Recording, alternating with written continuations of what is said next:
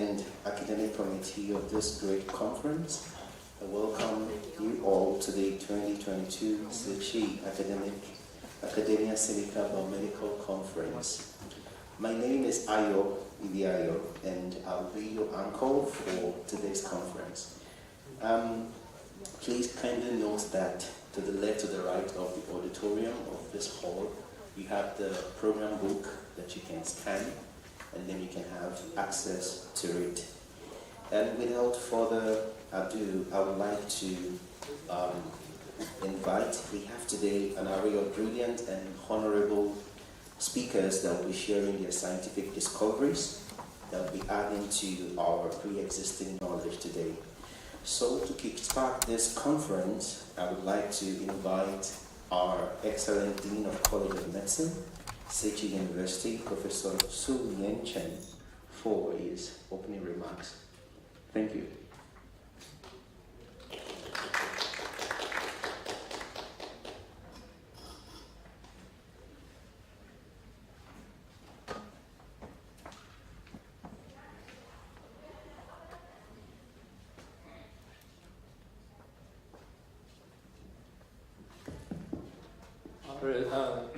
Our distinguished guests and colleagues, on behalf of Tzu Chi University College of Medicine only, I welcome you to attend the fourth Tzu Chi AcadEmia Sinica International Forum for Biomedical Science, held at Tzu Chi University. We are very fortunately in Taiwan. We are relatively safe during this COVID-19 pandemic.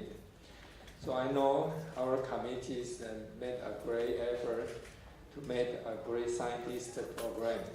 Our president, Professor Chee, he has invited many distinguished researchers from the AcadEmia Sinica and physician scientists from Tzu Chi General Hospital as our speakers. I know our PhD candidate and master students also will present poster exhibition to progress to make a research progress. And also some students will make a 2-minute talk section to present their work.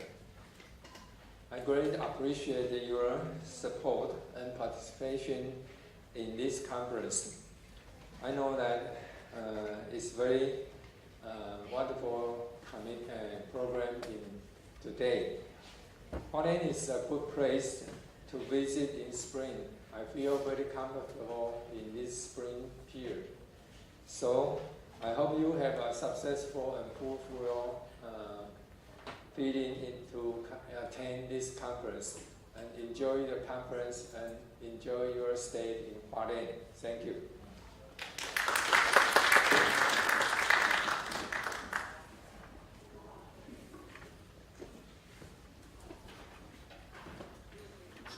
Thank you, Professor Chen.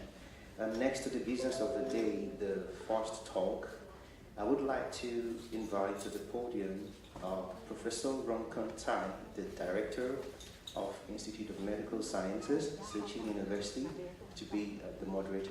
A round of applause for him, please.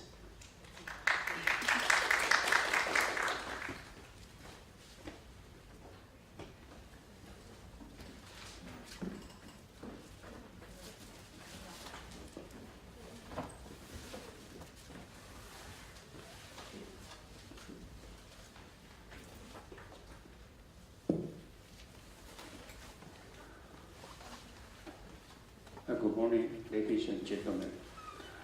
We will start the first talk. And the first talk, we invited Professor Ma彻. And he now is the Division Director of the Chemical Biology Genomics Research Center, AcadEmia Sinica. And Professor Ma彻, he graduated from the National Taiwan University Department of Chemistry, and then got his PhD degree in the University of Pennsylvania, USA. And after that, after the postdoctoral, he was invited back to the academic Sinica. And now he worked a very excellent work. And recently, they have a paper published in Science Translational Medicine. And we welcome him to have a very wonderful talk. Please raise your left hand. Give him a welcome.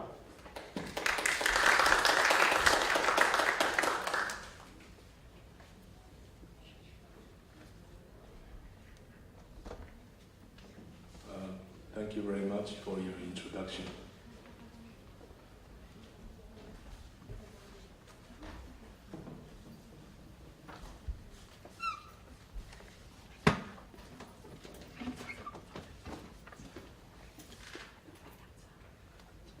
Good morning, everyone. It's my great honor to be invited to attend this Tzu Chi AcadEmia Sinica Joint Biomedical Conference. Thank you again for inviting me. So today I will tell you about two stories and two studies that we have carried out in my laboratory for the past 2 years. So the first one is about antiviral lectin that we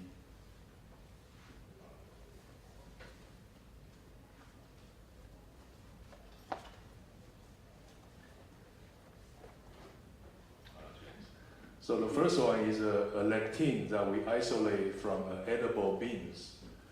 We found that it has a very broad spectrum anti-influenza and anti-SARS-CoV-2 activity. And the second one I want to share with you is a broad spectrum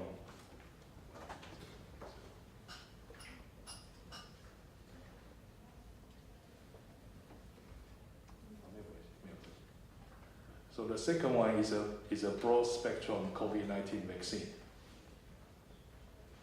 Okay, so the lectin is a carbohydrate binding protein. So we found that there's a couple carbohydrate binding protein we isolate from edible beans called lab beans, and it has a very broad spectrum activity against influenza virus and SARS-CoV-2. And this work is majorly done by a PhD student, Liu Youming, and Xiahe. The second one, Xiahe actually, he graduated from Tzu Chi University as a master student. He was from Bangladesh, and I was lucky to have him in my laboratory.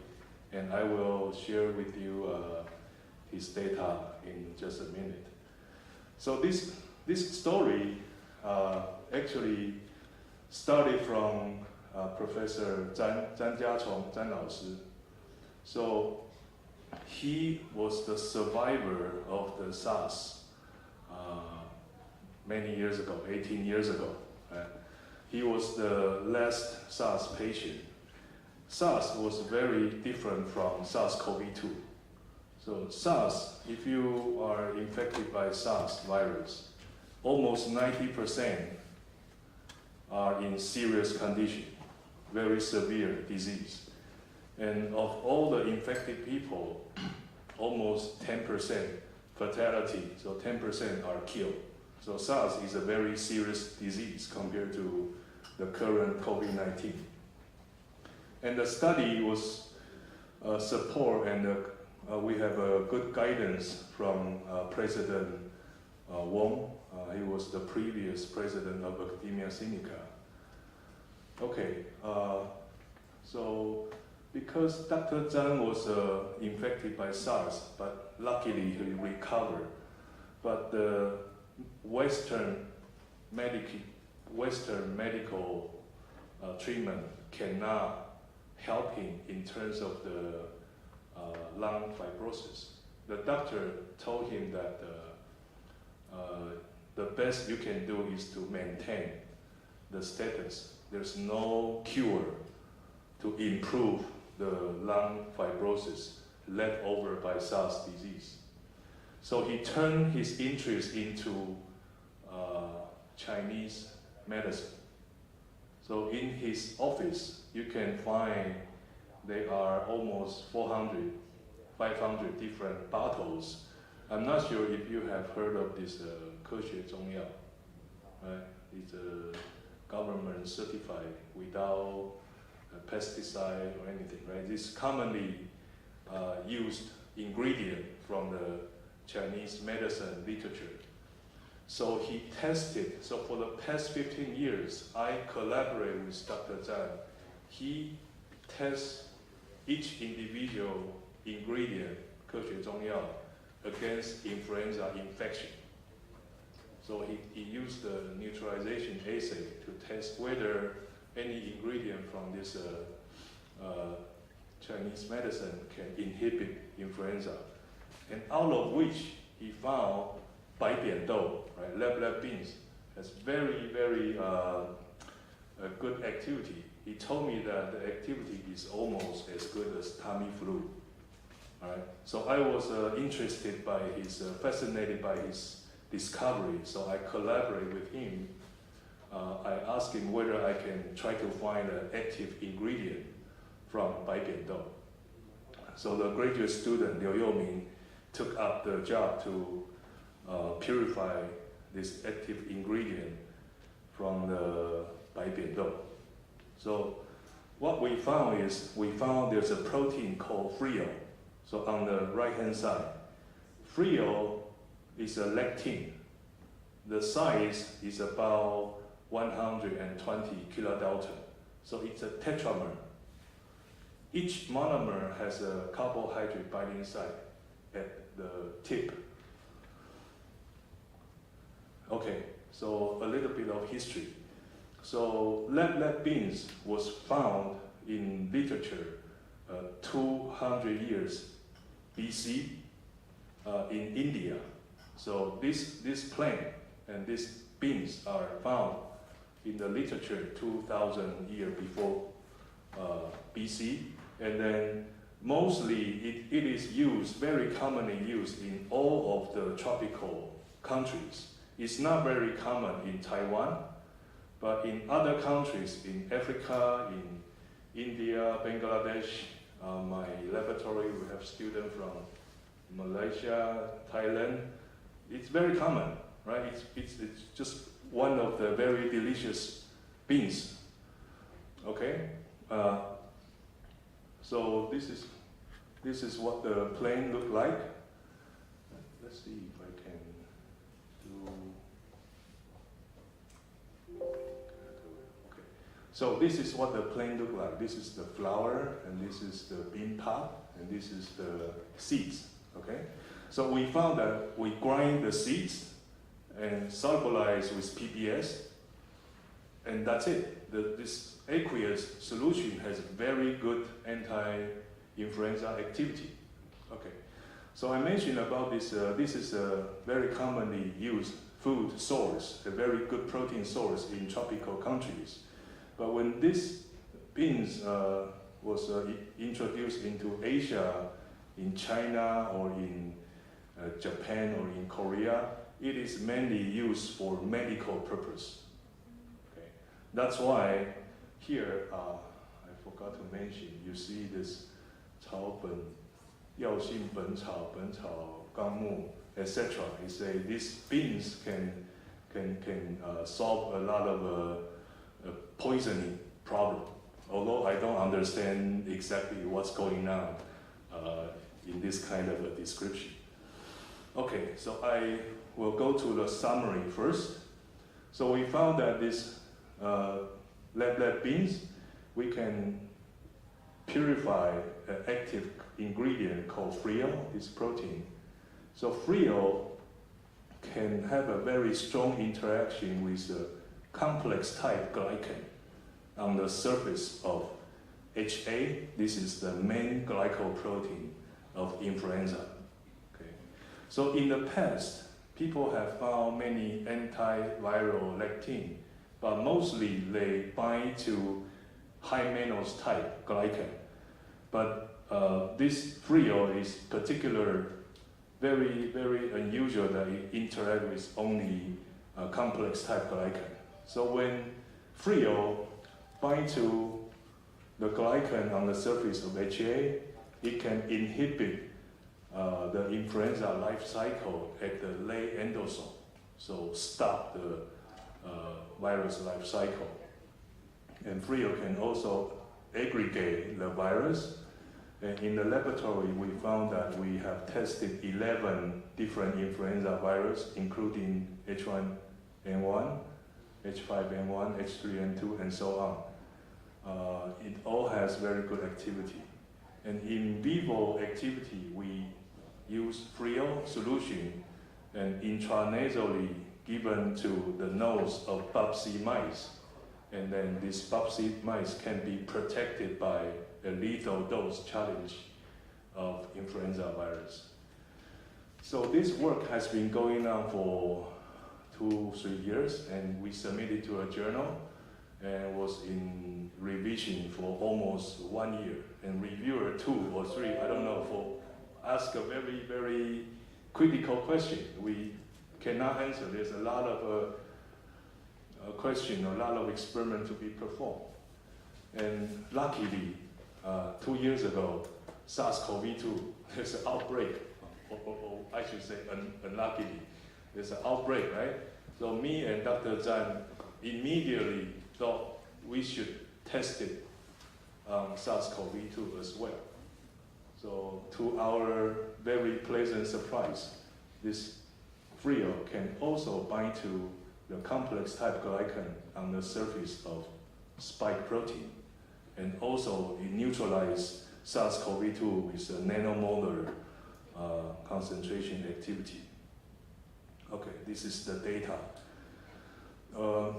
So we took only the aqueous PBS extract of the powder, and we found it has the neutralization activity. So this is the aqueous extract dilution, and this is the neutralization activity. Okay. So after almost 6 months of purification, the student successfully purified the proteins. Originally, he told me that, okay, this is it, I cannot purify anymore. So at the beginning, I was a little bit suspicious, because for a protein scientist, you want to see a single band, right? And the student told me, it's true, he cannot purify anymore. This is it, right? And this is the native page. It turned out that this protein consists of 2 subunits, alpha and beta subunit. And in the alpha subunit, because of the proteolytic cleavage, and there's a glycosylation site at the alpha subunit. So there are 4 different variants of the alpha subunit. So this protein, on the gel filtration, you see it's a single peak, and the molecular weight is 112 kilodalton. And because the monomer size is about 27, so immediately we know this protein is a tetramer. And on the right-hand side, this is the raw data of the electron microscopy image. And after process, we can see this is the electron density of this protein fit very well with the tetramer structure. So I mentioned earlier, in the laboratory, we have a collection of different influenza viruses. So we compare Frio with a popular monoclonal antibody called FI6. So this antibody is known to be a very broadly neutralizing antibody against many influenza viruses.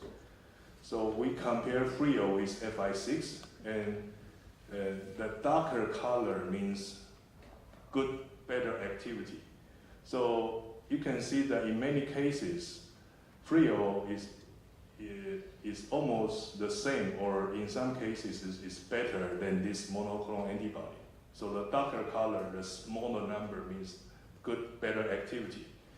So whether it's against H1N1, H5N1, or H3N2, you see here, it's better than FI6. And particularly against the flu B, the FI6 is not good against influenza B, but Frio is pretty good, either against the Victoria or Yamagata lineage. And on the right-hand side, this is the in vivo protection experiment. So 4 hours before challenge, we give Frio protein intranasally, either 3 milligram per kg or 0.3 milligram per kg. And after challenge with 5-fold lethal dose 50 H1N1 virus, then we intranasally give the Frio twice daily. So this kind of experimental scheme is because we are new on this field, so we follow Relenza. Relenza is another influenza drug which is given intranasally. So we follow the preclinical design of Relenza. Okay, so this is the result. You see that without just the black color is if we give only PBS, all the mice were killed at about day 7 or 8. But if we give Frio at the 0.3 milligram per kg, you see some survival and delay of the disease. But if we use 3 milligram per kg, you see the survival rate now is about 70%. So this data clearly indicate Frio has a dose-dependent protection against the influenza virus. Okay, so this, so we use the fluorescence light microscopy and try to understand the mechanism of how Frio inhibit influenza infection. So the P3 experiment is done by Dr. Zhan, and all the image is done by a very talented student, Shahed, from Tzu Chi University. Okay, so we look at here, influenza infection. Look at here first. So we use MDCK cell. MDCK is a very commonly used cell for influenza infection. And we use anti-MP. MP is a major nuclear protein, so we can follow how the flu is infection in the cell. So we see this 1 hour post-infection, there's a little green signal, flu signal. And 4 hours, you can see that you started to see green signal here, and this is 8 hours, 12 hours, and 24 hours, many cells are killed. Okay, so we see on the top here, if the same experiment, if we put Frio in the infection, you see that 1 hour, there's no signal, and 4 hours, you see a little bit green signal, and so on. So if we zoom in this image on the right-hand side, and you can see that originally at 4 hours post-infection, all the flu signal coincide with nucleus. So all the influenza virus enter nucleus and start to make nuclear protein in the nucleus. However, in the presence of Frio, you see it seems that the influenza virus now cannot enter the nucleus. So in other words, in the presence of Frio, the flu virus infection is stopped before nuclear entry, very possibly at the late endosome stage. Okay. All right, so this is the critical data which I told you we have this revision for almost 1 year, and I wrote to the editor back and forth. I told her, okay, I think we found this Frio can also neutralize SARS-CoV-2 So this is about March in 2020. So she was very excited. She said, "Show me the data." And then I showed her the data. It was accepted right away. Okay. So this is the data, okay? So on the top, this is called CPE. So this is all neutralization data. So there are 3 ways to do neutralization. On the top, this is called CPE, cytopeptic effect. So you monitor in the presence of various concentration of frio, how the SARS-CoV-2 infect viral E6 cell. So you see this black color means the cell are killed, right? And you monitor how the cell are protected in a different concentration of frio. So in this experiment, you can see about here or here, around here, this kind of concentration, the cell can be protected in microgram per mil. Okay. And this is the plaque reduction assay. So here we see that the 50% neutralization is about 0.7 microgram per mil. And this is a micro-neutralization assay. Again, all of the experiment give similar answer. This frio neutralizations to SARS-CoV-2 is about single-digit nanomolar concentration.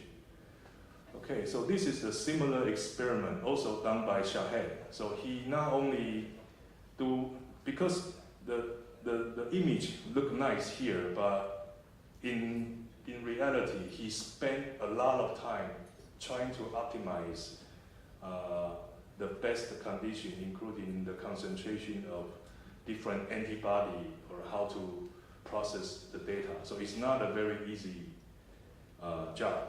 Okay, so we look at this row first. So the SARS-2 infection at 4 hours post-infection, you started to see a little bit green signal. This is an anti-N fluorescent signal.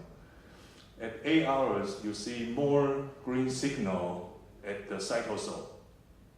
Okay, so SARS-CoV-2 is very different than influenza. It doesn't enter the nucleus, only stay, all the replication happen at the cytosol.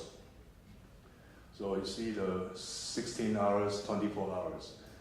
However, in the presence of frio, you see almost no signal, very little signal. And below, this is a similar experiment, but we use anti-spike protein. Because spike protein, the quantity is much less than the N protein. But again, both staining gave us the similar result, showing that frio can also effectively stop the neutralization. Okay, so we're also very lucky that the cover art was selected by the journal. And this is done by a very talented postdoc. She is an artist almost, right? This is called ink wash, 水墨画.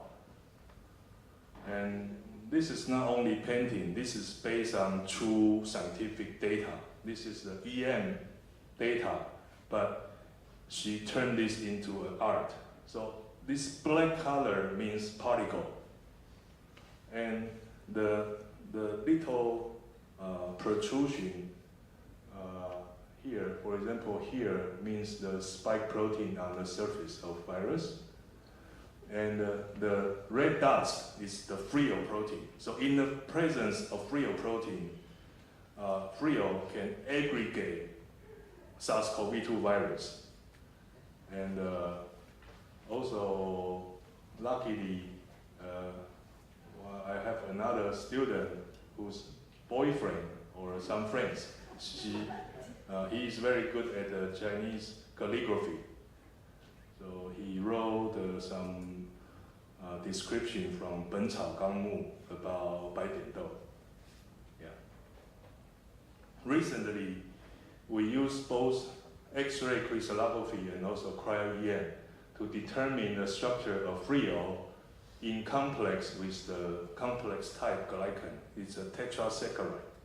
So now we are in the process to further understand the molecular mechanism of how FRIO interact with complex type glycan and lead to the inhibition of influenza virus and SARS-CoV-2.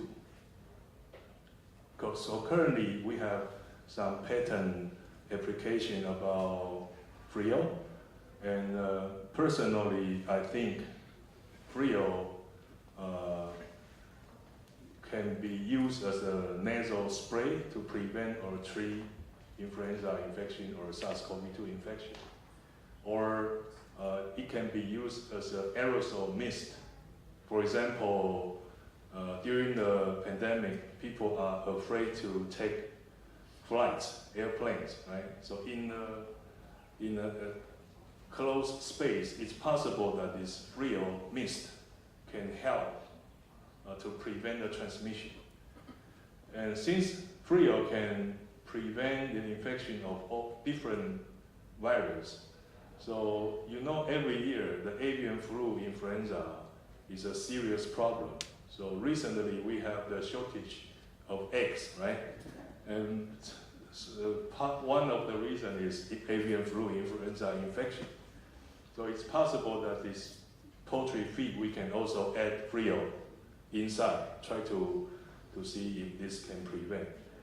And actually now there's a company collaborate with AcadEmia Sinica. They want to put FRIO in the lozenge, Kohandin, right? So just to prevent the oral infection of influenza or SARS-CoV-2. Okay, so this is my first topic. The second topic is about a broad spectrum vaccine against SARS-CoV-2 and variants. So first, there's some numbers, okay? Up to now, in the world, there are more than 460 million people are infected, and more than 6 million people are killed by SARS-CoV-2. So it's really a very severe disease. And the data was taken from New York Times. There's a website called Vaccine Tracker to track the COVID-19 vaccine available. You see that now there are 8 approved and 13 authorized, and some are abandoned, and some are still in phase 1, 2, 3. So basically, there are 4 major types of vaccine, COVID-19 vaccine. The first one is so-called virus. So for example, the Chinese vaccine, Sinovac or Ke-Xin or Guoyao, right? They use a viral E6 cell to largely produce a lot of virus and use formaldehyde or something to inactivate. And this is a very traditional way, just like the influenza virus. This is the first type. And of course, it's kind of dangerous, so it's not very popular. The second type is called viral vector. For example, AstraZeneca. Some of you and myself were also taken the AstraZeneca vaccine. It's based on adenovirus vector. This adenovirus vector, inside there's a spike gene inside. The third type is nucleic acid. Nucleic acid. So for example, the most popular one, Moderna or Pfizer, BNT, is based on messenger RNA. And actually the most popular type is protein-based. However, it's because the manufacturing is slower than other platforms. So now we started to see some good activity. For example, in Taiwan, we have Medigene. In the US, we have Novavax. And recently, I think Sanofi and GSK, they will also have this protein available very soon. So, but we have so many vaccines, why do we need more? The reason is we see that from the original Wuhan strain, and its major, there's a most important mutation, 614G. So this virus, surprisingly, the mutation is very quick, right? And partly also due to the many cases of infection. So you can see that as the virus go to different variant, alpha, beta, gamma, delta, etc., the infection rate, the transmission rate go up. However, the protection go down. Because currently all the vaccine that we receive is based on the original Wuhan strain. So this is the cartoon showing the surface of SARS-CoV-2 virus. So in contrast to influenza virus, so influenza virus, on each virus, there are about 300 to 400 copies of HA molecule. In contrast, this SARS-CoV-2, there are only 30 copies of spike protein. So I think this is also why Ke-Xing Guoyao, this virus-based vaccine, is not very effective because, well, the spike protein, the main immunogen, the quantity is just not enough. Right? That's one reason that I think. You see that on the surface there's a protrusion, spike protein. The gray color means the protein. But on the surface of the spike, you see the blue and the green color. This is glycan. So you can appreciate the spike protein is covered with glycan.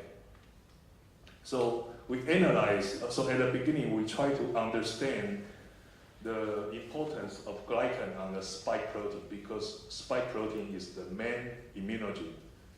It's the most important molecule for the virus to infect cells. So we compare the spike protein, either it is produced by a lung cell, BIS2B or 293 T cell.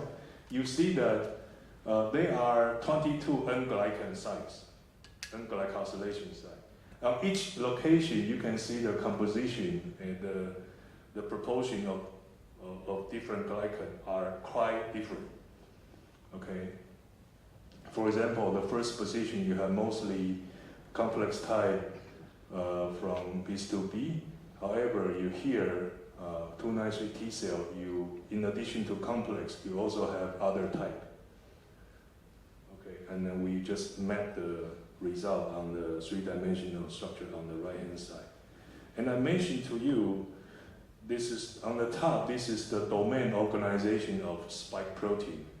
And they are 22 N-glycosylation site per monomer. So a trimer, you have 66 N-glycosylation site. And we found that when we remove the sialic acid on spike protein, you can see the reduction. We observe the reduction to ACE2 binding, either from BIS2B or 293 T cell. And we do different glycan reduction. We also found the glycan is important for infection in the case of SARS-CoV-2. So in the panel B, we create a panel of pseudovirus with each of the glycosylation site mutated. Okay, and this is the virus production. This is wild type, and this is 22 glycosylation site deletion. So we normalize the titer and use the 22 glycoside mutant pseudovirus to do infection to 5 different cells. Right? This is 293T and K1, K3, A549, and so on. We found that almost all the glycosylation site, single glycosylation site deletion affect the virus infection in all different cell type. In particular, we found that there are two locations, A01 and 11 something 94. When we do the single mutation, this mutant almost completely abolished the infection.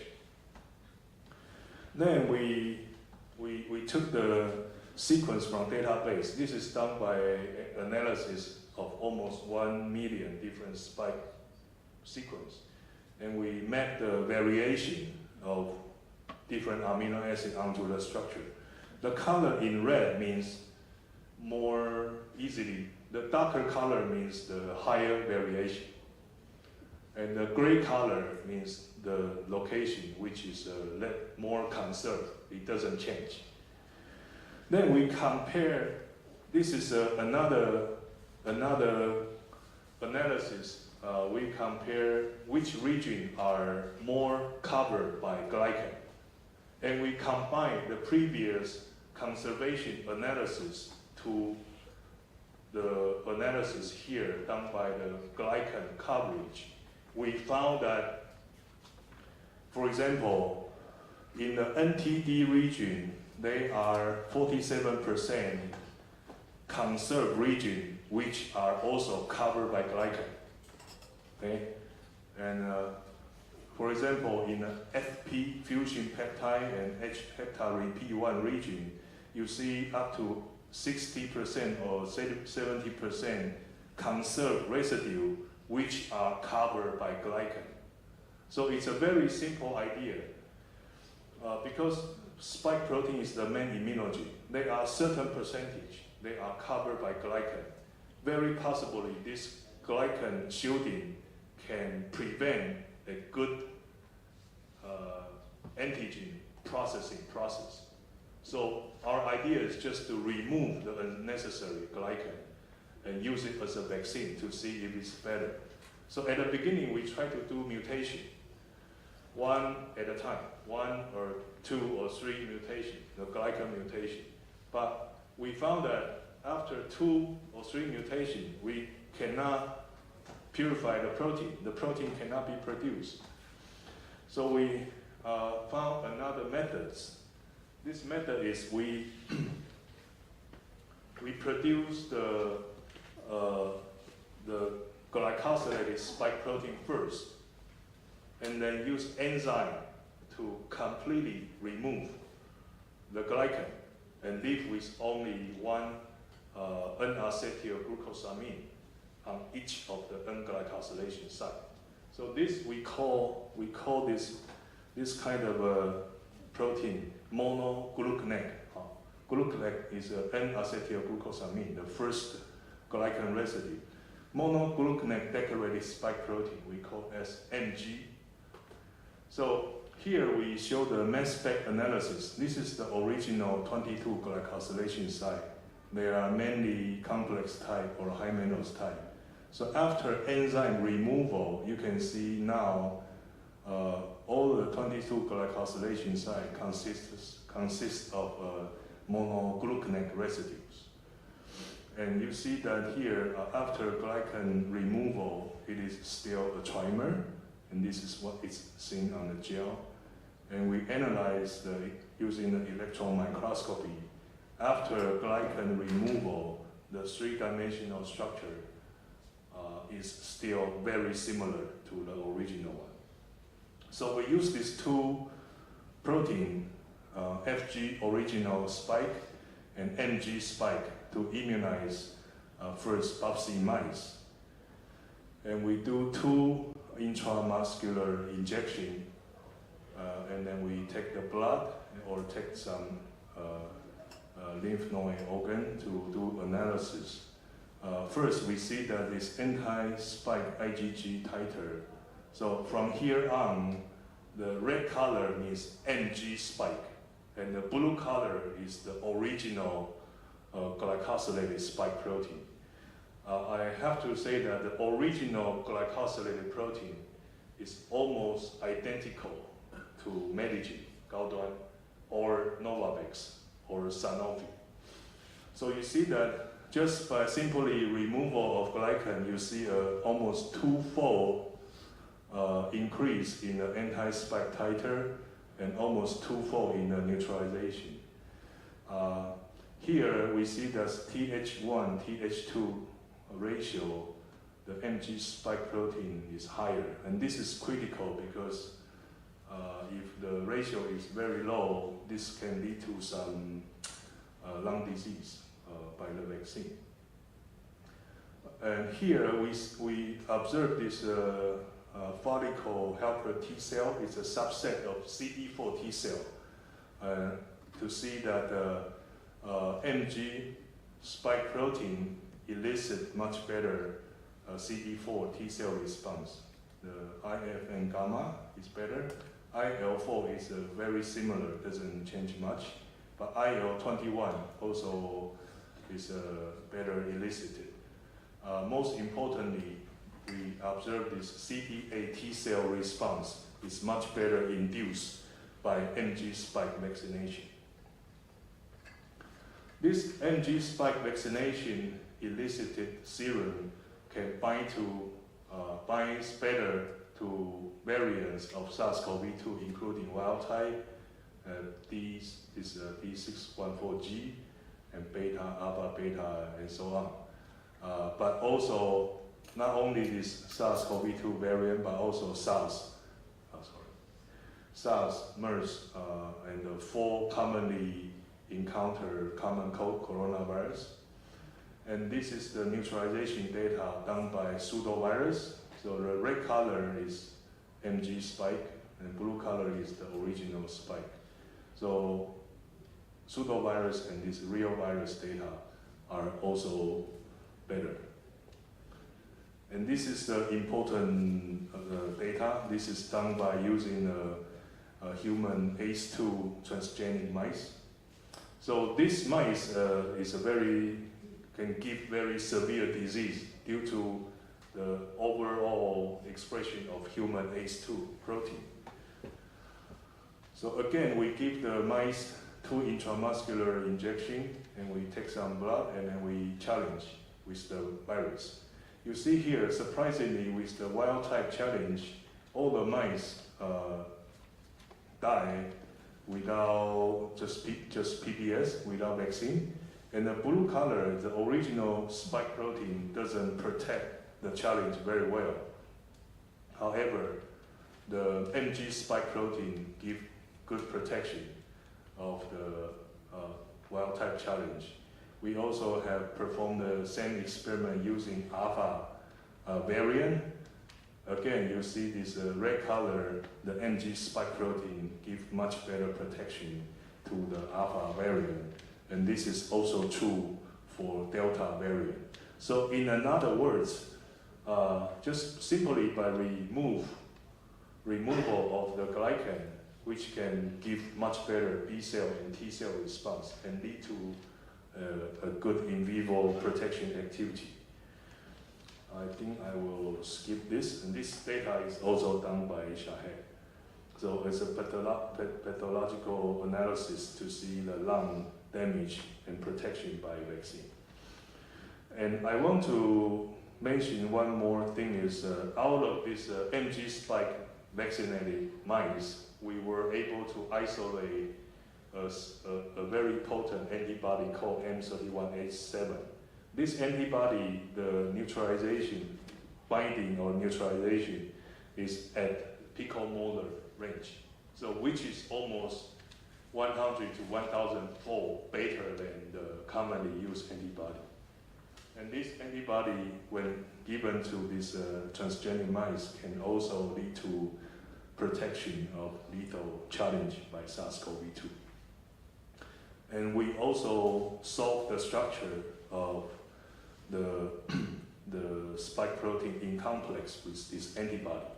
The green color is the FAB of the antibody, and down here is the spike protein, and this is some detail that I will not go into today.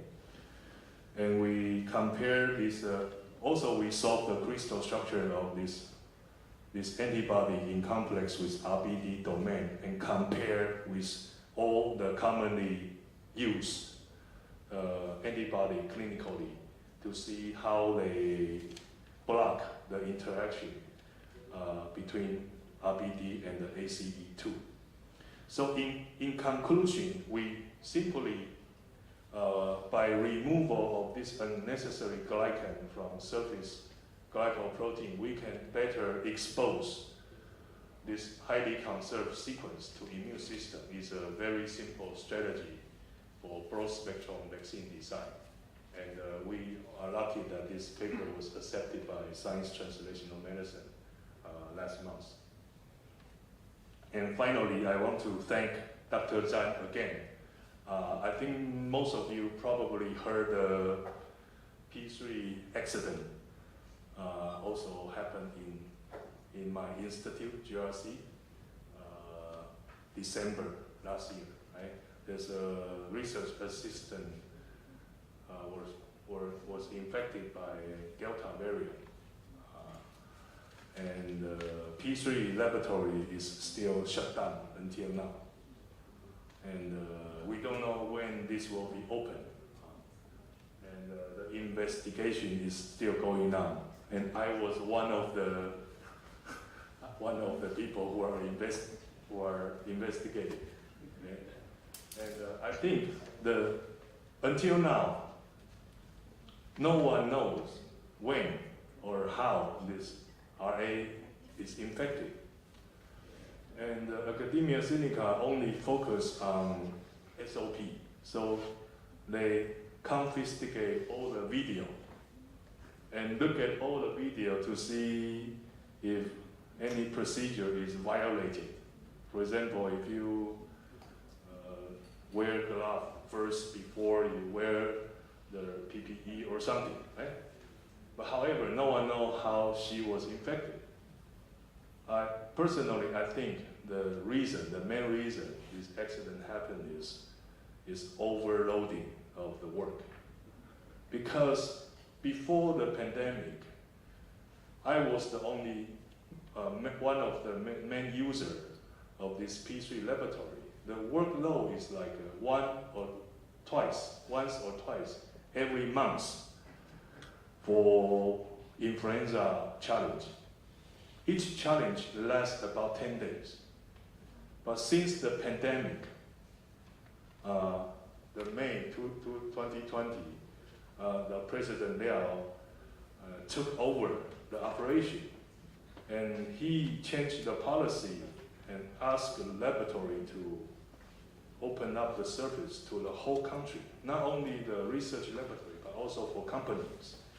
So the loading now, before the P3 was shut down, is every week, at least twice or 3 times challenge. And in this laboratory, there's only 3 or 4 staff. So there's no time to rest. So I think under a lot of pressure to do the service, and it's very dangerous procedure. So I think that's the main reason for this to happen, unfortunately. But I just want to emphasize Dr. Zhang's contribution, because most people just criticize his he didn't train his staff very well and so on. But I want to emphasize his contribution, either previously for the influenza work and currently for the SARS-CoV-2 research in Taiwan. Okay, thank you very much.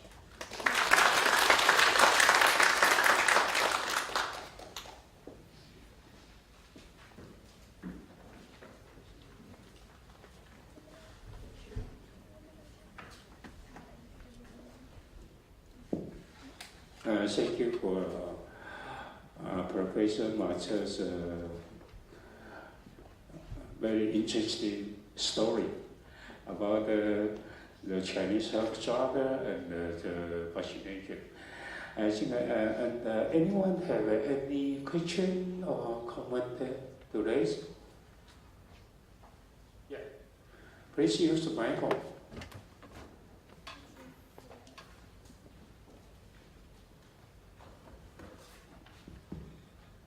Thank you, Professor, for the talk.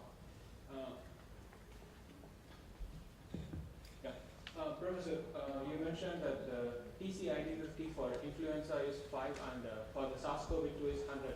Why is this broad range, like the variation is too much for the infection of cells with the virus, right? You mean the TCID 50 Yes, Professor. for influenza Yeah. and for SARS-CoV-2. SARS-CoV-2? Yeah. Is can you repeat? For influenza, you have used 5 into TCAD50, but for SARS-CoV-2, you have used 100 into TCAD50. So this is like 5 to 100. That's a very huge variation, right? Why is this? Okay. I see. So I think for different virus, they have a different convention. 100 TCID50 to do either plaque reduction assay or CPE is I think you can do different TCID50, but in order to compare, we follow the most commonly used protocol. Okay, and for influenza, I think for all the experiment, it's critical to find a good observation window. Okay, and thank you for this observation of the difference. But I don't think there's any particular reason for this. But it's only for a good observation window, and also to be able to compare to the data published by others. So there's some difference in terms of influenza or SARS-CoV-2. Thank you. Okay, thank you very much. Very interesting topic. I have a question. Since the HIV virus is a highly glycosylated virus, and yet it's no available vaccine can treat this disease. So did you think that if you use the same way to remove the glycoprotein on the HIV virus, maybe in the future we can create an efficient vaccine to treat the HIV? Yeah, thank you very much. This is exactly the same with the reviewer number 3. Okay. Okay. So there's a major difference between HIV envelope protein and influenza HA or SARS-CoV-2 spike protein in terms of the glycan shield density. HIV envelope protein, the density is very, very high. So if we have tried this many years ago, use the envelope protein and remove the glycan and immunize mice or rabbits and take the serum to do neutralization. It doesn't work because now the antibody raised by just MG envelope protein cannot recognize the original envelope protein anymore because the protein surface is very different. The glycan density is too much. However, in terms of influenza, in terms of SARS-CoV-2, you have glycan, but the glycan coverage is, I would say, is low to moderate density. So they are still chains because glycan chains are always very flexible compared to more rigid protein structure. So when the density is low to moderate, the immune response elicited by this MG spike, either antibody or T cell, can still reach the original glycan shielded region. But in the case of HIV, it will be a very difficult case. But thank you for raising the question. Yeah. Thank you.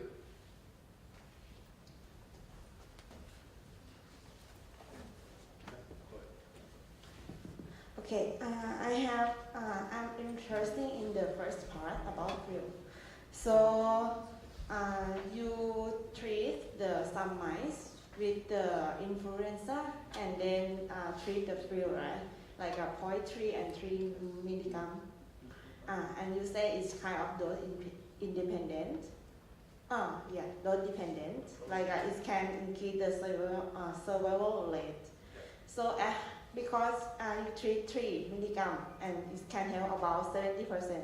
Have you want to try like increase more? This might can help like about 90 or 100%. It can let the mice survival. And have you all the first question? The second is, have you ever tried that one like infect with the COVID-19 in mice and treat with the field? Okay. And also observe some their behavior too. Because they said in COVID-19, sometimes the patient will have loss of their outdoor activity, something like that. Okay, so I'll answer the first question is Like, have we tried to increase the Dose? milligram per kg Yes, to see 100% protection? yes. No, because there's too many experiments to be performed. But we didn't do that. We just see dose-dependent protection. And I think if we raise the quantity, it should reach to 100%. Oh. But we didn't do it. We didn't do it. Oh, Okay. okay. And the reviewer didn't ask us to do it. And we have other things to worry about. Okay. Okay. Yeah. And the second about like a tri-field with the SARS-CoV Yes. infection mice. Okay. So the animal model for SARS-CoV-2 is different. Originally, people use hamster, Yes. but hamster only give very mild disease, only 5% decrease in weight, body weight, and that's it. And after 1 week, just recover, because the hamster ACE2, the interaction between hamster ACE2 to SARS-CoV-2 is not very strong. We tried that, but it didn't work very well. Okay. And for all experiment, we need to try to optimize like what I said earlier. You need to find a good observation window. We just didn't find a good condition where we can see the effect. And we did see some effect of real mist to prevent, hamster, they can transmit the disease. We did see the aerosol prevent transmission of naive and the infected hamster. Okay. But that experiment has not been repeated. Yeah, so I can only say for the freon application to SARS-CoV-2, it is still ongoing. We do not have a very concrete evidence, especially now the P3 is shut down, so there's nothing I can do. Okay, thank you. The last question. Proper question. How long if in animals immunized with monoglycan glycoproteins, how long the antibody or T cell activity lasts? Because in the clinic, in the current situation, we need a lot of boost, first or second boost. How long it will last? Okay. In humans, I don't know, but in mice, we have a batch of BAPC mice, which has been immunized or vaccinated. I think more than close to 1 year. Now we still, every month, every 2 weeks, we still take some blood to measure the antibody response. And the preliminary data indicate, although you have seen some decline, but you can still see the antibody response. But I don't claim that this will translate into the clinics, because the real data, you still need to do the clinical trial. So currently, the technology is open for tech transfer, and now there's a company talking to AcadEmia Sinica, try to develop this into a product. And I think only when this is entered phase 1 trial, phase 2, and you can still see how this can work in human. So currently I am optimistic, but I don't know how long this will last in human. You possibly answer my second question, because with so few clinical cases in Taiwan, it's harder. Yeah. Carry out phase 2, phase 3 clinical trial. Yeah. Phase 1 is okay. Phase 1 you only need 50 or it's not a lot of people, right? And in Taiwan we have advantage is we don't have not many infections, so it's easier for us to find naive human. But you have to have other controls, the infected one to compare. Yeah. So it's I'm only a research scientist. I don't know the clinical side, but from what I heard, phase 1 can be carried out in Taiwan, but phase 2 and 3, we can find South Africa or Europe and other countries. Okay, thank you again for Dr. Mache's wonderful talk. And we seem to have so many to give it to Professor Mache.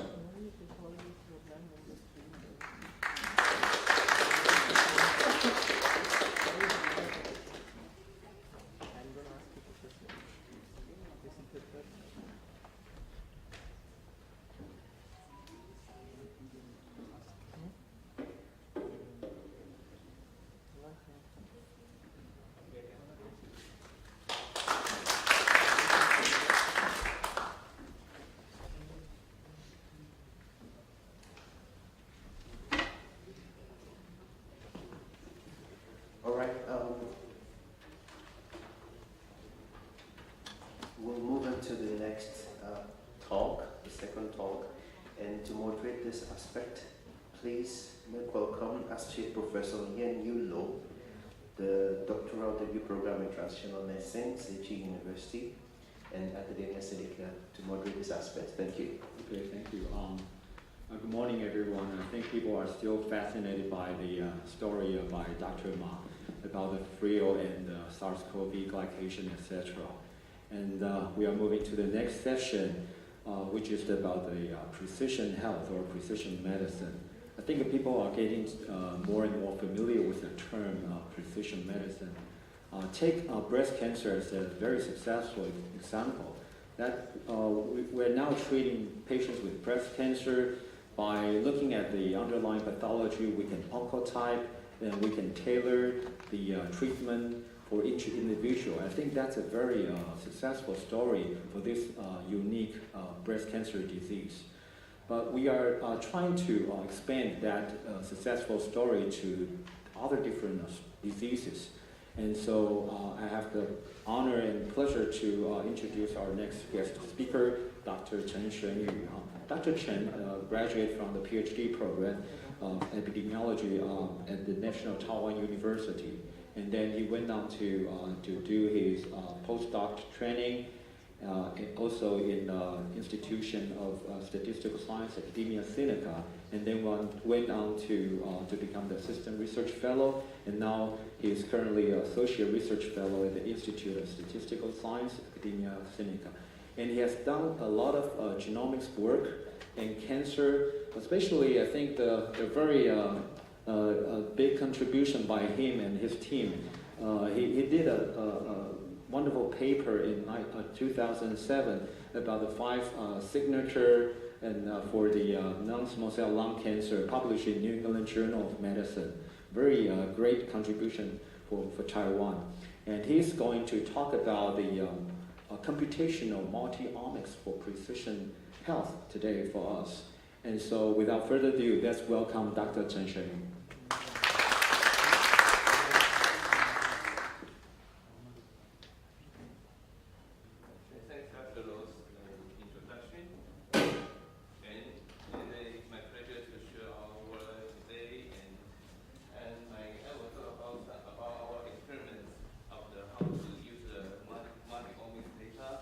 to apply it to the precision medicine. And also, my work is contributed from many of my colleagues, including the postdoc, research assistant, and PhD students. And my work is integrate many omics data and to develop model and do some prediction and make the interpretation, make the biological interpretation or clinical interpretation. And in the previous view of the medical treatment is the same drug to treat with all patients, right? So, and some patients will have the benefit, and some patients without benefit, and maybe have benefit but have the adverse event. And in I think in around 2000 years, and the one size fits all, and changed to the stratified medicine. Okay, so we use many markers or biomarker or clinical features to do the grouping, to stratify patient into, okay, this is a response patient, this is a non-response patient, or this is have the adverse event patients. But now, because we have more advanced technologies, including the next-generation sequencer or some the mass spectrometry, so we can collect more omics data. And use this data, we may have the chance to do the personalized precision medicine. In the future, I think we will have, the treatment for each patient will be different. And each patient will have a real personalized, personal tailored treatment. So this is our goal. I hope it will become true in the future. And we started precision medicine a long time ago, as the doctor was mentioned, in my PhD work. When I was a PhD student, we started to try to do it. And use a gene expression microarray to get us the information of genes and make the model to predict the patient's prognosis. Okay, so the clinician editorial say that it's the molecular signature of lung cancer personalized therapy. Use the genome data, and we deliver algorithm to predict the clinical outcome. Okay, so my work focus on many omics labels, so including the genome, transcriptome, and the protein also work with the chemistry Dr. Hui-Yee Chen. She did a lot of the proteomics studies and generated a lot of data. And the epigenome is also an important issue. That's maybe we can talk a little later, because we know the environmental carcinogen will, when the environmental carcinogen into your body, you have to do the genome editing. But if some specific site have the methylation, you have more chance to be changed and make the gene mutation. Okay, so in my point of view, the data has the text. We only 4 data, right? We know it's ATCG. So we work on how to mining the useful information from this text and generate the model. But you can see the data is big. So in many years ago, we set up our computing facilities in our own lab, but it's very expensive and it will be out of date quickly. So we work with the National Center for High Performance Computing National Center for High Performance Computing. They have I use the facility of this center and do the computing, and you can see the data size is huge because in our studies it will be 120 terabytes per 100 samples. So we do not offer too much the computing facility, the computing efforts, the facility efforts. So we work with the center. And then back to the precision medicine, I always like to use this example. This is the randomized control trial, and the U.S. team did this study in mainland China, and they would like to evaluate the benefit of the folic acid uptake in the pregnant women, because as we know, the folic acid can be reduce the risk of the neural tube defect of the newborn. So in this study, they enrolled around 31,000 women in northern region and around 200 200,000 in the women in the southern region. But you can see in the northern region, the group with the folic acid will reduce around 80% of the neural tube defect. And because you can see the carbon interval is not covered at 0, so it is significant. But in the southern region, you can see, although it's a 60%, but it's covered at 0, so it's not significant. It indicates that this is benefit to the northern region, not in the southern region. Okay, so and this is 1999 years. They don't know why, and you can see in the 2014, the Malaysian government do the national survey of the folic acid metabolism screening. So you can see this gene, NTHFR, have higher mutation in the northern, but a lower mutation frequency in the southern. So in the southern people, they can have enough of the folic acid because they do not have the mutation. But in the northern region, people in the northern region cannot get enough folic in the regular diet. So they need to uptake the folic acid pill. Okay, so I think this is a very good example for the precision medicine. The important is the population background is very, very important. Although they all are Han Chinese, but have the different genome background. Another example is about Alzheimer's disease. So this work is with Dr. Hui-Yee Huang. He is a neurologist at the Kaohsiung Medical University, and he studied the translational medicine program at Sinica and worked with me. And we first think there are many reported SNP associated with Alzheimer's disease. And as we know, the genome background are different, right? So we collected the published SNPs and download data from the 1,000 Genome Project. So we will have different population data, including this one is the European, and this is the Asian, including Han Chinese Beijing, Han Chinese Southern, and the Japanese. And this is Africa. Okay, so we can see some SNPs have higher frequency, polymorphism frequency in Asia, and some SNPs have low frequency.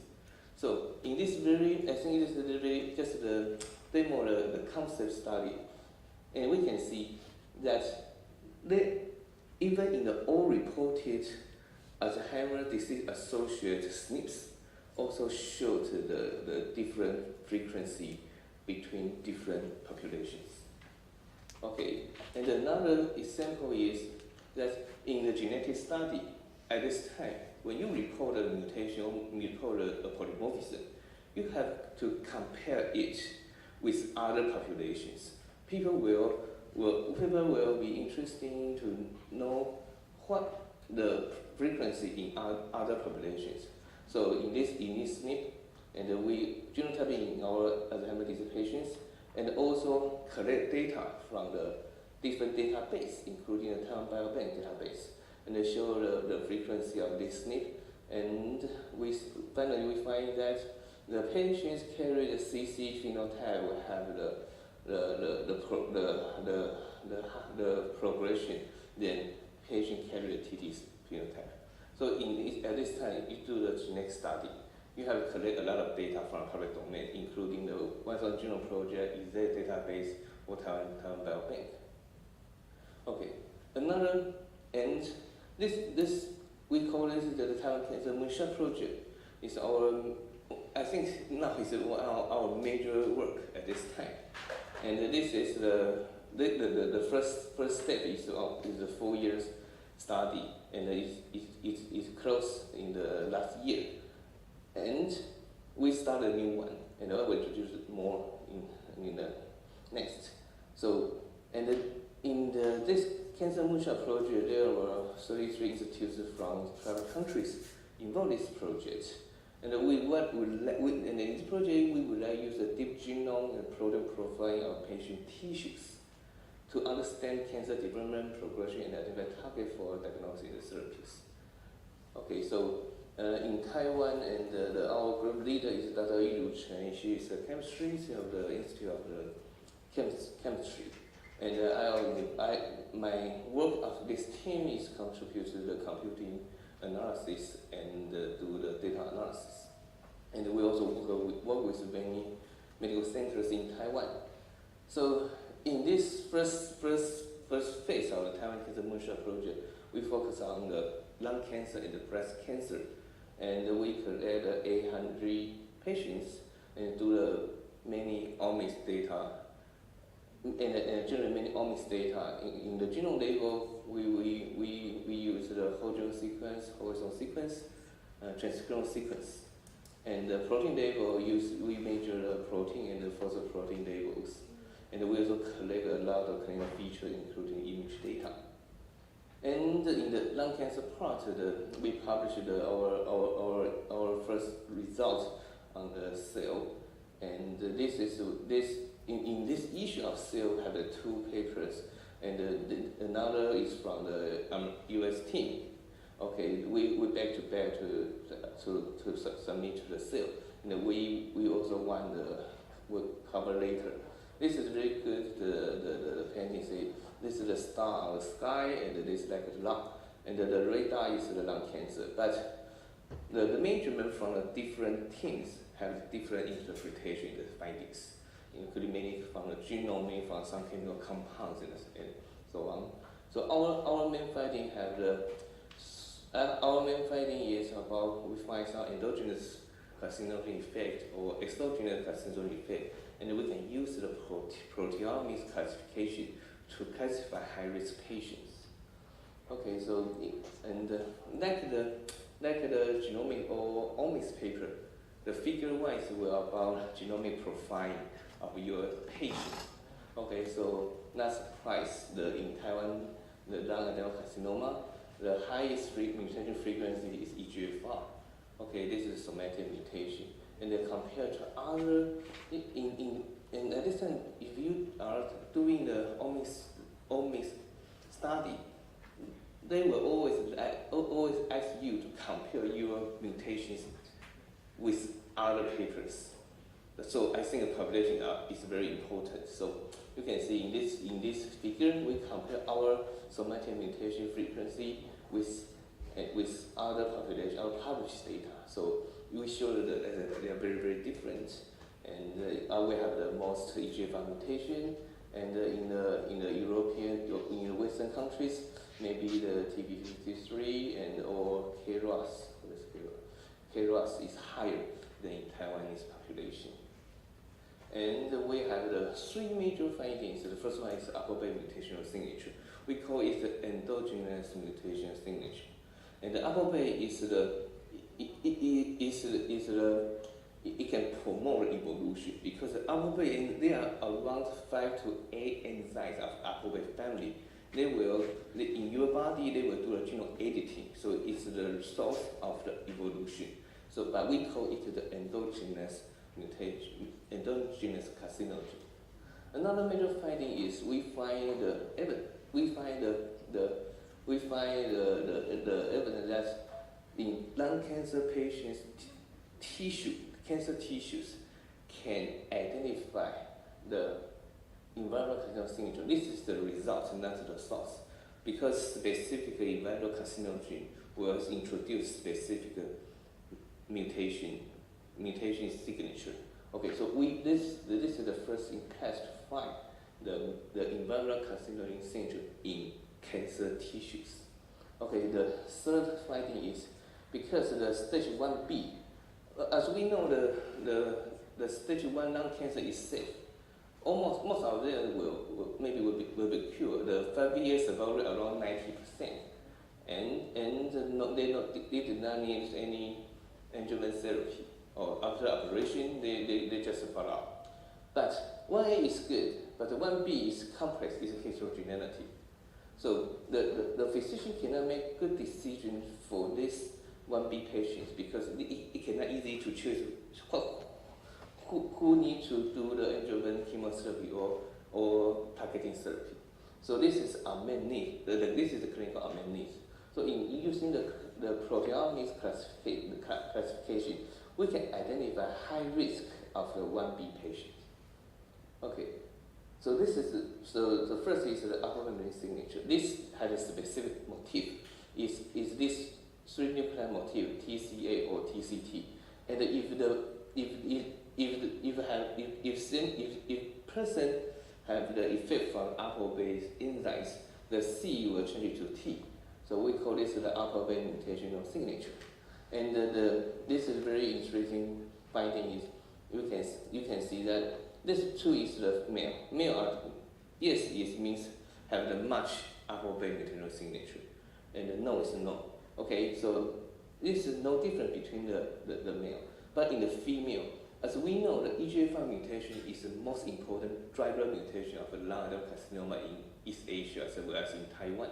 So, but in this wild-type EGFR patients, the female patients, they have the upper-based mutation signature, higher upper-based mutation signature, but they have the very early onset age. It's around 50 years. The mean age is 50 years. So, but they do not have the major driver mutation. So it may be, maybe we can say alpha-based mutation, alpha-based enzyme or alpha-based mutations may play some important role for the tumorigenesis. And we also check the alpha-based signature in the effect of the prognosis. So download data from the TCGA database, you can see patients with the alpha-based signature have the poor prognosis, even we stratify the female or female without the EGFR mutation. But another interesting finding is that for the immunotherapy, alpha-based mutation have an inverse correlation with the response of the immunotherapy.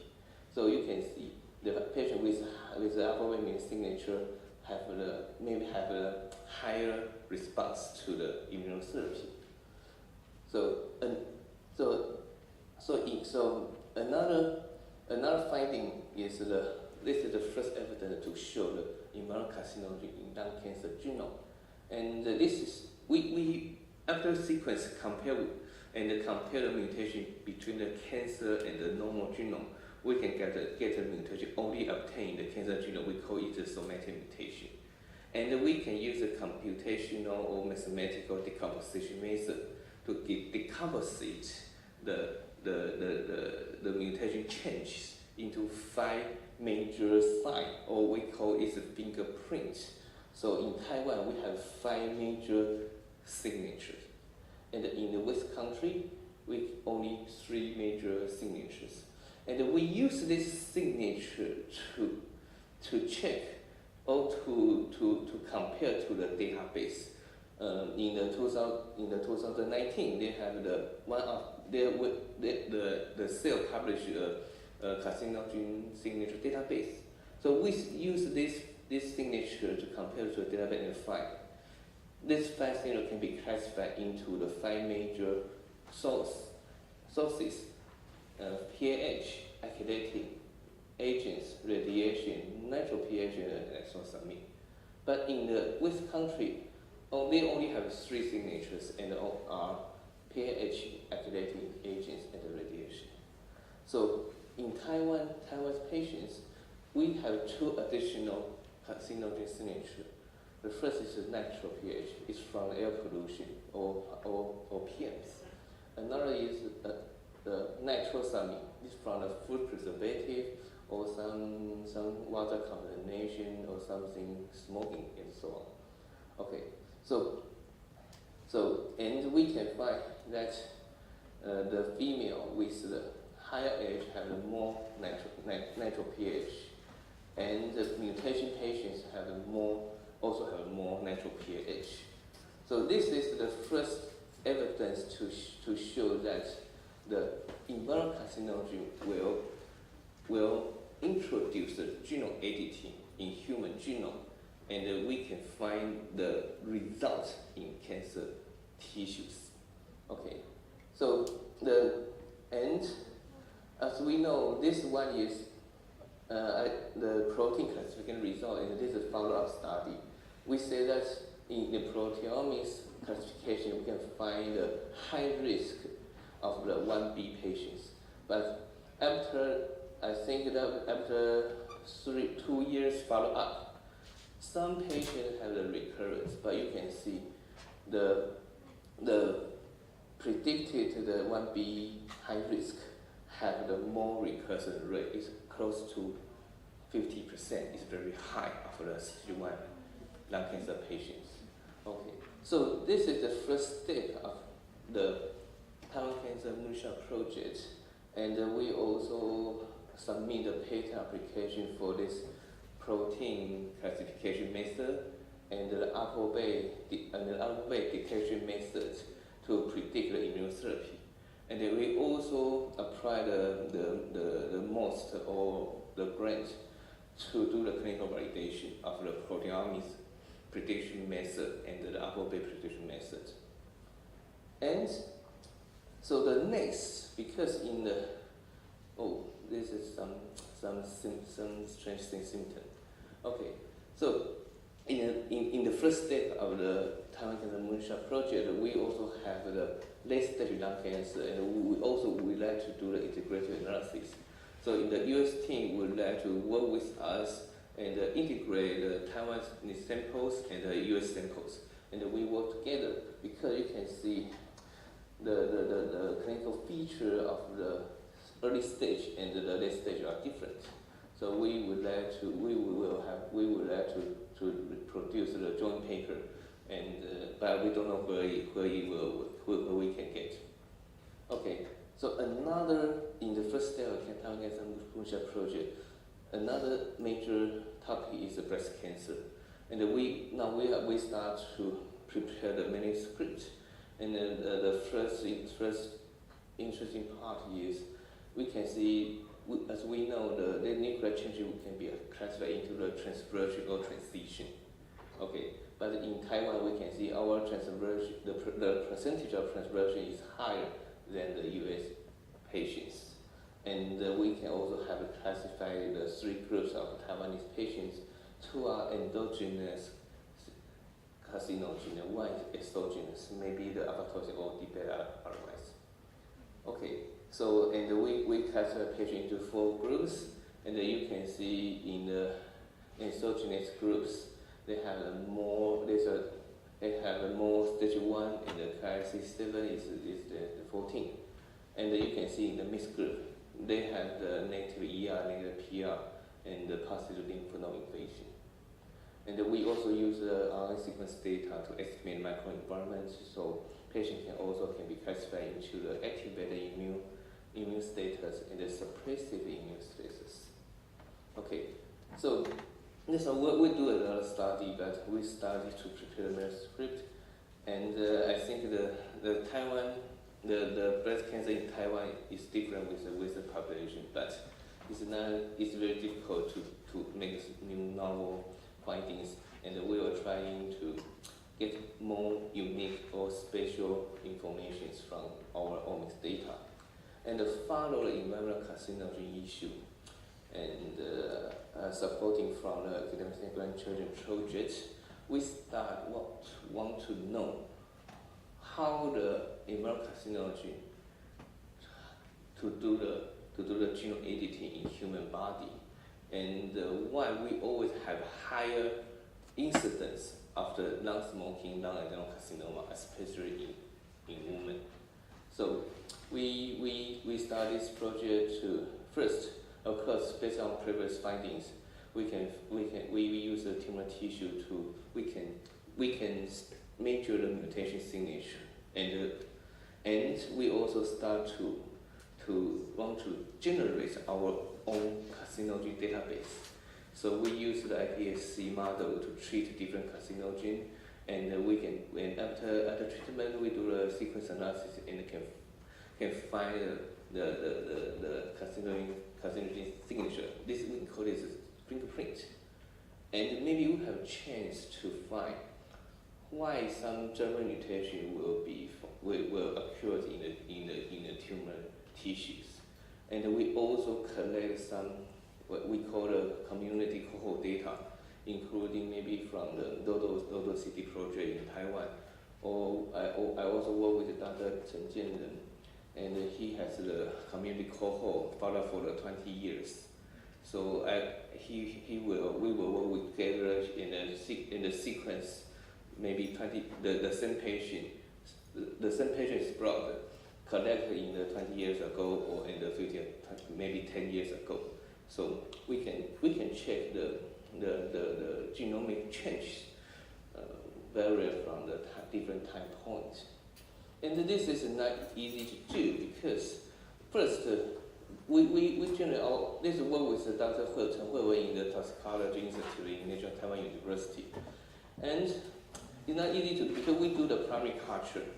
And we do the primary from the cancer patients. After operation, we culture the surrounding, the fibroblasts surrounding the cancer tissue, the cancer cell.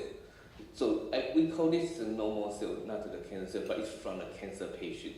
And we make it as the IPS. And so we have different genome background patients, including EGFR, TC19, LA50R, and the wild type. And we do the culture and get different IPS cell lines, and then do the clone expansion, get the single clone, and treat the important carcinogen in Taiwan, including the PN2.5. I will talk about later about PN2.5. And compared to the control, the sequence information can be produced to the deep mutation signature.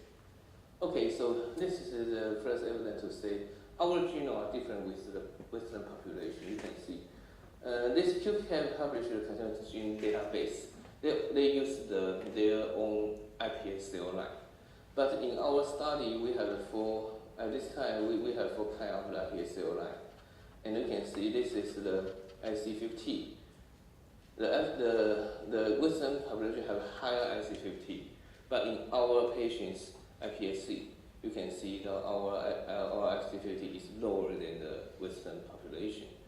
And in patients with the EGFR exon 19 deletion, we can see after the treatment with the carcinogens, there are 4 carcinogens. They can generate more mutation burden. Okay, the mutation rate is high, but the left panel is our cancer, the mutation syndrome from the cancer tissue. Okay, we publish on Cell, and we use this database. But this score we call a similarity score, cosine similarity. Higher similarity score means that this signature, the pattern of this signature is close to the database. Okay, but in our study, our similarity score is not good enough. It's lower than the 0.8. But if we use our own database, this development from the Taiwanese patient. Okay, so we can see we can reach a very, very high similarity score. It indicated that the genome background is also important. We have a different genome background with the population, so we have more EGFR mutations than Western countries. And I think this is the interesting part is we collect the real PN2.5 on the air. It work with the Environment Change Center of AcadEmia Sinica, Dr. Zhou Chongguang. He set up different stations around Taiwan and collect the real PM2.5 on the air. So he gives us the particle, and we use this real particle to treat our iPS cell lines. And you can see that this is the control. It's the urban dust. You can purchase it from the website. Okay, this dust is from the Washington D.C. And this one is Taipei, from the PM2.5 from Taipei, from the Fengyuan, and from the Shalu. So you can see in Taipei, Fengyuan, and the urban dust, the signature profile seems to be similar. But in the Shalu region, you can see has a more T2G change, And we also check the chromosome distribution of the mutations. So you can see the PA2.5 may introduce the mutations around very important regions, including 7P, EGFR, BRAF, or ROS1, and so on. So maybe this has the potential. I think this is very preliminary, but maybe can give us a clue why the mutation the somatic mutations are different between Taiwan and this country. And why we have much non-smoker lung cancer. Okay, so we can still work on this from the in vitro model and from the real samples method. Want to review the immunocarcinogen, the association of environmental carcinogen and the lung cancer development. So maybe in the future, maybe we can provide the prevention or early diagnosis, make the suggestion. So to prevent the lung cancer incidence. Okay, so my major work also focus on the immuno-oncology. So at this time, the immunotherapy, including the anti-PD-1, anti-PD-L1, we call this antibody-based immunotherapy. So the major component is the antigen, the cancer-specific antigen we call the neoantigen, because the rationale of the antibody-based therapy is to bind to the PD-1 or PD-L1 to break this binding to reactivate T cell signaling, right? But but under this condition, the TCR of the CD8 positive T cell or CD4 positive T cell have to recognize this MHC complex. So if the tumor cell do not present the neoantigen, this antibody-based therapy cannot work. Okay, so the several clinical trials show that the anti-PD-1 have the benefit to patients compared to traditional chemotherapy. And so in my part of work, because we do the computing, right, we do the multi-omics data, right? So in this part, so we can use the exon sequence, RNA sequence, to sequence the patient's genome and adjust the normal genome. And because the mutated protein are from the gene mutation, right? So we can predict the mutant peptide and make the neoantigen prediction. The major prediction method, we majorly predict the binding affinity of this specific peptide with the specific HLA. Okay, so keep this one. So higher mutation burden, the patient with higher mutation burden will have a higher response with the immunotherapy. So in my part, we try to identify the tumor antigen. And the tumor antigen can, if you inject or we challenge the tumor antigen to the APC, so it can be expansion the specific CD8 positive T cell or CD4 positive T cell and traffic into a tumor site to kill the tumor and introduce the epitope spreading. So this will be the positive cycle for the tumor treatment. Okay, so in the vaccine, in the cancer therapeutic vaccine, I think there are two very, very good studies in 2017 published on the Nature. The first one is they focus on the melanoma. They sequence the melanoma genome and use the peripheral blood mononuclear cell as the control. And they did the DNA sequence, do the HLA typing, and predict the neoantigen. So they call it HLA binding peptides. So each patient will have the 12 peptides. This is a personalized peptide. The peptides are different between patients. Okay, so it's a personalized therapeutic vaccine. And they did the 5' and the 2 boost. So and you can see this is a phase 1 clinical trial, and the 4 patients had a good response, and the 2 is not good. But after receiving the anti-PD-1 therapy, the disease is still in the control. So this is from the Harvard University groups, and they have their staff company is Neo Therapeutics. Okay, so as this is a milestone of the cancer therapeutic vaccine. They use the neoantigen, the personalized neoantigen, and use the peptide as a delivery platform, and get, I think, is a promising result. In the same issue of the Nature group, they also focus on the melanoma, and also do the sequence the cancer genome and the peripheral blood, and do the mutation discovery also uses the biomedical method to identify the neoantigens. Okay, and the delivery method is the RNA, the mRNA, and they use the mRNA to deliver this neoantigen to the patients. And you can see that the tumor volume is small, and also have a good response of this melanoma patients. So this group is now is a very famous group like BNT. Yeah, so BNT focuses on the cancer therapeutic vaccine for many years, and they choose the mRNA as the platform. And in the 2020, this study touched on the cell. This is also the phase 1 clinical trial. But in this clinical trial, they focus on the melanoma, non-small cell lung cancer, and breast cancer. And also, again, we need to sequence the cancer tissue and do the bioinformatics computing and the prediction, and to manufacture the personalized peptide. And but in this study, this is a combination of therapy. Before the vaccination, they received the nivolumab, the anti-PD-1 monoclonal antibody, and they will consequently receive the 5' and the 2 boost, and still receive the anti-PD-1 treatment. Okay, so you can see the response is good in the melanoma and the non-small cell lung cancer, but not as a little.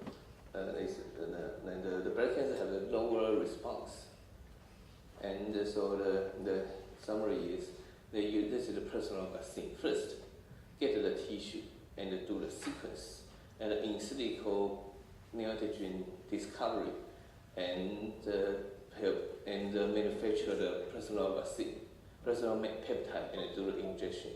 Okay, after injection, the APC will present the neoantigen in a lymph node to the CD8 or CD4 T cell, and the trafficking to the tumor site, to the tumor killing. So this group called, I think I said the abbreviation, we call it Neotherapeutic and BNT-US. So it's acquired by the BNT. So now BNT now it has a lot of money, right, because of COVID-19. So and the BNT also acquire a cell therapy company. So it will be very good tumor immuno-oncology studies. So the different platform, including peptide or DNA or virus and so on, or RNA. But now we choose the neoantigen, we choose the DC as our delivery platform. So I skip this. We can also do the predict the neoantigen for each patient. We can use this list to do the cancer vaccine. So skip this one. So in our team, the Dr. Liu Kejun from the National Cancer Institute of NHRI, he did a lot of phase 1 clinical trial of the DC vaccine. So we worked together and we submitted 2 phase 1 clinical trials of the pancreatic cancer and the lung adenocarcinoma. We will use this neoantigen pure DC vaccine method to do the cancer immunotherapy. Okay, because I work on the neoantigen prediction, right? So but I also work with a neurologist. One of the possible hypotheses of the Alzheimer's disease is chronic neuroinflammation. Okay, so because my hypothesis is if a person have the higher self-antigen presentation, may have more chance to influence by the immune cell and introduce the neuroinflammatory and the chronic neuroinflammatory. So we check the 22 early onset Alzheimer's disease and 32 sporadic Alzheimer's disease. And finally, you find that in early onset Alzheimer's disease, the average cell antigen load is higher than the sporadic Alzheimer's disease. And we can see after adjust education, gender, APOE state, and baseline CPR, the cell antigen load is 14, and the p-value is significant. So this is another example that we work on the immuno-oncology, but the same concept and the method can apply to another domain immediately. Okay, so our group will do the omics in the future. I think it will be a powerful tool. We can check the gene expression in the different regions of the cancer tissues, and it can check the spatial effect of the gene expression. Okay, so this is my talk. Thank you for your listening.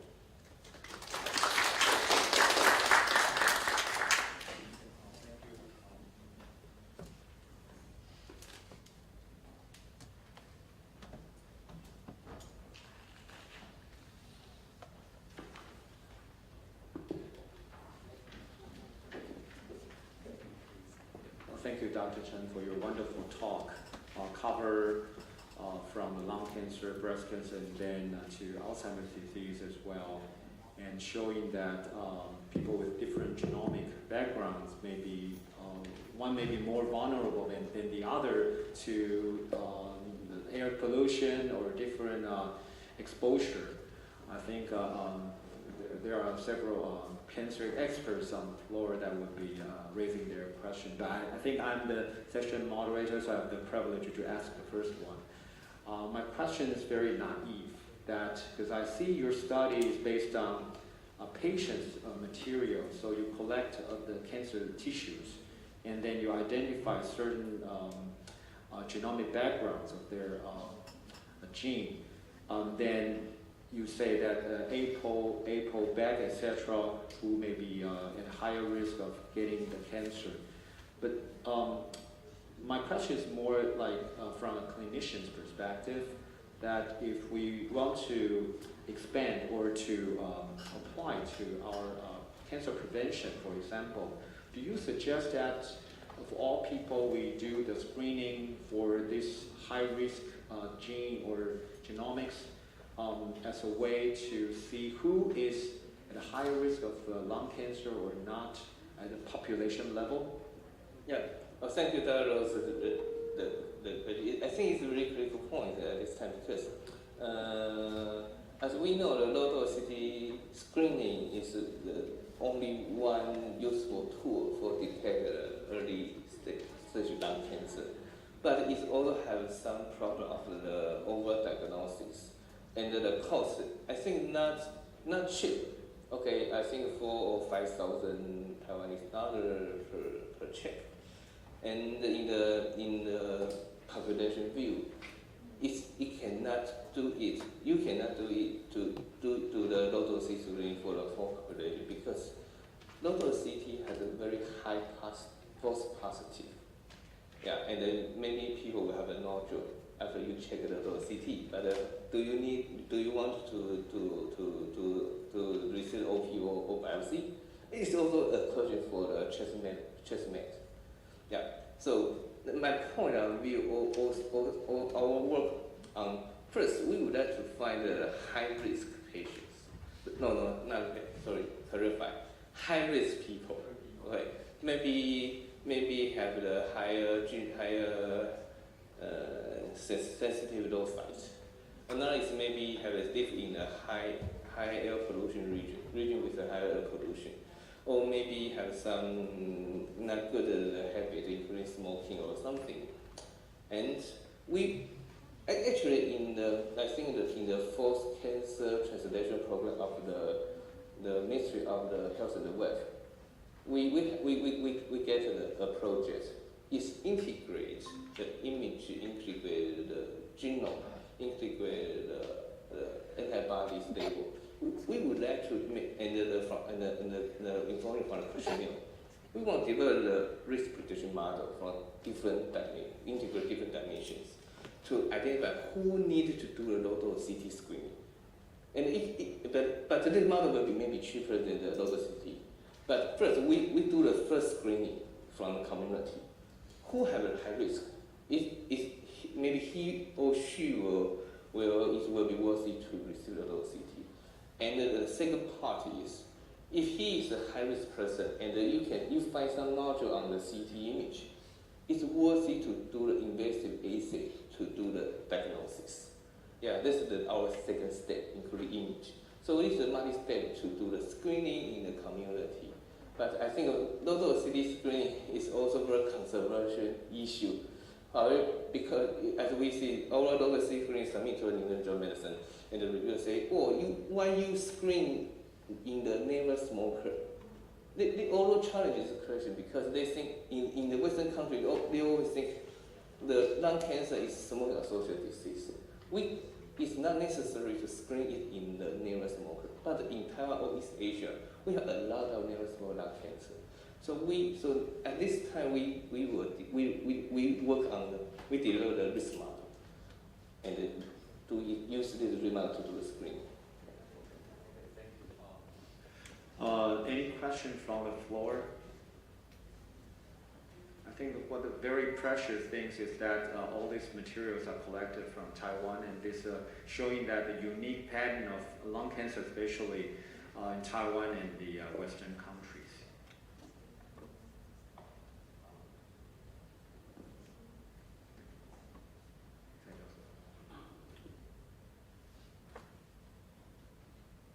If there's any question, then we're probably gonna close the session here and go into our next. Thank you very much. Thank you. Thank you, everyone.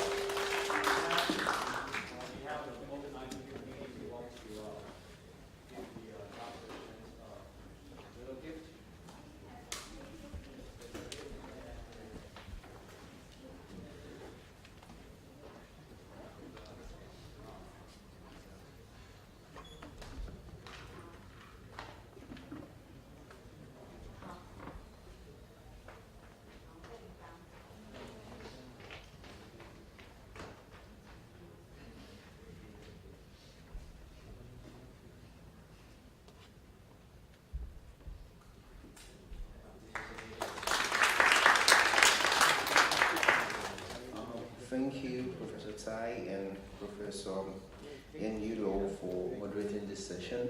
Now we're going to take a group photograph and would like everyone to move to the center of the auditorium. We're going to take two sets of photographs. The first one with our masks on, and then the second one. Yeah, move to the center and in front of the shape.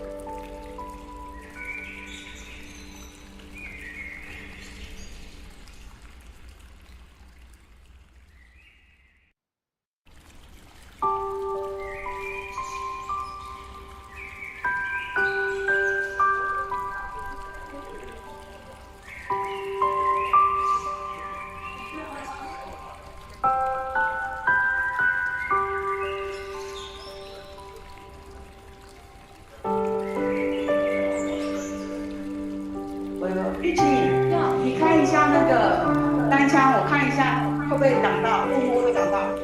等一下，等一下，等一下，看起来可以了。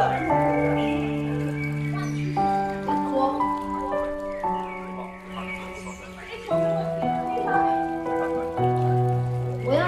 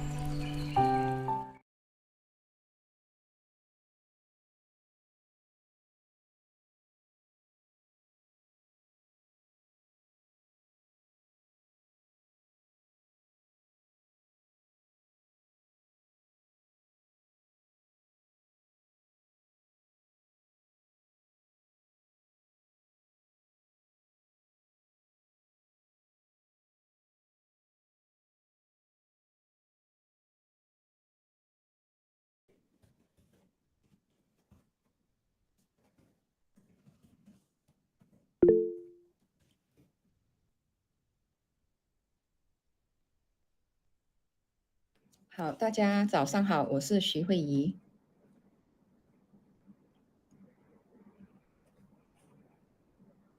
大家早上好，我是徐慧仪，来自马来西亚。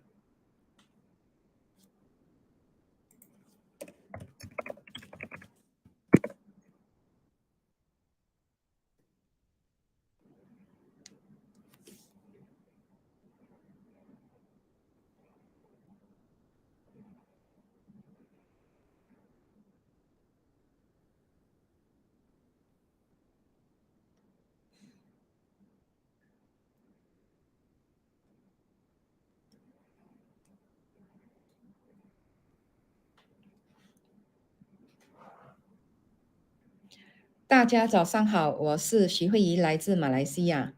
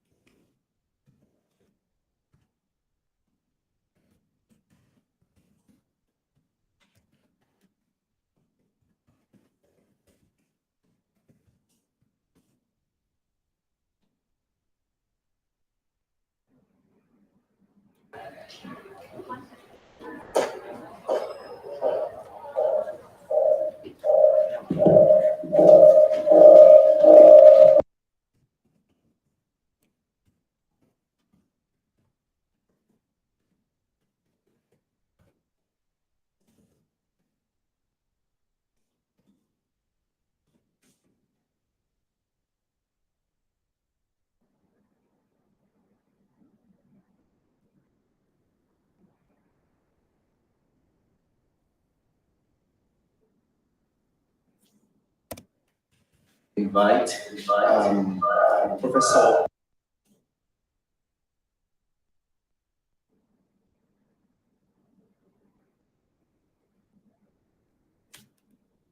later on this session. Thank you. Thank you, Ayo. Good morning. Yeah.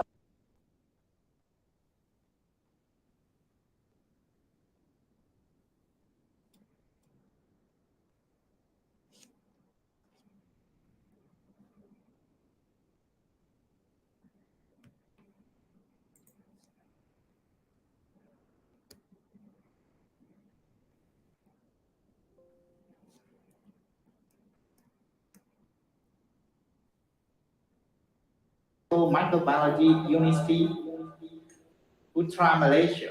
Okay, the following year. Okay, so 2 years ago, so when COVID-19 started in Malaysia, she was called to set up the COVID-19 diagnostic lab for Malaysia, in the south part of Malaysia. So you can imagine the whole staff from South Malaysia was sent to her office to do the diagnostic. Okay, and she and her master student and PhD student working day and night to make sure the COVID-19 diagnosis met the demand. And in June 2020, she became the head of microbiology unit in this University Hospital. Right. Okay. And Dr. Chee primary research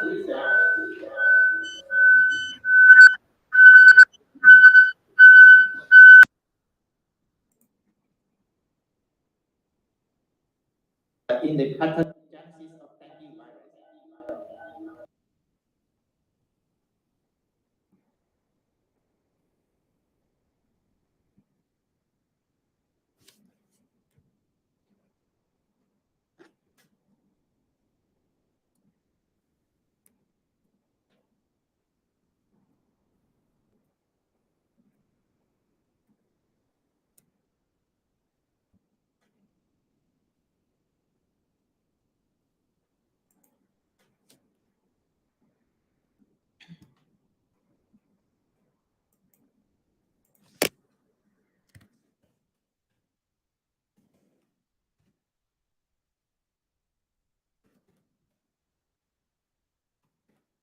Researcher. Okay. And the same year, she was nominated for the prestigious researcher for the national level. Okay. So Dr. Chee is regular speaker on Membrane TV live shows and also the radio station. She is also the commissioner member of Tzu Chi. Okay. So she's very famous at the moment because she went on the Membrane TV quite often. Okay. And her knowledge and expertise in the infectious disease, particularly in the COVID-19. She has been extensively involved in the setting up molecular diagnostic lab for the detection of SARS-CoV-2 and supervising the team in the hospital, teaching hospital in the Universiti Putra, Malaysia. Okay. Without any delay, now I would like to invite Dr. Chee to share her experience. Okay. Please, Dr. Chee. Thank you very much, 温老师。大家早上好。允许在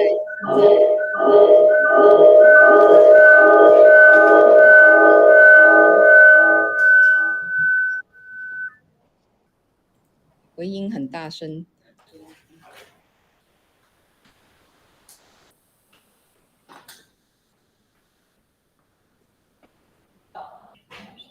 Can you see my slide?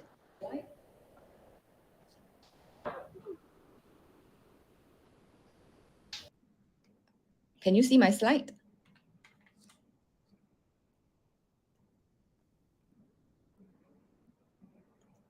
Can I start? 温老师，请问你有看到我的这个简报吗？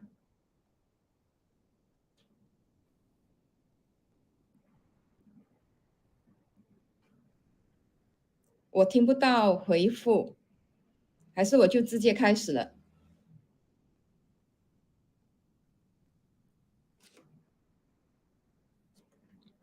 我就直接开始好。大家早上好，我是徐慧仪，来自马来西亚。今天呢，我将会以英文与大家来分享，我在马来西亚所做的这个研究。The research that I've done in Malaysia particularly is on the medically important RNA viruses, on dengue, and I will share some on rhinovirus as well as SARS-CoV-2. These three viruses is actually single-stranded RNA viruses. So basically everyone knows that who are studying the virus research, single-stranded RNA positive or double-stranded RNA viruses are the basically involved in the medically important viruses. So let me start with dengue situations in Malaysia. As seen in this graph, you will see that in 2014 up until 2016, there is an outbreak of dengue in Malaysia, causing 120,000 cases in 2015. And then the cases actually reduced in 2017 and 2018. However, another outbreak came out in 2019. It's almost achieved the number of cases as in 2015. However, when you look at the 2020, when there is the COVID-19 pandemic started, and you start to see there is a drop in cases, which indicated as this arrow. In Malaysia, we started the movement control order due to the COVID-19 pandemic. So you can see there is a drastic drop in terms of cases, and it will slowly picking up when we leave our movement control order. However, when you look at the 2021, dengue cases has always been very, very low. This is because during this time, early of 2021, we have our second MCO or movement control order, which schools or the officers are not allowed to work physically. We had to work remotely, meaning that teaching is all online. And it continue, we live up, but continue to have a third MCO in June. So you will see that the cases is low because basically Malaysians dengue cases are reported from school and construction site because there's a lot of breeding for mosquito. So that may be another good things to see that COVID-19 is actually brought down the dengue cases. So in terms of my research, dengue, I first started to look at the dengue virus host cell interactions. So we use the TEM to look at what's happening when the dengue virus infecting the viral cells. So we start to see that there is an inductions of philopodia when there is a dengue virus infections.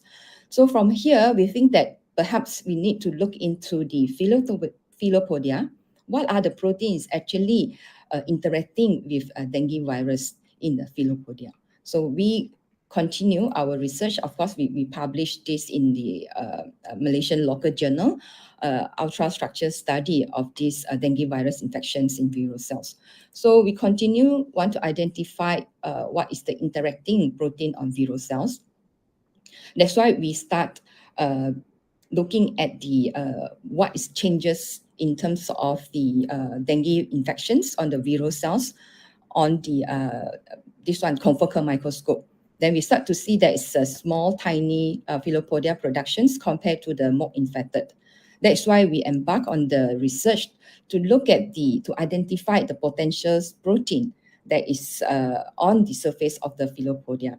So we induce the philopodia productions using chemical called bradykinin, and after that we extract the plasma membrane and we perform the virus overlay protein binding assay. And shown is here, this is the protein, dengue virus binding protein. We proceed to LC-MS to identify this protein, and the protein has been identified as adenosine 2. So with that, we want to see that what is happening on the cell surface of the viral cells, whether we have increase of adenosine 2 expressions. This is because adenosine 2 is a pleiotropic cytosolic protein, which is known to translocated to external leaflet of the plasma membrane in response to certain stimuli. So what we did is that we used inactivated virus, active virus, and making a comparison with a control. So, and the left panel, you will see that when we add in the inactivated dengue virus, we can detect 93% of the cells actually producing or expressing the adenosine-2 on the cell surface, compared to active dengue-2, which is only 67%, and control is 29%. Why there is a reduction in terms of the adenosine expressions on the surface of the viral cells? We postulated that the active dengue-2 actually use this adenosine-2 to translocate it or to bring in all the dengue virus into the cells. And inactivated dengue-2 unable to do that. They only to stimulate the production of adenosine-2. However, they are unable to bind onto the adenosine-2 and be translocated into the cytoplasm. With that, we also need to know whether it's real adenosines mediated the dengue-2 infection. So we conduct the antibody mediated dengue-2 virus infection, and we found out that at 20 micrograms of anti-adenosines, it shows significant reductions in the viral titer. So this is the RNA. We detect the RNA, cytosolic and also cells RNA, virus RNA. And this one, we are actually detecting the live virus, that means the infectious virus particle. And we use medium tissue culture infectious dose to calculate the viral titer. After that, we want to know that whether when we knock down the adenosine-2 gene, whether this knockdown will reduce the dengue-2 replications, and we perform the siRNA-mediated adenosine-2 gene silencing. As shown here, it's actually reduced quite substantially the RNA copy, the dengue virus RNA copy, as well as the infectious virus particle. So this confirmed that adenosine-2 actually mediate the dengue-2 infections. So this is our hypothetical model for this adenosine-2 mediated dengue virus 2 binding. We first postulated that dengue bind to the heparin sulfate as their receptor, and this binding actually stimulate the productions of the filopodia, and with the signaling transductions, which a kinase actually give a signal to the adenosine tetramer, and the virus actually bind onto the adenosine-2 and translocated into the cytoplasm. So this is what we postulated on this, and we published this research in these two journals. And later we do a very simple molecular docking just to look at what will be the interacting peptide that is interacting with the domain 3 of the dengue-2 protein. Then we found out that lysine 328, aspartate 338, it could be a potential locations for us to design the peptide inhibitor. In 2018, actually, I have contacted with Xu Laoshi to actually look for a peptide inhibitor, and then we co-apply an international grant. However, we are not successful. That's why the work is actually not proceed. And now I would like to look for potential collaborator to continue this peptide inhibitor studies.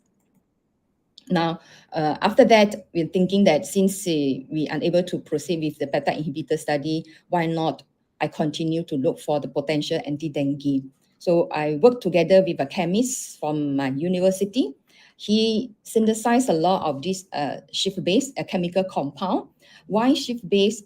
Shift-based is actually very easy to synthesize, and they can link or they can coordinating with several types of metal. Then they also have immersed biological activity, which is like, for example, anti-cancer, antibacterial, antifungal, and many and so forth. However, we didn't find much antivirus study using the shift base. So we decided to do the screening on the 85 compound with these 5 metals complexes. So in total is 80. So 12 cis-base and 5 metal complexes. Then we screen these 80 shift-based metal complexes. Well, we found that the metal complexes with increase the antiviral. However, they also increase a little bit in terms of the toxicity. So when I'm just presenting one method, which is nickel. However, some of the shift-base are toxic. So as shown in this here, the CC50 dose, the higher the CC50 dose, the less toxic the compound is. Then we proceed to look at the CPE reductions assay to see whether this compound that can reduce the CPE. CPE is a cytopathic effect, which is the consequences of the cell changes upon a virus infection. We found that without the metal complex, they shows 50% CPE reduction. However, when we add in the nickel, it increased the CPE reductions to 75%. Therefore, we will concentrate on study these several compounds with 4 different dengue serotypes, because dengue presents in 4 different serotypes. So based on the CC50 and IC50, we select these 2 compounds due to the high selectivity index. So we proceed to study whether this compound that can suppress the virus infection, the dengue virus infection, in 4 different serotypes, dengue 1, 2, 3, and 4. Then it shows that 10 microgram actually suppress the dengue infections as certain percentage, shown since this FFURA assay. And we want to know that whether this compound is actually acting on which replication cycle of the virus. So we perform the prophylactic assay, anti-absorbent assay. Anti-absorbent assays means that the virus and the compound co-inoculated or I would say that co-inoculated into the cells. And the post-absorption meaning that the virus will be inoculated to the cells for 1 hour, then only add in the compound. The virus inactivation meaning that the virus and the compound will be incubated outside the cells for 1 hour, then only added into the cells. So from here, you can see that for the anti-absorptions, especially anti-absorptions, they have a very good antiviral activity. The lower the IC doses, meaning that the more higher activity of the antiviral. When they go into the post-absorptions, antivirus, then you will see that the IC50 is increasing. So meaning that this compound actually work well during the absorption. So it could be prevent the virus absorb to the receptor, or prevent the virus actually enter to the host cells. And then what will be our future research? We are actually applying a research funding in Malaysia. We are waiting for the result. Hopefully we can get the funding, and then we can continue our research in this to study what are the mechanisms actually this compound behave on the dengue replication cycle. Then I have a chance to meet up with the traditional medicines scientist from TAR University, Tunku Abdul Rahman University. Then we worked together with them. They provided me the aqua extract of these 12 TCM for me to conduct the anti-dengue test in my lab. Then we found out that quite a number of the plants have a very high CC50, meaning that they are not toxic to the cells. For example, of course, Artemisia annua has been found to have anti-dengue activity. We use this one as a control, and Morus alba, as well as the Isatis and some others. However, after we check on the literature review, we found out that 4 of that have not been tested with anti-dengue. So that's why we proceed with these 4 selections of the TCM, which is in short form, we call DC, MA, LE, and SG. So we perform the 4-sign reductions assay. We found that DC, when we increase the concentrations or the amount of the compound, it actually suppress the productions of the 4-sign. So, and then we proceed to determine the SI. Then we found out that DC and MA has a good SI compared to the other 2, LE and SG. That's why we proceed with these 2 TCM plant on the serotype-based analysis.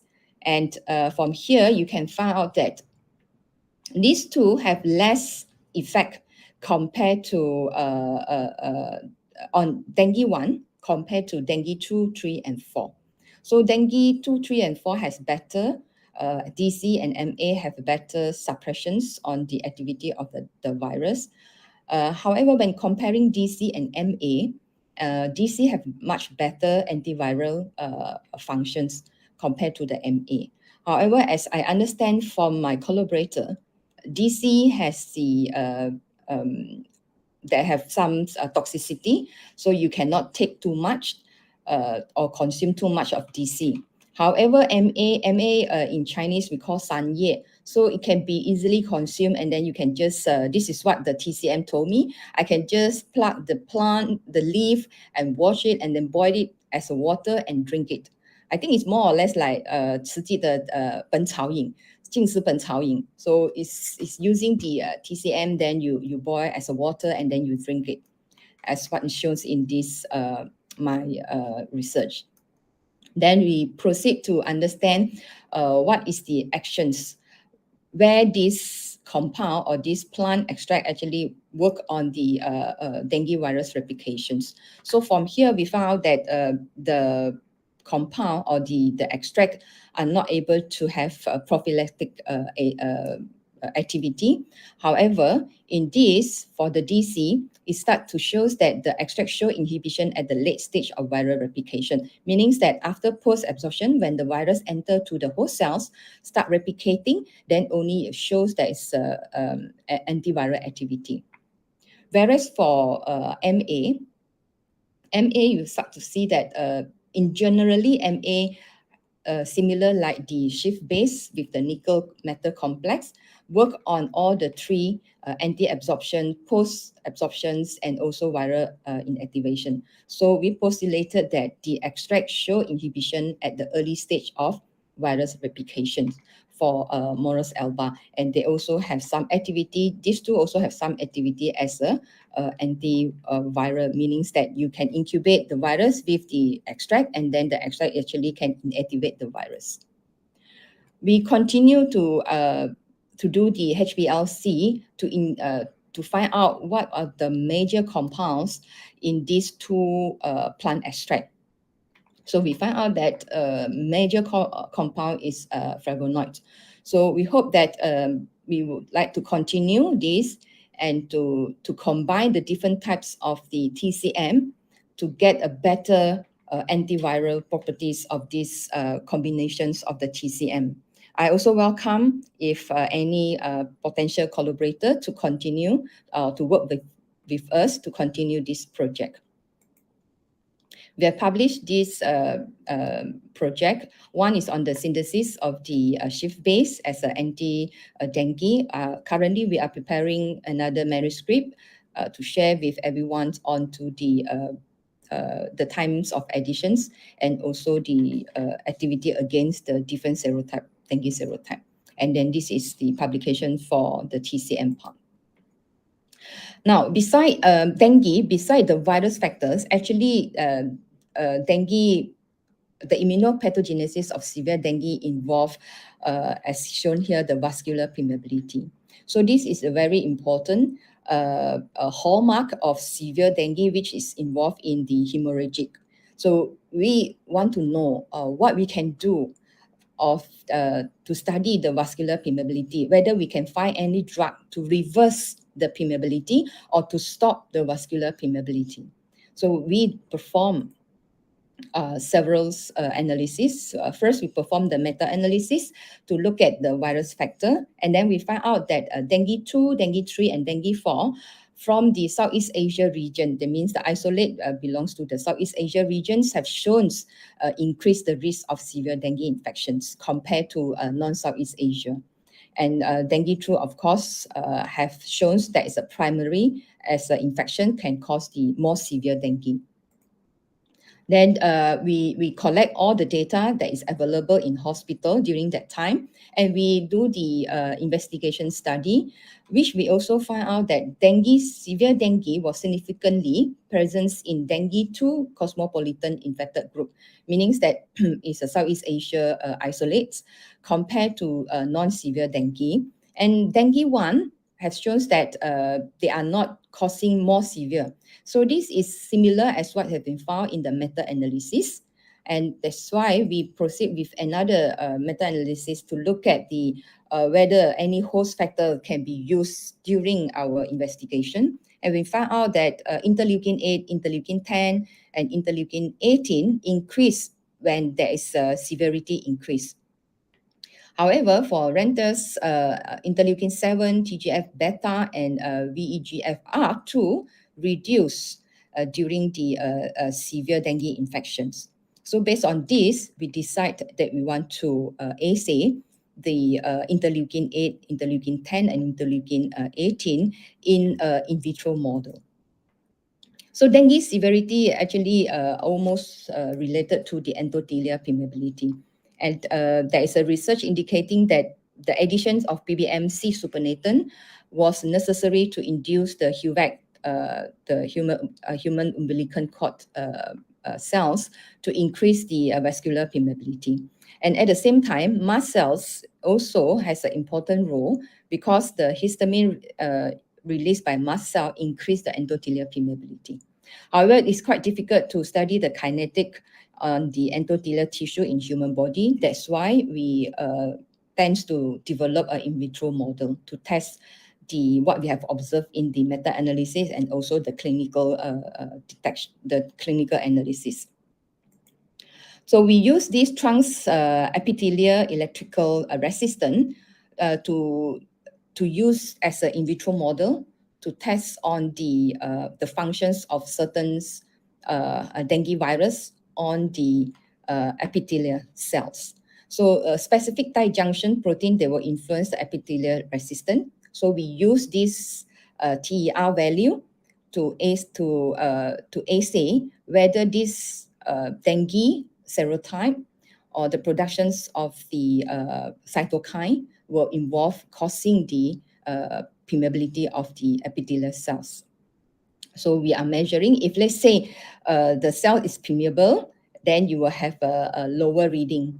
So if let's say there is a higher reading, meaning that the cell is very intact, there is no leakage. So what we do is that this is our experimental design. So we grow the cells, HUVEC cells, on the insert, and we induce the mast cells to release a lot of their chemical by infecting with dengue virus. Then we transfer all the supernatant into the HUVEC cells, and we assay the resistance as well as also the productions of others interleukin by ELISA. So this is what we found, that a single infection increased endothelial permeability compared to the concurrent infection, meaning that if the patient's infected with two viruses at the same time, if I have less endothelial permeability risk.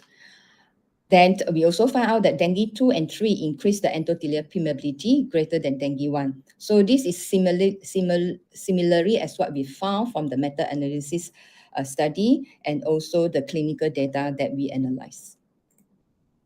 So how about host factor? That's two virus factor. So how's about the host factor? So in host factor, we found out that dengue actually induce the secretions of interleukin-8.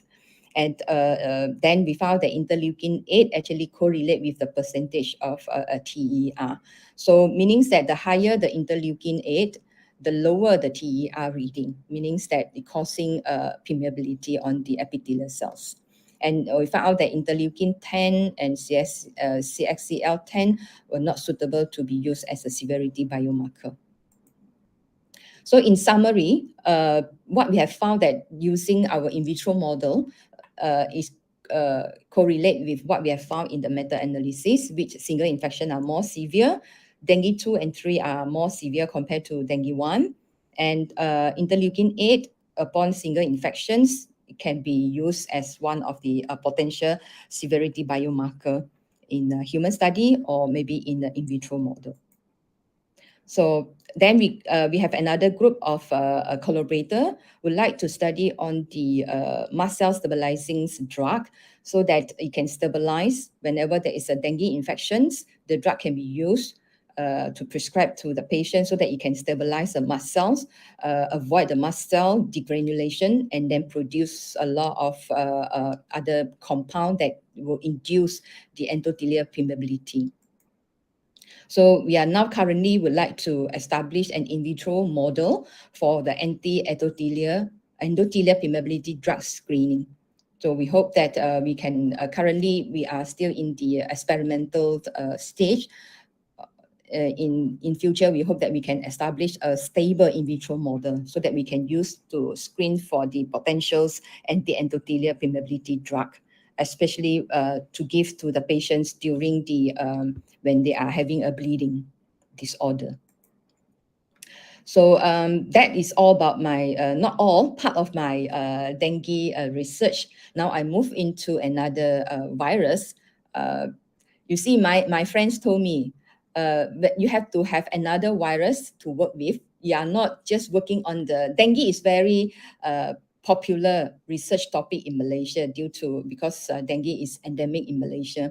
However, this rhinovirus C, not many people are studying that in Malaysia. So that's why I pick up this. One is because not so many people are studying, and it's quite easy for me to get the funding. Second, a lot more to explore. And third is also the respiratory viruses, which is very common to everyone, causing the common cold. So REC was discovered in year 2006, and it's also RNA, positive-strand RNA, single-stranded RNA viruses. And especially they cause severe respiratory disease in children. And pneumonia and asthma exacerbations as two of the major symptoms caused by RVC compared to RVA and RVB, which cause milder symptom. And higher occurrence in respiratory samples as detected by Lau et al. This is because RVC is non-culturable. So we only can use molecular detection to detect the RVC. That is why the discovery of RVC was quite late in 2006, and there's a limited number of genome sequence in GenBank. So we embark onto the research to identify or to do the whole genome sequencing for these Malaysian isolates of RV.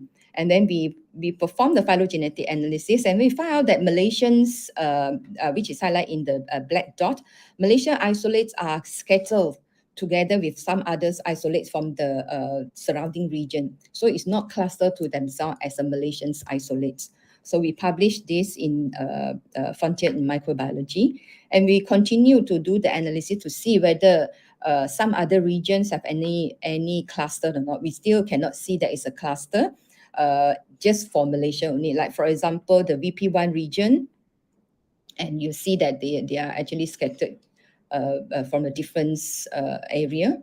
And the 3' NCR, they also have isolate from Australia, from China, and Hong Kong. So Malaysians isolate is not clustered by themselves. And then with this, we continue to make a comparisons on the potential amino acid on the VP1 and also the VP3 region, because these are the region involved in the receptor binding. As I told you, RVC is non-culturable because they don't have the binding site for the receptor. So my idea is to see whether we can genetic modify the isolate that we have, so that this isolate can infect the standard cells using the major receptor binding. So from here, we found out that one of the Malaysian isolates actually have a very similar amino acid sequence compared to the HRVA or RVA. So with this, we decide to construct our own mutant, the RVC, which is an infectious clone capable of infecting and replicating in standard cell culture system used for RVA and B. So the research is still ongoing. Therefore, I would not be able to share with you what is the research outcome. And lastly, that is the last part of my sharing, which will be on the SARS-CoV-2 project and research. As mentioned by Wen Lao Shi, in year 2020, when Malaysia's picking up the SARS-CoV-2 and the cases is increasing. During that time, not many labs actually have the molecular detections. So since I have been working with positive strand RNA virus for many, many years, my head of department actually requested me to assist in setting up the SARS-CoV-2 molecular detection lab in the hospital. So we have a hospital, we call Hospital Pengajar Universiti Putra, Malaysia. It's a very new hospital. So we also don't have the staff that have a capability to perform molecular detection. So we have to call upon my postgraduate student, because all my postgraduate students, they have been exposed in molecular technique. So I call upon several of my postgraduate students to help out in starting the detections, and then slowly I train most of the medical laboratory technologists in the hospital. At the same time, we also have opportunity to work with UNHCR. This is because after the first MCO, which is in March 2020, when we lift up the movement control order, a lot of the employer wouldn't allow the employee to go back to work if, let's say, they didn't show that they are free from SARS-CoV-2. So that time, RT-PCR screening is very high in demand. And for the unfortunate group, which is a refugee, when they need to go back to work, they are refused by the employer. So we work together with Tzu Chi Free Clinic, and together with UNHCR, we got the funding from USAID to perform RT-PCR screening for 2,000 refugees. And at the same time, I also embark on to determine the potentials, other bacteria and virus co-infection in SARS-CoV-2 sample, and working together with a private company to evaluate their variant detection kit. And also myself also would like to develop the loop-mediated isothermal amplifications detections for SARS-CoV-2. And working together also with the private company, we like to develop an actor sensor to detect the SARS-CoV-2. And also one of my students are working on the to develop a vaccine, a plant-based vaccine against the SARS-CoV-2, which use the edible delivery platform, meaning that you don't need to use needle, you just eat the food, the plant, then you will get the you will get the protein, the virus protein, and then you are vaccinated. And at the same time, also involved in the whole genome sequencing, helping the government to do the genomic surveillance, at the same time to identify potential variants of the SARS-CoV-2. So just a very simple sharing. This is on the whole genome sequencing of SARS-CoV-2. The data was extracted from GSAT on 17 March. Malaysia have not achieved what is recommended by WHO, which is 1% of the positive cases. You have to have the WGS for 1% of the positive cases. However, looking at the current situation, I don't think so we're able to catch up, because more and more cases been detected. And then on the 1st of April, our government would like to lift up some of the restrictions to encourage more interstate travel and also overseas travel. And we have performed the sequencing, WGS sequencing. This sample collected on the February. You can see that on the February, we have Omicron. Yeah? Basically, currently now Malaysia have Omicron wave already. And the percentage of BA1 and BA2 are equal. It's 5 BA2 and then 5 BA1. However, in batch 2, when we sequence, when we collect the samples in March, we start to see that majority, I would say that 99% of the samples belongs to BA2. BA2 has been found to be more transmissibility, higher transmissibility. So you can see that now Malaysians every day we have 20,000, 30,000 of positive cases. And we still waiting for more data to understand whether BA2 can cause more severe symptoms. So this one we need more data. And we hope that in the coming month, which we plan that we can have the turnaround time for sample collections and the sample analysis, WGS sample analysis, and upload to the GSAT within 5 days. So hopefully this can provide some information to our government to implement certain public health measure, so that we can reduce the transmissions of the SARS-CoV-2 in community. With this, I would like to acknowledge my postgraduate students my collaborators, colleagues, and support staff from the Department of Medical Microbiology, and also the support staff from Hospital Pengajar Universiti Putra, Malaysia. The private laboratory actually provide the RNA to me, and industrial partner actually provide funding and also matching fund for me to carry out my study, and others funders. So this is my email if you are interested to further discuss about potential collaborations. Please feel free to email me. With this, I would like to say 谢谢 and terima kasih.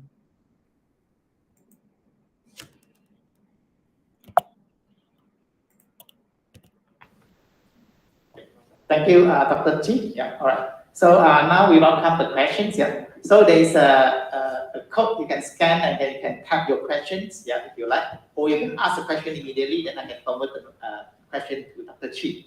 Dr. Chee, can you hear me? Yes, I can hear you. All right. All right.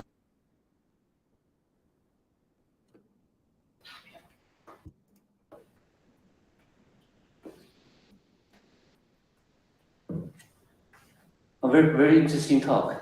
My question is for the dengue virus.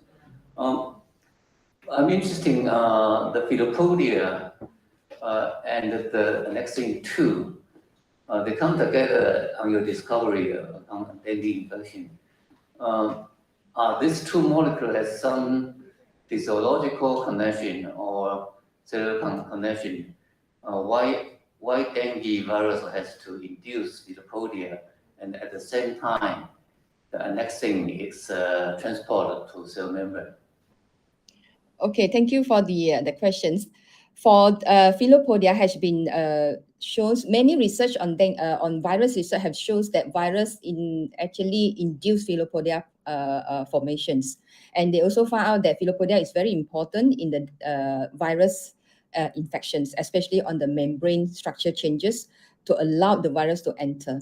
So this Philopodia is not just for dengue. It generally quite a number of virus, especially there are several viruses have been found to induce the Philopodia productions, and annexin 2 also has been shown to involve in the interaction with other viruses.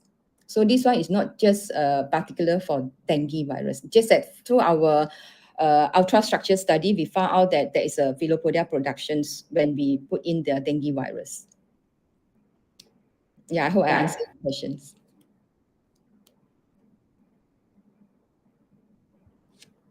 Why virus infection induce Philopodia?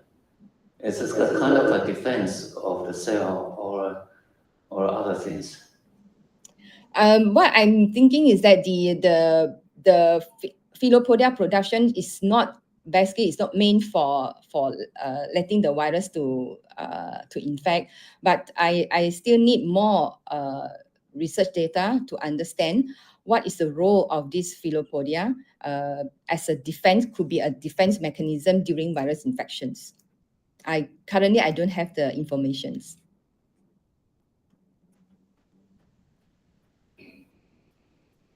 Okay, we don't have other questions.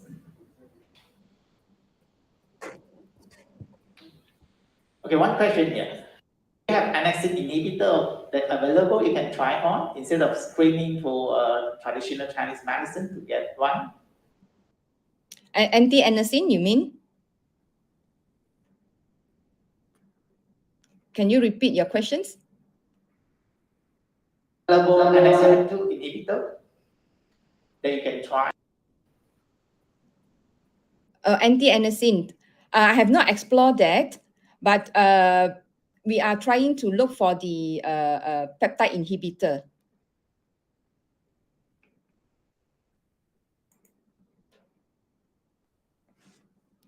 I hope you answered the questions. Yeah.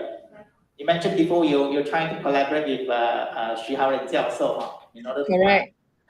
I don't know whether Hsuan-Yu Chen is in the event in the hall. Not yet. Yeah, right.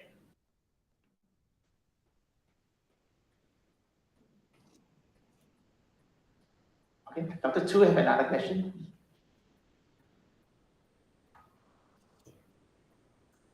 I'm interested in the rhinovirus C you isolate in Malaysia. I think maybe I'm wrong. The different strains, and when you compare with other isolates from other areas, they are not clustered. Why? Is it because the RNA virus is a hypermutations, or there is evolutionarily deep root? What I mean is the virus is diverse at a very early era before the host, the human, is diversified or migrate to Malaysia. I have not go into that detail to understand the how to say the root of the revolutions on this virus. Because the virus is not be able to culture, so it's very difficult for us to catch up with the samples. We have to get quite a numbers of samples in order for us to do the single sequencing, because during that time we don't have the whole genome sequencing, and then we perform the single sequencing. So it's quite a challenges for my student actually to sequence the seven isolates. And however, when we do the phylogenetic analysis, we found out that it could be during that time there's people are moving, so the rhinovirus has been in the patient for some times. So because it's only showing that more severe outcome in children, but not in adults. And basically, most of the sample that we have is from adults. Over to you. We are very much behind of the time, so one more question.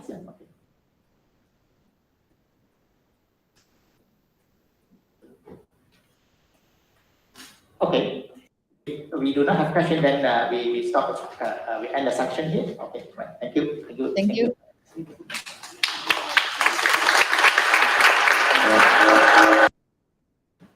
Thank you, Professor Wu, for moderating this session.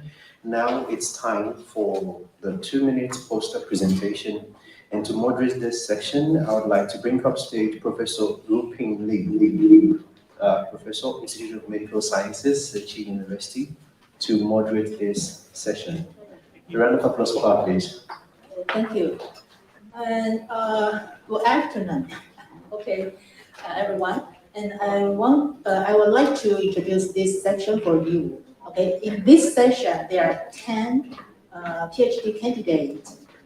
They will present the preliminary results of their work. And they have, each of them has a 2-minute oral presentation. Okay, and we will remind the presenter 15 seconds before the time is up, and the presenter must give the conclusion. Okay, after the reminder. Okay, and if you are interested in the topics of some presentations, you can discuss with the presenter during the break time and the poster section later.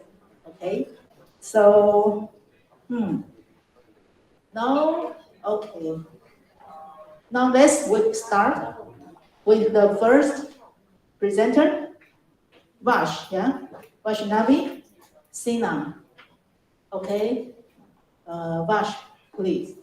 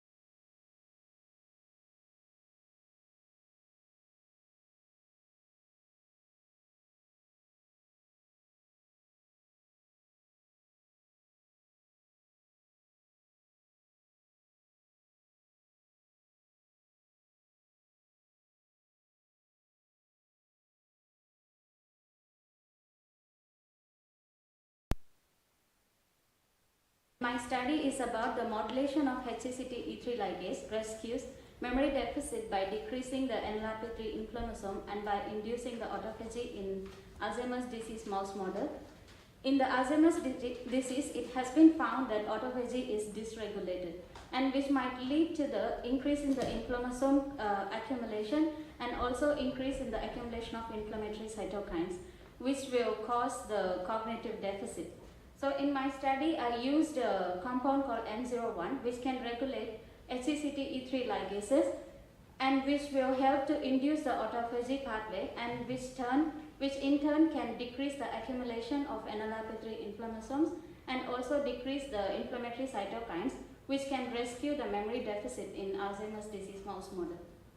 As for the research parts, I used a lot of behavior deficit to check the effect of this specific compound, and we found that this compound can reverse the behavior deficit, especially the working and spatial reversal deficit, and we use electrophysiology results to check the synaptic activity, which were also rescued by the use of this compound.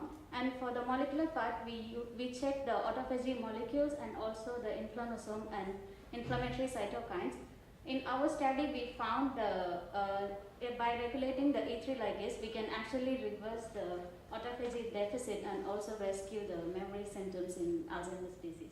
For further questions, please visit my poster number 6. Thank you.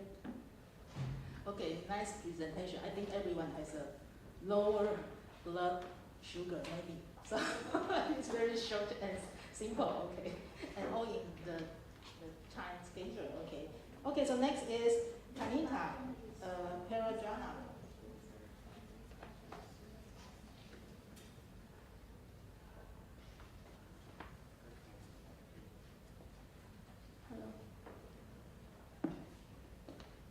Hi everyone, my name is Tanika Pelo. Today I go into present my research work.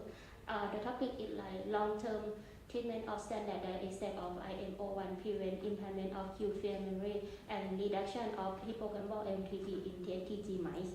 As we know, the Alzheimer's is the neurodegenerative disease that can cause the synaptic dysfunction and lead to the memory loss.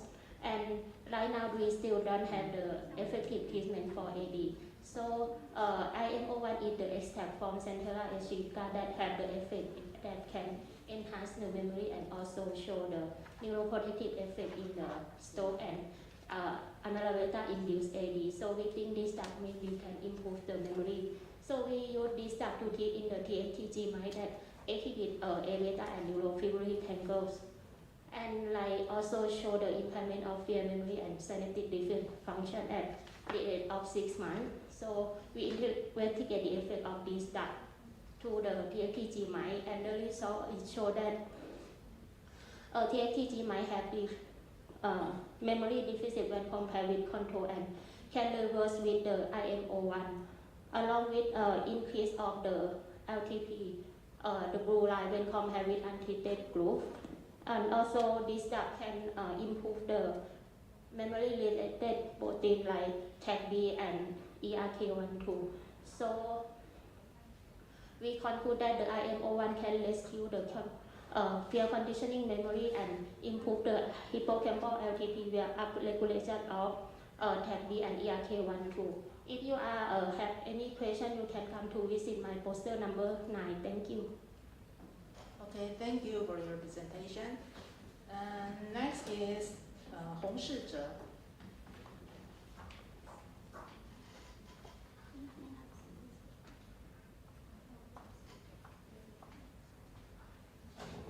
Hi everyone, I'm Shizhe Hong. My topic is nanodiamond-induced platelet cell death through the P18 and the inflammasome pathway. And we know the nanodiamond can apply on the bioimaging and the drug delivery, but the hemocompatibility of the nanodiamond is still unclear. So in our lab, we find that we IV injection the different size of the nanomaterial, such as the nanodiamond and the TiO2. And here we can see they induce the thrombocytopenia in the mice. So we want to know the nanodiamonds induce what kind of the regular cell death on the protolator. So we purify the protolator and incubate with the nanodiamond. And we can find that nanodiamond induce the strong cell death, and the paratosis and the apoptosis is a major cell death. So we also treat the recomp-18 and the NRP3 caspase-1 inflammasome inhibit. It can inhibit the cell death and the paratosis, apoptosis. And we also check on the PC18, NRP3, and the caspase-1 knockouts platelet, and it also shows the same result. So this data can suggest the nanodiamond induce the platelet death through the PC18 and the inflammasome pathway. Okay, nice presentation. And next is Meti Mardiana.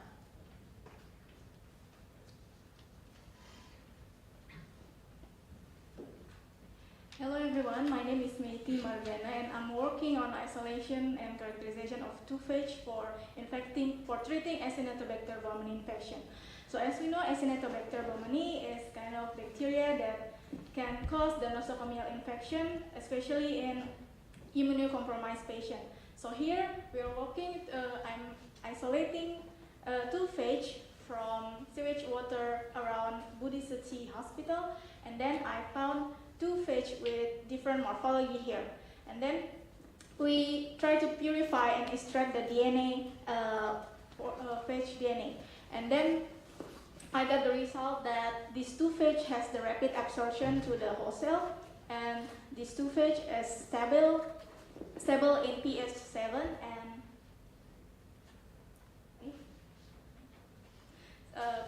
stable in pH 7 and 37 degree. And then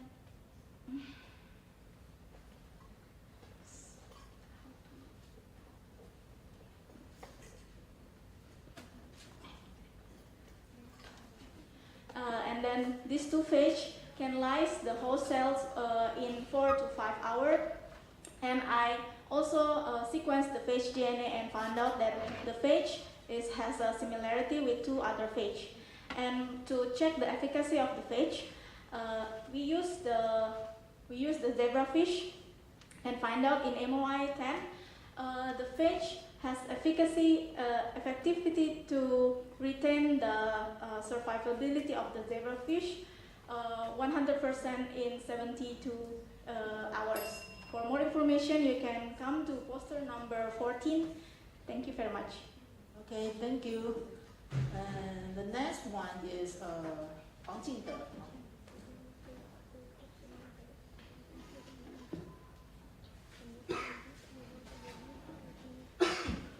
Hello everyone, I'm Jing Huang. It's my honor to share my work here today. Traumatic optic neuropathy is an acute injury to the optic nerve from direct or indirect trauma resulting in progressive vision loss. Our previous study showed that systemic administration of granulocyte colonies stimulating factor, GCSF, has neuroprotection effect in a rat model of traumatic optic neuropathy. However, systemic administration of GCSF has short half-life and may cause unwanted systemic adverse effect. However, the pegylated form of GCSF has long-acting effect, and the intravitreal injection may avoid unwanted systemic effects. So, our current study was trying to investigate the effect of pegylated GCSF in a rat model of traumatic optic neuropathy. We use a rat model of traumatic optic neuropathy to check our ideas. First of all, after intravitreal injection of PEG GCSF, there was no effect of visual function. And after optic nerve crush, intravitreal injection of PEG-GCSF did not induce leukocytosis, and it protects visual function. And the retrograde leveling of fluoral gold and tunnel assay showed it increased RGC survival and decreased RGC apoptosis. The immunostaining showed IVI of PEG-GCSF decreased macrophage infiltration and induced microglial activation. Yeah. The Western blot analysis showed the highly expression of factors which prevent cell from apoptosis and modulate the ER and oxidative stress. Okay, please give the conclusion. Okay. In summary, our study showed that IVI of PEG-GCSF has anti-inflammation, anti-apoptosis, and the anti-oxidation in a rat model of traumatic neuropathy. Thank you.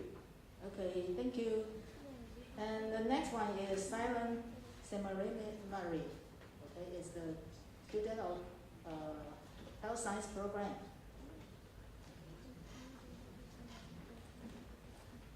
Good day everyone, my name is Silence Manamane. I'm working on neonicotinoid pesticides residue in house dust and its association to agriculture areas in Hui-Yee. This is the study background. I'm studying about the neonicotinoid, especially this four kind of neonicotinoid: acetamiprid, cothianidin, and imidacloprid and thiamethoxam. And this neonicotinoid is quite new and it's broadly used as a pesticides in domestic and agriculture.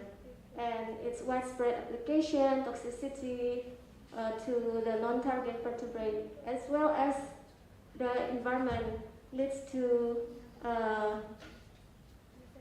why I want to study this.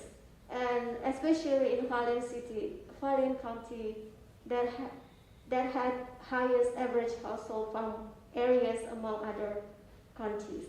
So this is how we conduct the study. We conduct questionnaires and collect the data, collect the dust from indoor and outdoor, and then we use LC-ACMS and then GIS analysis. We found that the acetamiprid is higher in indoor and outdoor, but the concentration of imidacloprid was highest in indoor and outdoor host dust. And we also found the distribution of this neonicotinoid within each township in Hualien County is distributed not differently. And then we found the experiment correlation of this neonicotinoid and the agriculture area, and we found that rice cultivation area within the neighborhood of the residents has association with the acetamiprid and imidacloprid concentration. That's all my study. If you have further question, you can come to poster number 18. Thank you. Okay, thank you for your presentation. Next is Lin Haoran.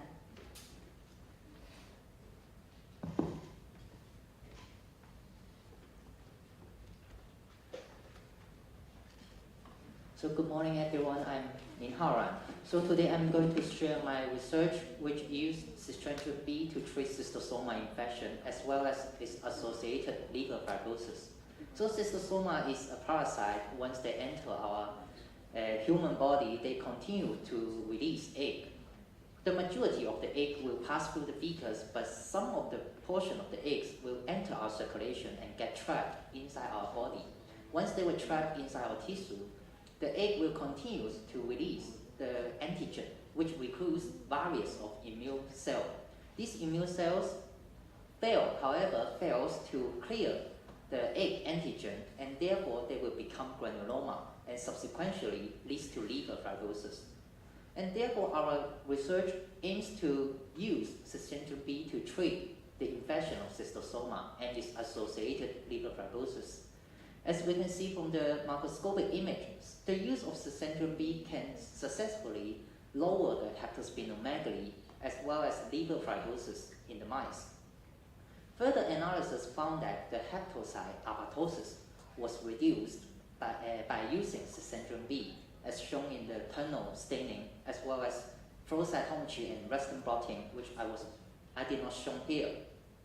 Because the imbalance of the cytokine response is the major factor that take part in the pathogenesis of liver fibrosis, especially in cystosoma infection. And therefore, we investigated the immune response, especially the Th2 response in the mice, both systemic and locally. And our results found that the central B can regulate the immune response and leads to better protection. At last, the drug can also damage the worms both in vitro and in vivo, and therefore they can lessen parasite burden. So this drug may be beneficial in the future to use. Thank you. Okay, nice presentation. Okay, finally the last one. Okay, Chung-Hsing Chang. She's a student of the health science program. Hi everyone, my name is Hsuan-Yu Chen. Here's the topic I'm going to present today. This solid in Chinese means 塑化剂. So, solid exposure can lead to the adverse effect on children's health. Some evidence also suggests that household dampness and moisture may increase the solid emission. So, later it's not about the indoor environmental factor and could affect the urinary solid concentration, especially in middle preschool age children in Taiwan. So this is also the aim of my study. This is a cohort study. We include 565 mother and infant care subjects. So we collected the urine sample of the children at 4 years, and then we also analyzed 11 common solid metabolites. So we collected the following data, including social demographic characteristics and household environmental factor. We used the multiple linear regression analysis to test the association. So this is the main finding of our study. You can see the compared with those without children with residential visible mold on walls, floor, or ceiling significantly increased the urine concentration of DHP, which is a high molecular weight solid, increased by 28.8%. So this is the main finding. So we conclude that residential visible mold on walls, floor, or ceiling may be a major source of DHP emission. So an improvement in the indoor environment is very important for controlling the exposure of solid. Thank you very much. Okay, thank you for your presentation. Okay, all of the 10 presenters have finished their presentation, okay? And thank you, and please give them a warm round of applause. Okay, students will be posting their poster presentation outside, okay? They will stand by their poster during the poster session, okay? So if you have any question about their study, feel free to ask them, okay? And now I would like to close this session, and thank you for your participation. Thank you all for your patience. Right now you can go out, you can have our lunch now, it's lunchtime, and please we'll reconvene back here in the next by 1:30 p.m. Thank you.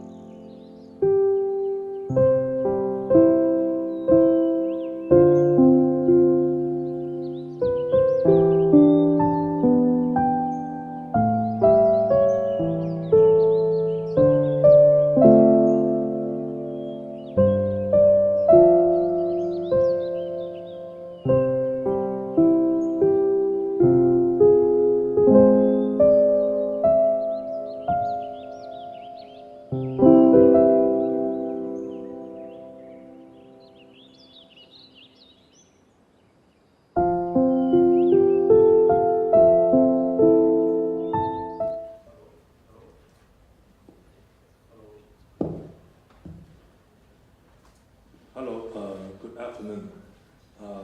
It's my honor to introduce our first speaker in the afternoon, Dr. Chang.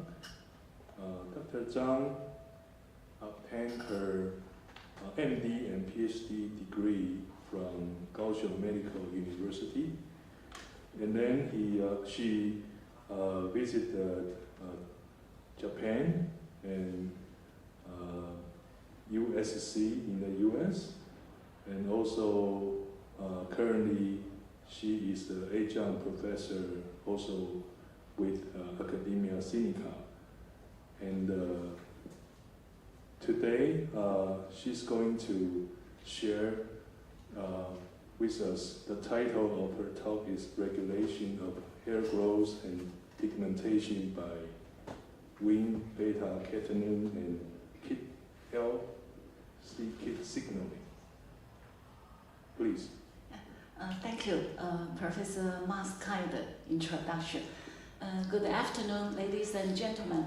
Today it's my great honor to introduce you my translational research studies in hair follicle growth and hair pigmentation regulation.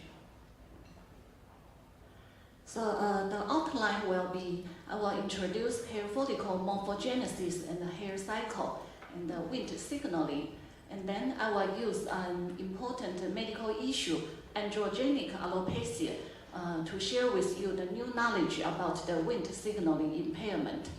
And I will introduce the hair pigmentation niche. Is very important related to the KIT ligand and the c-KIT signaling. In my lab, I'm interested in using the targeting casein kinase 1 alpha to regulate skin physiology. I will share with you my rationale. And then I will present the hair growth and the pigmentation induced by CK1 alpha inhibition by the in vivo mouse model. And finally, I test CK inhibitors treatment on human keratinocyte, melanocyte, and skin explants. And I wish this talk can be a more relaxed one, but bring some significant message back home. So this is the human skin and hair follicle morphogenesis. So you will see around the 13 weeks estimated gestational age, the first structure we call the placode appeared on the epithelium. And then gradually the hair germ formed and the downward growth become a cylindrical shape we call the hair peg. And around the 16 weeks, we will have the first hair generated. So you will see that some structure changed. One is the sebaceous gland, and below the sebaceous gland is the bulge area. This area is very important for the future regeneration. And here you can see the attachment of erector pili muscle. So except the epithelial change, the other thing is that under the placode you will see dermal cell condensation and become more and more clearly. So finally we call the dermal papilla. So that means for hair follicle formation, we need at least two kinds of stem cell. One is from epithelium, and then the other is from the dermis. We need two stem cells crosstalk, and then to form a healthy hair follicle.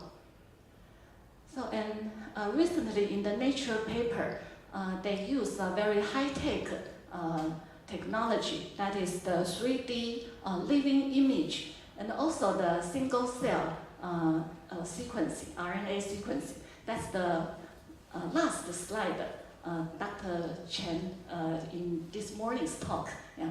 So use the space-specific and the single cell sequencing to tracing the development of these lineage cells.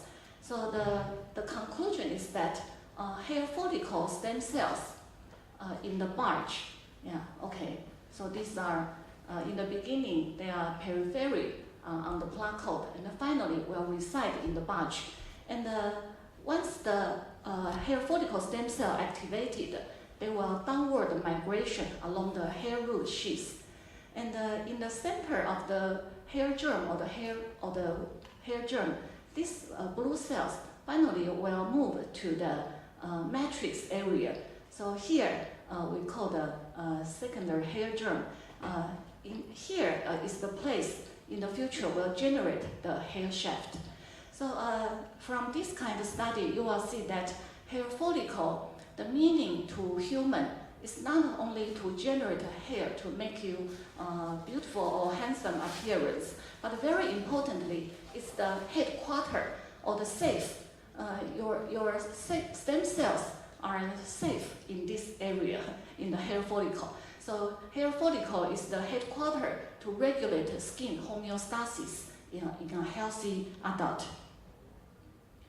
So once the first hair cycle formed, after birth, it will go into the hair cycle. So the first is the anagen will enter the telogen. So here you will see that after birth, you will never have a new hair follicle, but only have the cyclic change. And the cyclic portion is always beneath the bulge area. So beneath the bulge area is the cyclic portion.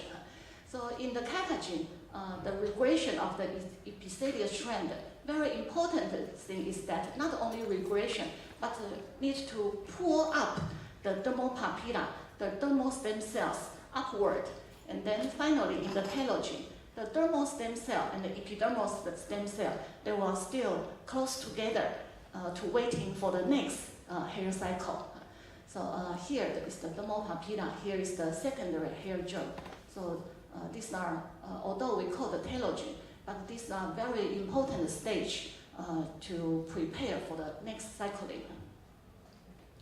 So no matter in the beginning for the hair follicle morphogenesis or in the future for the cycling, of course many signaling molecules are playing or intermingled to each other. But one of the signaling pathway is the essential, that is the Wnt beta-catenin. So during the hair follicle in the telogen phase, the stem cells are in a quiescent stage. And once initiate enter the growth phase or the anagen, the stem cell become activated. And when generate the hair shaft differentiation stage, so no matter among this kind of change, very important is that they are dependent on the gradient of the Wnt activity. So during hair follicle formation, one thing important is that tumorigenesis also increased the risk. So among human skin cancers, most of them are related to the hair structure. So this is a very attractive pathway, but also many cancers related to Wnt. So Wnt molecules are secretory proteins. During their function, they need to bind to the freezed receptor. And these are the one critical step on the cell membrane. And the DKK is inhibitors can block this binding. And the second part, very important, is the intercytoplasma. Once the Wnt and the receptor activate this signaling, the beta-catenin will not be degraded. Okay, so beta-catenin will accumulate and then translocate to the nucleoli and to initiate very important genes related to hair follicle. So these are some developmental biology study. So if we overexpress DKK in the very early embryonic period, you will see that this chicken embryo will never have a feather, and also the dermis also have a impairment. So and also during the feather formation, these are equal to humans' hair placoid or the hair germ. Some Wts are activated on the hair germ, but some need to disappear on the hair germ. That means there are diverse Wts. They got a kind of a balance to regulate this patterning of hair follicle. And in human embryonic skin, you will see that the placoid or hair germ or the matrix area to generate hair shaft all these areas are overexpressed beta-catenin. So that means beta-catenin in tissue level is a very good marker for the Wnt activation. And until now, let's find is there any significant medical issue related to Wnt. So you know that hair loss is a very common complaint in dermatological clinic. And of course, there are many different etiologies. And here I use the androgenic alopecia as an example. Androgenic alopecia, you know, specifically happened on male. And usually the frontal hairline will regress rapidly. And usually on the scalp, the hair we call the terminal hair. So the hair shaft is thick. But once the androgenic alopecia happened and the regression of the hairline, you will see that actually the hair is still over there, but become very thin and minimized. Okay, so androgenic alopecia may be because of the importance to the male and also to the marketing. So many of the research investigate on this topic. And right now, the current conclusion is that the etiology of the androgenic alopecia is related to the testosterone metabolism. So dihydrotestosterone will become cause the dermopapilla area. Okay, so that focus on the dermopapilla, the dermis part. So DHT will bind to the dermal part of the hair follicle, and then to cause the hair follicle become smaller, minimization. So finally, you cannot see the hair very clearly. So, and this process is very important, regulated by the 5-alpha reductase. So therefore, 5-alpha reductase inhibitors, or we call the finasteride, still right now the FDA approved oral medication to treat androgenic alopecia. But however, the effect for this drug still not satisfied. So you will see many male patients suffer from androgenic alopecia. Finally, they need to receive their surgical for the surgery for the hair transplant. Yeah, okay. So that means androgenic alopecia still have some unmet need in medicine.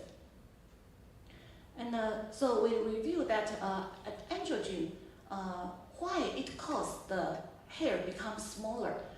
One very important mechanism is that once the testosterone enters the dermopapilla cell and metabolized to DHT, DHT binding to the androgenic receptor and then translocated to the nucleus. And after that, several genes will be upregulated. One of them is the DKK1. So DKK1, we just mentioned that is very important and a strong inhibitor for the Wnt signaling.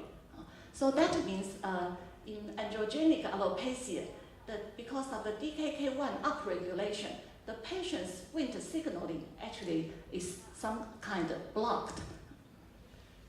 And the second reason for the study about androgenic alopecia is in the family with hereditary androgenic alopecia. Okay, so through several families study, so identified some genetic risky loci, and some are related to the Wnt. So, for example, if Wnt10A impaired, so in the beginning the hair growth or the anagen phase is very long, but once Wnt has impairment, the growth phase becomes shortened and the telogen phase become longer. So that's one of the cause for the androgenic alopecia. So through this kind of study, you will feel that maybe targeting Wnt signaling pathway can provide a potential strategy to treat androgenic alopecia. So it is very attractive to targeting Wnt pathway. However, from the publication, you will see that several papers, once you upregulate the Wnt beta-catenin pathway, usually the skin cancers or skin tumors will come at the same time. And also in human, we know that there is a common benign skin tumor, pilomatricoma, originating from hair matrix cell, beta-catenin mutation, so become activated. So that means to target Wnt pathway may be effective, but also associated with the risk for tumorigenesis. And then I will introduce a little bit why the skin has color. Okay, so among human beings, there are different skin colors and also hair colors. So what kind of factors controls the variation in human skin and hair color? So the cell responsible to produce pigment are melanocytes. Okay. However, melanocytes among different races, the number are nearly the same. Okay. So the difference are related to the first is the ratio of the melanin produced. Okay. And because we have some population with MC1R mutation, so we know that once MC1R impairment, the melanocyte cannot produce eumelanin, but produce only pheomelanin. Pheomelanin is a kind of yellow-red pigment. So the hair will become golden yellow, like this. So in human being, also this kind of population. So the first is the ratio that's related to the MC1R signaling. And the second is related to the melanosome structure. Once melanin produced, they are included in a small organelle we call the melanosome. The structure in different age races are different. And the third is that after melanocyte generated the melanin, they will distribute to the surrounding keratinocyte. So the distribution also will influence the final color. So melanocytes are from different origin. They're from neural crest. So before the neural tube closure, they will migrate to a different area. And in skin, if they go through the dorsal root, they will move to the skin, become melanocyte, reside in the skin. And many studies also show that Wnt signaling are essential for the melanocyte development. So here are the human embryo study. You will see that 8 weeks of the gestational age, so we already have some melanocyte on the epidermis. And during the hair follicle formation, melanocyte not only reside in the basal layer of epidermis, but also will downward migration to the hair follicle structure, such as sebaceous gland, also in the bulge. And in the lower part, you will see that melanocyte will move along the outroot sheath, and finally to the matrix. And importantly, that only the melanocyte in the matrix area can really become differentiated to produce pigment. So here we call the hair pigmentation niche. Okay, they are in the matrix area. So here is a summary that melanocytes actually reside in different locations in the epidermis and also in the hair follicle. But to generate hair pigment only can in this niche area. So this area very important signaling through the keratinocyte and the melanocyte are stem cell factor or KIT ligand c-KIT signaling. So after this precursor become differentiated, they will generate melanin and then intermingled to the hair shaft cells. And finally, hair shaft will become pigmented. KIT ligand and the KIT, these are very important signaling pathway for control normal melanocyte and homeostasis. So once this binding, they will trigger NRAS, BRAF, MEK, ERK, and finally activate MITF, the most important transcription factor, and then induce the gene related to melanin production, such as tyrosinase, TRP1, TRP2. Here I'm going to tell that based on those background, what's the new things in my lab we are doing. So for find a good targeting point in the Wnt pathway, so I am interested especially on the casein kinase 1-alpha. So in 2002, this kinase was identified actually it is the first priming kinase in the beta-catenin degradation complex. In the beta-catenin degradation complex, there are many members. The first is axin, will recruit CK1 alpha and to phosphorylate beta-catenin at the serine 45. So this is the very important first step. So after that, the S45 phosphorylation will prime beta-catenin for the succeeding GSK3 beta phosphorylation cascade.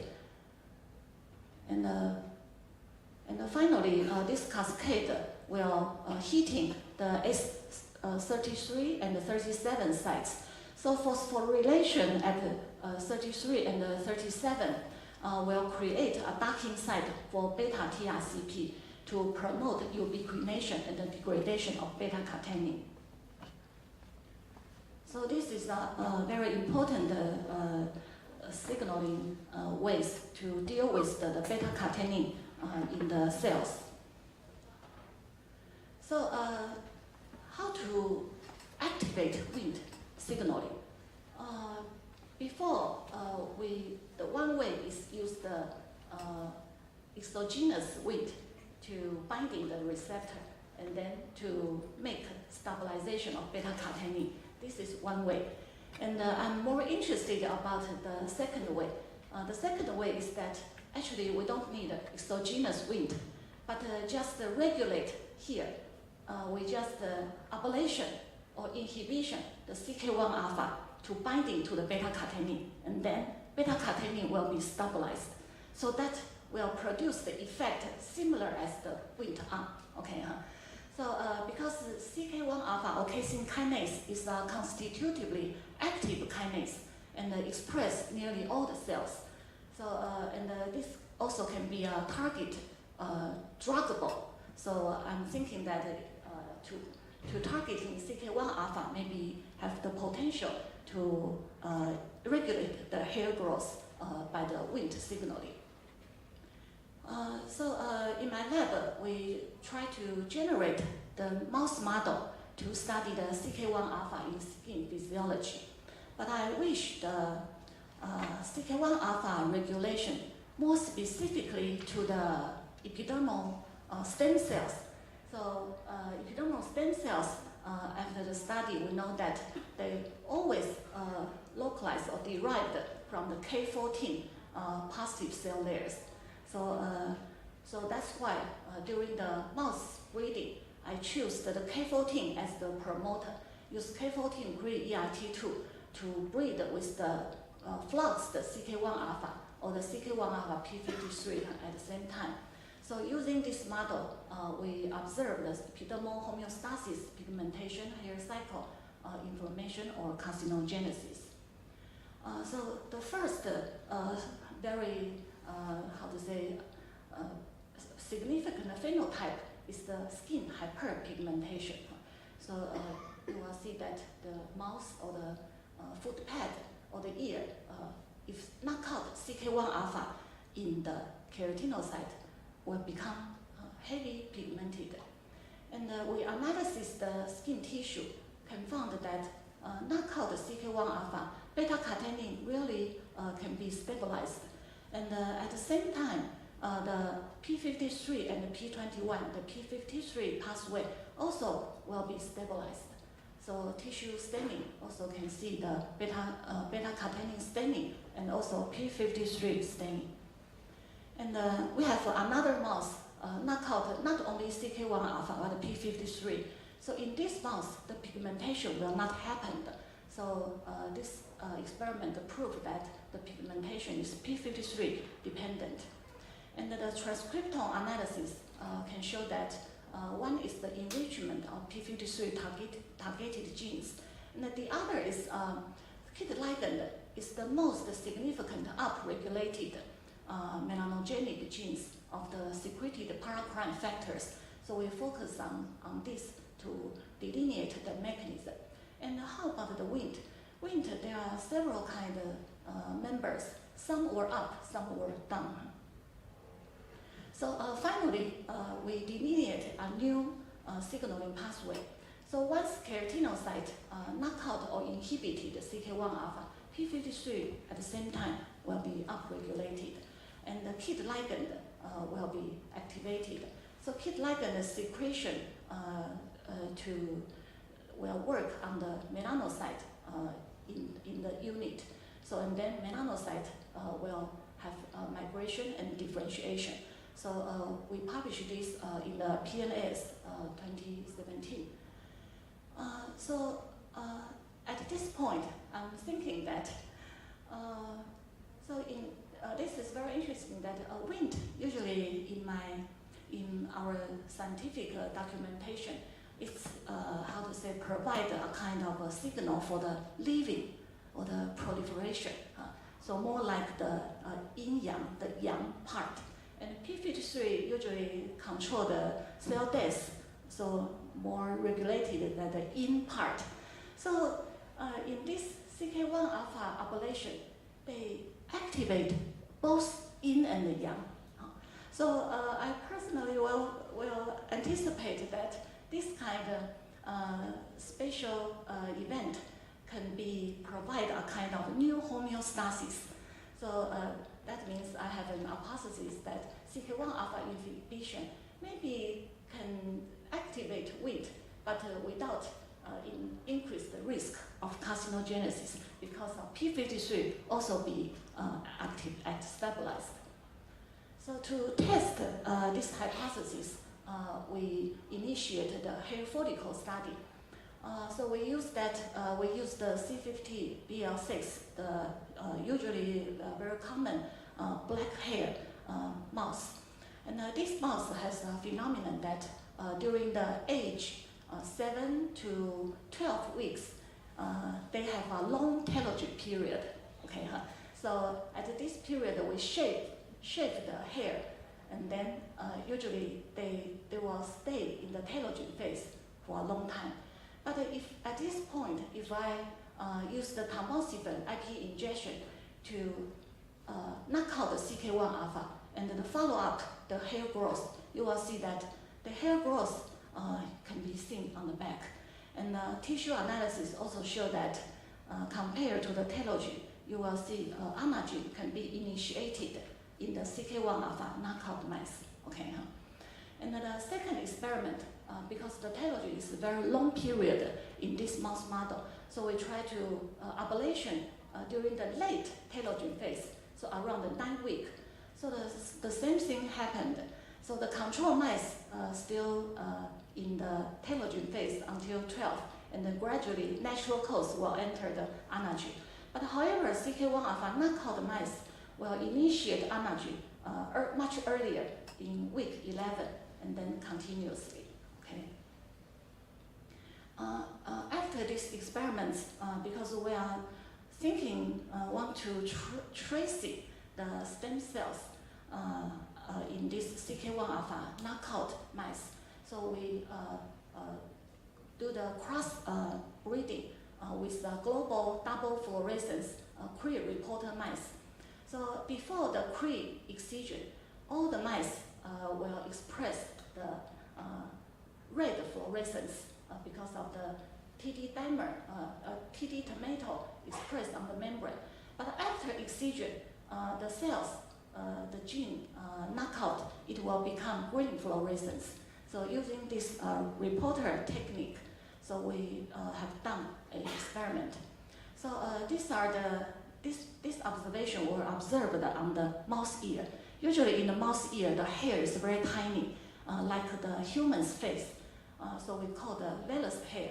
But after CK1 alpha, the green cells are the keratinocyte with CK1 alpha knockout. So you will see the green cells will proliferate, and the hair can become longer, and the hair shaft will become a terminal hair. So I use this experiment to express that in the beginning, not on the back is always terminal hair, but in other area, the CK1 alpha knockout can change the morphology of the hair. So that's also implying the possibility to be used in the androgenic alopecia to reverse the thinning hair become thick. So after mouse study, in my lab, we screening all the commercial available or the collaboration with different lab. We so many kind of CK inhibitors. So finally, we choose 3 to do the mouse study again. So topical apply the CK inhibitor A. So you will see control mice in the telogen. But after we topical apply, the hair growth can be seen. And the growing hair, you will see beta-catenin staining in the secondary hair germ, and the matrix will be enhanced. And we also do the Fontana-Masson staining for the eumelanin. So you will see the hair shaft is pigmented. Okay. And the other topical CK inhibitors, D or C, you will see control always in the telogen. Topical CKI-D can induce energy. And topical CKI-C, also in the phenotype in histology, can see the energy initiation. And this initiated hair follicle will highly express beta-catenin in the matrix area. And we have another reporter mice specifically labeled melanocyte stem cell. So in the control, the melanocyte stem cell in the secondary hair germ, but after applied topical CKI, during the hair growth, you will see melanocyte stem cell will also migrate downward along the outer root sheath. So that means topical CKI can stimulate the migration of the melanocyte stem cell and to the niche for the pigmentation. And because the mice I used for pigmentation, they originally are black hair, so it's not so convincing that it really can enhance pigmentation. So in my lab, I have MC1R mutated mice. They have golden yellow hair. So we crossbreeding with CK1 alpha. So if this mouse not called CK1 alpha, in the beginning, no pigment can be seen on the hair shaft. But after CK1 alpha knockout, pigmentation will increase. And the eumelanin analysis on the back skin also see that eumelanin can be induced production. So the histology show that usually MC1R hair do not have pigmentation in the matrix area, but the CK1 alpha knockout can really induce eumelanin pigmentation. And tissue analysis on this MC1R mouse can show that KIT ligand, c-KIT, and MITF tyrosinase, all the pathway related to KIT ligand KIT induce the melanogenesis can be upregulated. And finally, we are interested in that how about the human cells response. In human, we do not have how to say applicable in vivo model, so we need to use cell culture model. So keratinocyte, if treated with a CK inhibitor, you can see p53 will be induced, and KIT ligand and the c-KIT will be induced at the same time. And in the culture medium, KIT ligand concentration will increase. And this conditional medium, if we use this medium to treat melanocyte, without the treatment and with treatment, you will see that the conditional medium with high KIT ligand expression can really proliferate the cell and enhance the dendrite formation. And the melanocyte's function for tyrosinase and MITF and also migration can be enhanced. And these are the human skin we got from the foreskin. So use human skin in vitro explant culture, topical applied, you will see the pigmentation can be increased, and the melanocyte number increased, melanin increased. And the Western blotting analysis on human skin can see p53, beta-catenin, KIT ligand, c-KIT, all these important pathway related to the pigmentation or maybe to trigger the hair cycle can be upregulated in human skin. So finally, I will have a summary. The first is that CK1 alpha inhibition in our experiment activate hair follicle stem cells in the secondary hair germ and to initiate anarchy.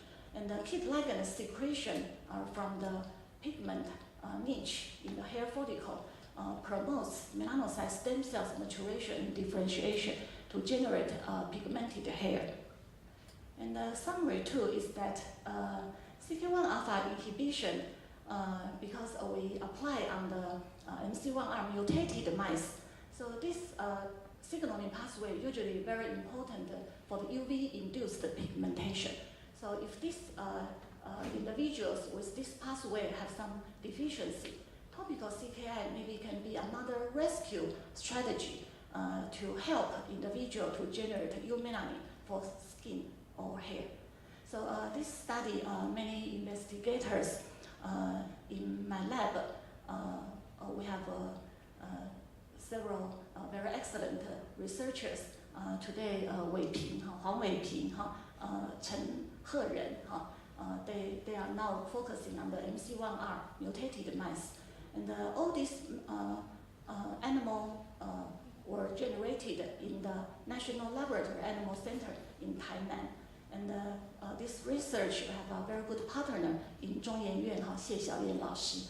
And the CK1 alpha flux mice gift from the Hebrew University. And the transcriptome analysis were analyzed by the German Philipp University, Marburg. And eumelanin analysis were performed by the Fujita Health University. And the funding for this project come from different one. So thank you for your attention.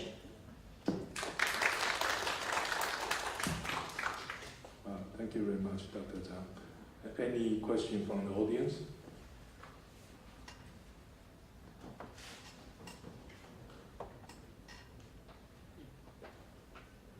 Beautiful work. Congratulations. The other purpose you didn't put in your conclusion is the strategy is tumor suppressive because PV3 is turned on. So my question is, CK1 alpha inhibition, what is the mechanism that PV3 is turned on? And is this pathway working in every kind of skin-related cells? Because any cell that is not not working in this pathway may have carcinogenesis. So you have shown that human keratinocyte, yes. And I remember you said KIT ligand is secreted by matrix cell or something else. I mean, can you say more in more detail about that? Yeah, all the keratinocytes seems can secrete KIT ligand. Yeah. And melanocyte and the keratinocyte, they composed as a unit. Mm-hmm. So the keratinocyte secreted KIT ligand can be a kind of paracrine factor to nourish or stimulate melanocytes activity. But my point is the P53. Yes. Whether P53 is by this creatine kinase inactivation, I mean, all kinds of cells has this P53 activation. Yes. Before my research, the first report is use this mechanism to trigger the colon cancer animal. So that means colon epithelium or intestine epithelium, CK1 alpha knockout also can induce P53. And right now, actually, this kind of CK1 alpha inhibitor in clinically more important in treat cancer, for example, the leukemia.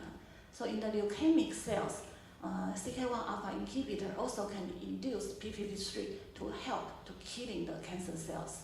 Yeah. So I'm not sure it's all the cells expressed by this way if inhibited by CK1 alpha. But no matter how, in skin, we're very sure that keratinocyte can induce p53 activation. Okay. Any question from audience? Okay, I have one question. So recently, I heard from one of my physician friends that the newest treatment for androgenic alopecia.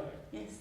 So instead of doing the hair transplantation, yes, the newest treatment is to pull out the thinning hair one by one, just to pull out. And after a while, the hair will grow back. So can you comment on whether this has something to do with the wind signaling? Yeah. So pull out the hair is some kind of wounding, to produce some kind of wounding. So after wounding, of course, it's possible to induce some growth factor. So maybe growth factor can regulate, stimulate hair growth, but this is the lucky part. But the other part, if the growth factor you induced are the fibrogenic factors, and then you will become scarring. So it's still very risky. I have a question. Professor, what is the role or the effect of CK1 inhibition in relation to hair regeneration after wound or a scar? Maybe due to surgery, like, or due to a particular wound or burns. So what's the role? Have you done any study in that regard? Yeah, this is another issue. What I presented are the normal skin, okay? But in the wounding skin, right now, a very challenging topic is that how to induce, still can induce normal hair regrowth in the wound, okay? So your question are related to this, because most of the wound, they will closure, how to say, on the surface. However, they will never generate a normal hair follicle. That's the problem. So actually, we have a preliminary test to use CK1 alpha to regulate. The preliminary data show that they have some kind of potential, yeah, to in the wounding. If we can prepare the wound earlier, maybe they have more chance to generate normal hair follicle after closure. Okay, one last question.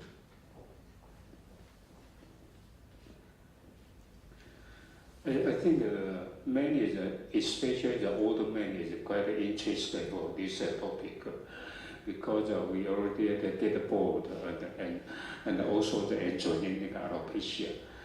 But what do you think if you use CK1 alpha inhibitor to the patient have androgenic alopecia and they already lost their hair follicle like a board? And when you use the cream to apply to their bald head, can they grow the hair again? And the second, how to prevent also they induce the pigmentation in skin?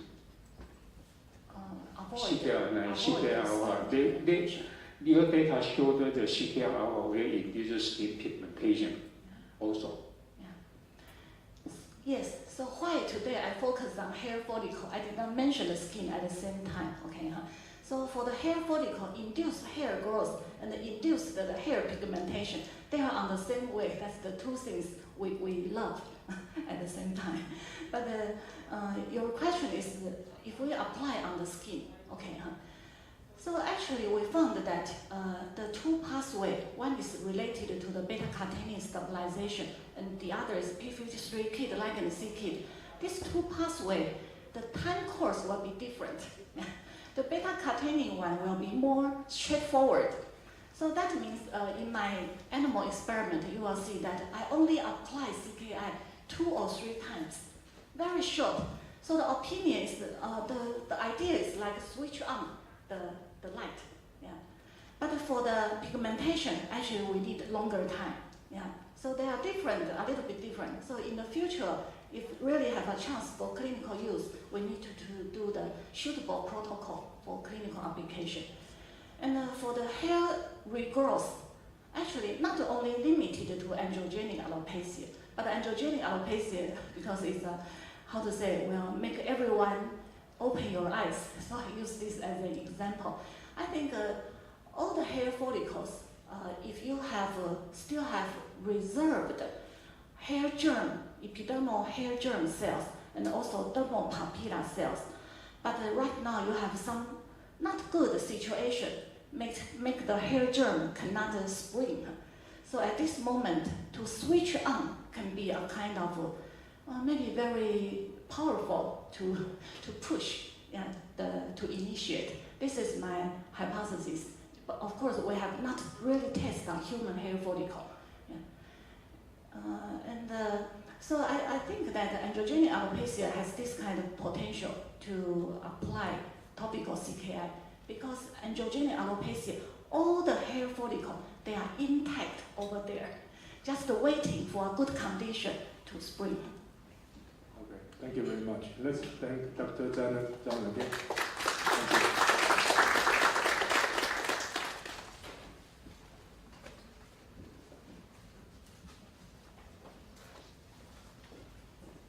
Thank you, Dr.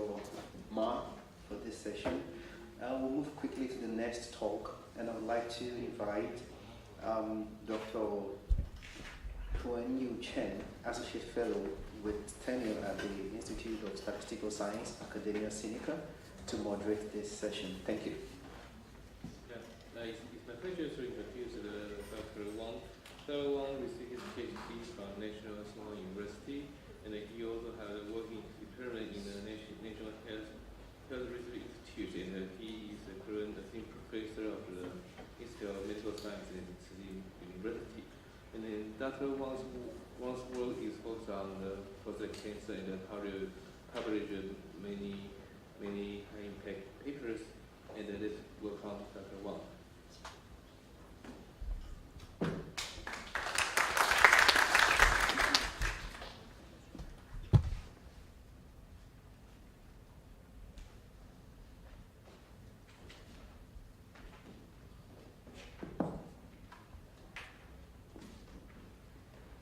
Okay, good afternoon. Thank you for the introduction. I would say it's a very nice opportunity here to share my work in here, and I will introduce some my current work in my new setup laboratory. So today I will talk about some metabolic metabolism in the cancer, especially for the prostate cancer. We focus on try to find some metabolic vulnerability that try to target prostate cancer and try to treat it, hope to find a way to treat the prostate cancer. So today's talk I will have 3 parts to show. One is I will show the introduction for the unmet clinical needed in prostate cancer, and next I will show the arginine.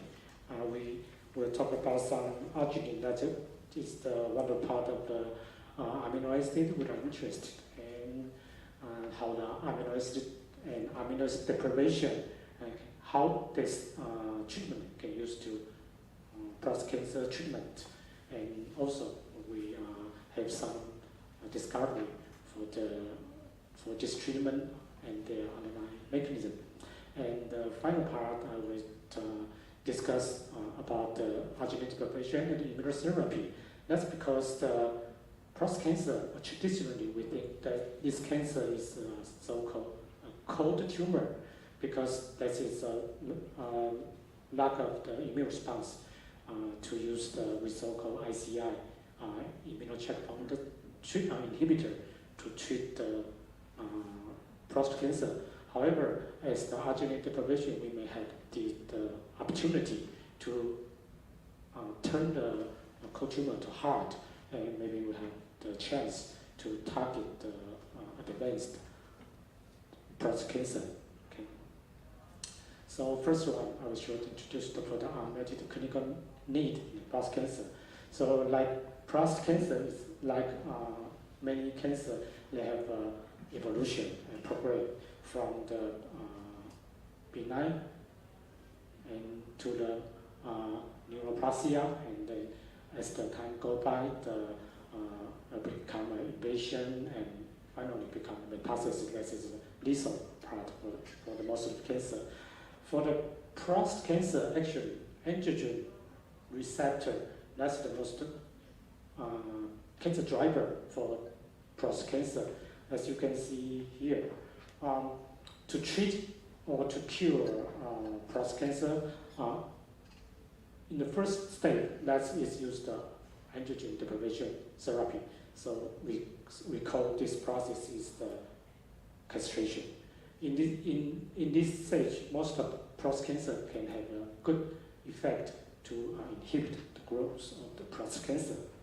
However, as the treatments keep going, the prostate cancer will become androgen independent. That means if we use the androgen AR inhibitor, it will no longer to inhibit the prostate cancer growth. And in this situation, we will say this is a castration-resistant prostate cancer called CRPC. Okay, so just as I mentioned earlier, AR is the most driver force to activate prostate cancer growth. So what is the mechanism? I think they have three parts to drive AR as the oncogene. That is the one. It's amplification or overexpression of AR, or AR mutation that's called the androgen independent, or AR amplification, and or the other oncogene that can activate AR. So many oncogenic events actually they are can activate AR or AR dependent signaling pathway to promote prostate cancer growth. So here is the Taiwan cancer statistics. I'm sorry for the Chinese, that's because I have listed the number 5 is the prostate cancer. From these statistics, we can find interesting things that even the top 1 or 2, top 1 is the non-cancer, as we have learned from this morning talk. Is the top 1, the very important cancer here. However, in the prostate cancer, you can see the growth rate is sharply increased. That's because it is one reason that is our age society, and the other reason that's maybe come from our dietary. We have people that have used the high-fat diet that will be contributed to the increase of the prostate cancer incidence. So we think prostate cancer maybe should be take more attention in the future. As in my experience for the study of prostate cancer, I think prostate cancer study in Taiwan is somehow overlooked. So as our society is going to the highly aged society, I think the prostate cancer should take more attention because its growth rate is very high among the top 10 cancers in Taiwan. Okay. So what is met critical need? That is I have just said that as the prostate cancer treatment with the we call the castration resistant, and that way we develop to the castration resistant. Even more worse, they can develop to the metastatic castration resistant. And in this stage, even the new drug like enzalutamide or second or the abiraterone as a new type or second generation of the androgen AR inhibitor, that will be no longer to use to treat the we call the NRPC. And in this stage, I think this is a medical clinical needed for is the CRPC, and the new way to treat cancer is also limited, include the ICI, that is immune checkpoint inhibitor. So we think about one way to target prostate cancer is by their metabolic pathway, which is try to find their metabolic vulnerability, try to target the prostate cancer. So the second part, I would like to introduce arginine metabolism and why arginine is important and can as a tool to treat prostate cancer. And we also study the underlying mechanism about arginine deprivation.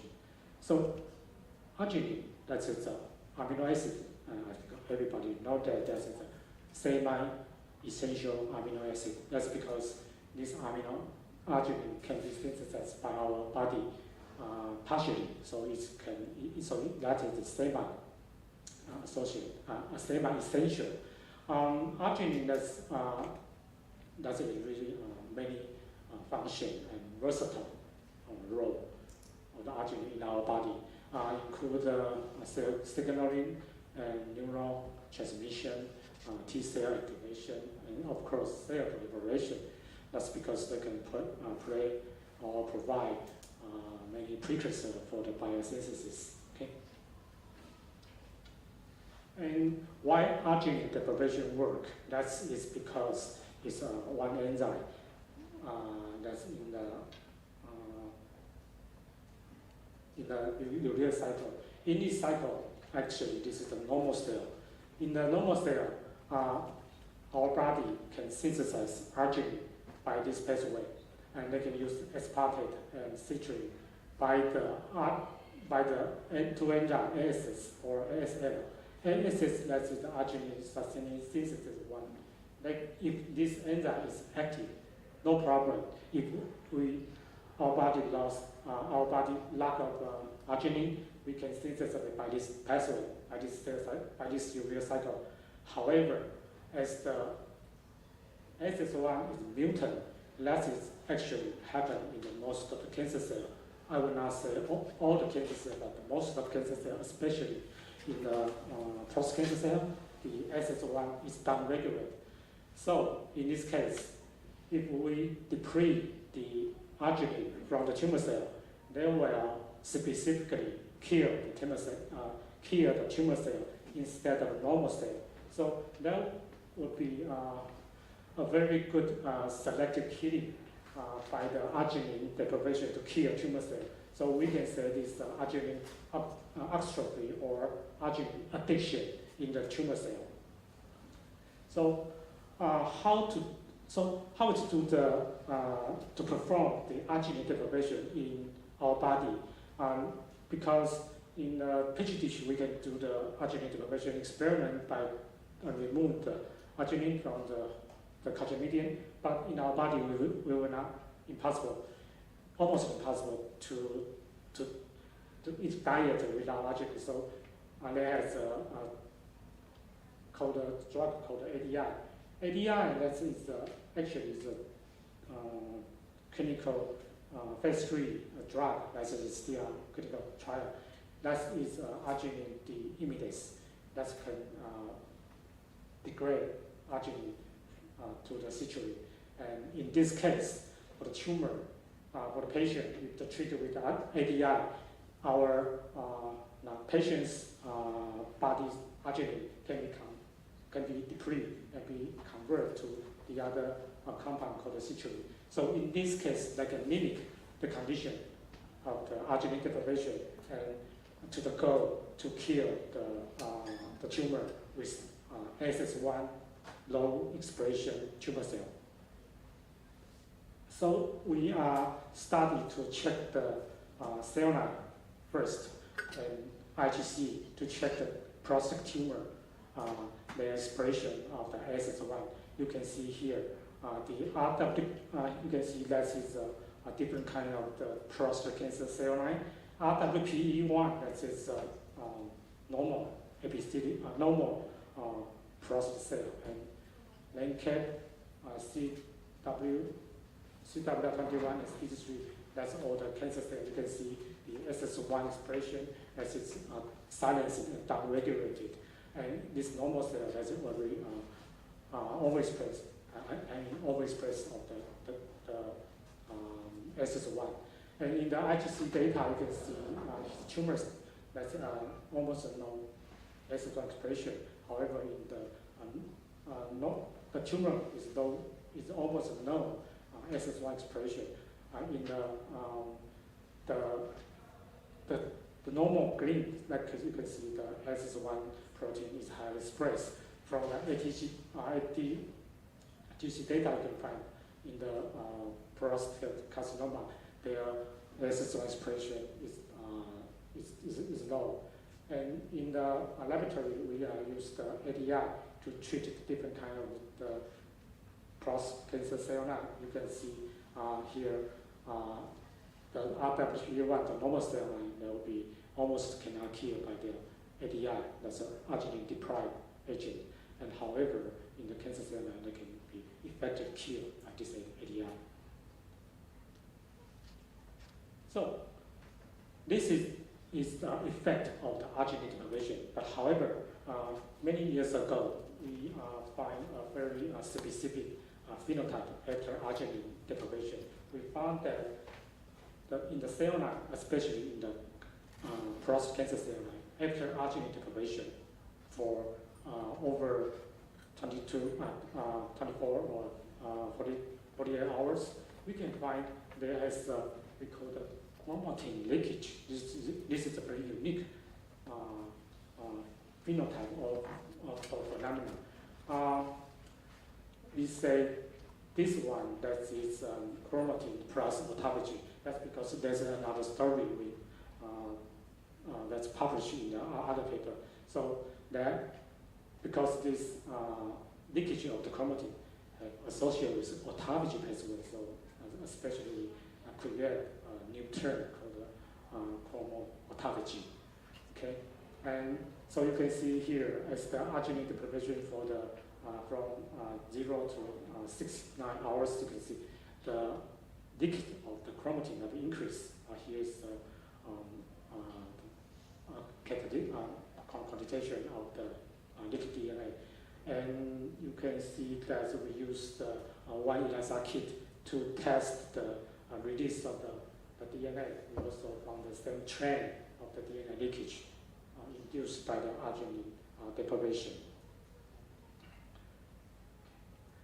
And that's the very one interesting question we arised during the observation of the leaked DNA. So what is the content of the leaked DNA there? We try actually many different kind of antibody to check the leaked DNA, the content, what is the content of the leaked DNA. Actually, we found here, we found the DNA repair molecule. They will be enriched in the leaked DNA. So they give us a hypothesis that maybe DNA replication machinery or DNA mechanism associated with the arginine deprivation, there will be involved DNA repair loss or deficiency in the during the arginine deprivation. Yeah, as you can see here, here's the DNA damage marker, gamma 2 H2X. You can see that's the very significant increased gamma H2AX induction. Here's 28 hours of arginine deprivation, and the gamma 2X is increased, and this increase can be rescued by the arginine and added back to the medium. We'll be back to the normal level of the protein phosphorate expression. And we test two cell lines and see the same for them, and see the two phenomena is sustained. So we now, and we have a hint about the arginine deprivation induced the cell DNA leakage that is kind and associated with DNA repair mechanism. So this is the one thing. And the other thing, we also observed the DNA, not only the DNA leakage, we also found arginine deprivation that will impair the mitochondrial function. That's because in the cell culture system that's treated with arginine deprivation, we can find the cell growth reduced, and by this medium, it's become the acidification that we weaken more the normal culture. So we take the this observation, we check the mitochondrial function, because mitochondria and glycolysis pathway they will be associated with the metabolism in the cancers. So we use the seahorse mitochondrial activity assay to check the arginine deprivation. You can see as the arginine deprivation, the mitochondria, the morphology will change dramatically. You can see the short treatment of arginine deprivation. The mitochondria will first from like a fusion phenotype, and as the treatment longer, they will become a V-shaped phenotype. That's indicate in the short time of the arginine deprivation treatment, mitochondria will aggregate to produce more energy. However, as the treatment is longer, the damage is very severe. So the mitochondria will no longer provide the cell the energy, and it can become cell apoptosis and cell death. So you can see the OCA or means mitochondrial activity that will be impaired by the arginine deprivation. And consequently, after arginine deprivation, we also observed mitochondrial hours mitochondrial-induced hours of increase. That's what you can see as the increase of time of the arginine deprivation. The mitochondrial hours will increase as you use the mitochondrial sacs to stain the mitochondrial ROS. And that is the computation. And here, as we use mitotempo, that is the mitochondrial mitochondria-induced scavenger that can rescue the mitochondrial RS. So from this data we can conclude that impaired mitochondrial function induced by arginine deprivation can be rescued by the mitochondrial mitotempo to rescue the damage. And in order to unbiased to study the underlying mechanism associated with mitochondria, associated with DNA, associated with arginine deprivation, we use RNA sequencing to study involve the underlying pathway to compare treated with arginine or normal medium. And we found that use a different kind of annotation. We found many pathways that actually involve the arginine deprivation include, you can see that we have the HOMA, KGGO, and others annotation to investigate what kind of the signal pathway involved the deprivation.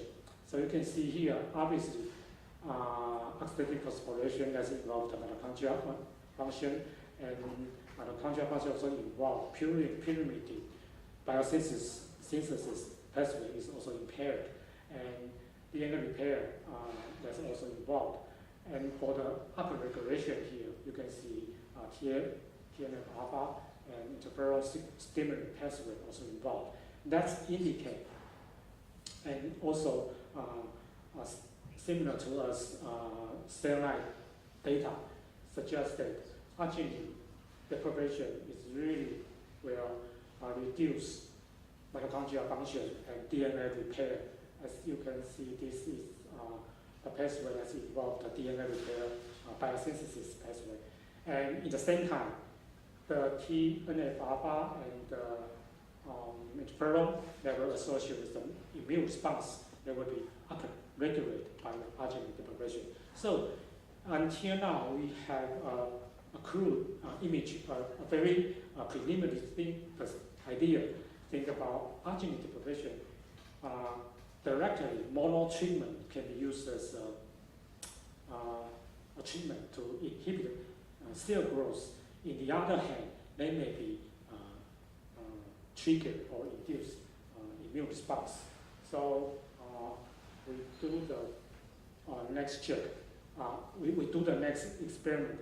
But before that, we use the RNA-seq to check the arginine deprivation associated gene. You can see in the mitochondrial complex, we check the expression. And here you can see most of the mitochondrial gene will be downregulated by the arginine deprivation. And for the DNA repair associated gene, their expression will be reduced by the arginine deprivation. So, and as this data, we can see almost very globally, we not say globally, very large amount of gene is affected by the arginine deprivation. What is the mechanism can cause this reduction? One possibility that is through the epigenetic regulation. So we test the histone modification after arginine deprivation. As you can see here, the most dramatic change is H3K9, methyl-3, and H3K27 and KH327 methyl-3. Their expression will increase because these two kind of the histone marker can be a suppressive marker. So that is the one, maybe the explanation to explain why the large range of gene will be silenced by the arginine deprivation. So we also checked by the immunofluorescence microscopy. You can see H3K9 and H327M3. The mark will be significantly induced by the arginine deprivation. And this increase of the suppressive marker can be rescued by the ADBAC, the arginine. And we also use the ChIP-seq to study the promoter. We also use the ChIP-seq to study the recruitment of this suppressive histone marker dramatically. You can see almost the gene associated with the mitochondria or DNA repair the promoter region. Actually, for the promoter region, we can see the two kind of the suppressive histone marker can be recruited to this promoter region, or actually in the gene body can be found. It's not. It's recruitment that is very broad, but you can see this is the increase. And here is the negative control, GAPDH. We did not find the recruitment of the two kinds of the suppressive histone marker. So from these two data, we can conclude that arginine deprivation will reduce gene expression through the epigenetic silencing mechanism. Okay, we use the ChIP qPCR to double confirm this gene expression. You can see almost of the DNA repair, that's DNA repair and mitochondrial gene, and that will be the recruitment of the H3K9 or H327 methyl will be increased by the arginine deprivation. We also use the metabolomics to confirm why the arginine deprivation will cause the epigenetic change.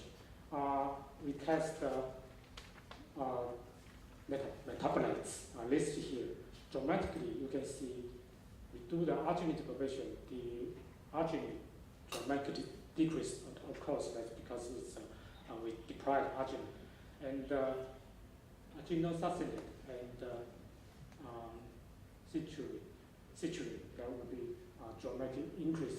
One of the molecules decreased by the arginine deprivation is alpha-ketoglutarate. Like alpha-ketoglutarate, because this molecule is cofactor to cofactor as the histone demethylase. Loss of the alpha-ketoglutarate, there will be cause the histone demethylase activity will be decreased. So in this case, we can have the explanation for the arginine deprivation, because that is a decrease of the one of the key cofactor for the histone demethylase, and that will increase the histone marker in the after the arginine deprivation. And from here we can see the alpha-ketoglutarate level quantitation, and we also use the rescue study, use the PMKG as is water soluble alpha-KG that can rescue the increase of the suppression marker. And we also do the RNA-seq treated with PMKG. We can see the oxidative phosphorylation can be reversed by the treatment of the PMKG, and also mitochondria also can be rescued by the DMKG, and cytosolic DNA will also rescue by the DMKG. So from this result, we can say that arginine deprivation will decrease the level of DMKG and can also be rescued by the suppress of the DMKG. Okay. So until here, we have small conclusion. So this part, that's arginine deprivation that will induce chromatin leakage.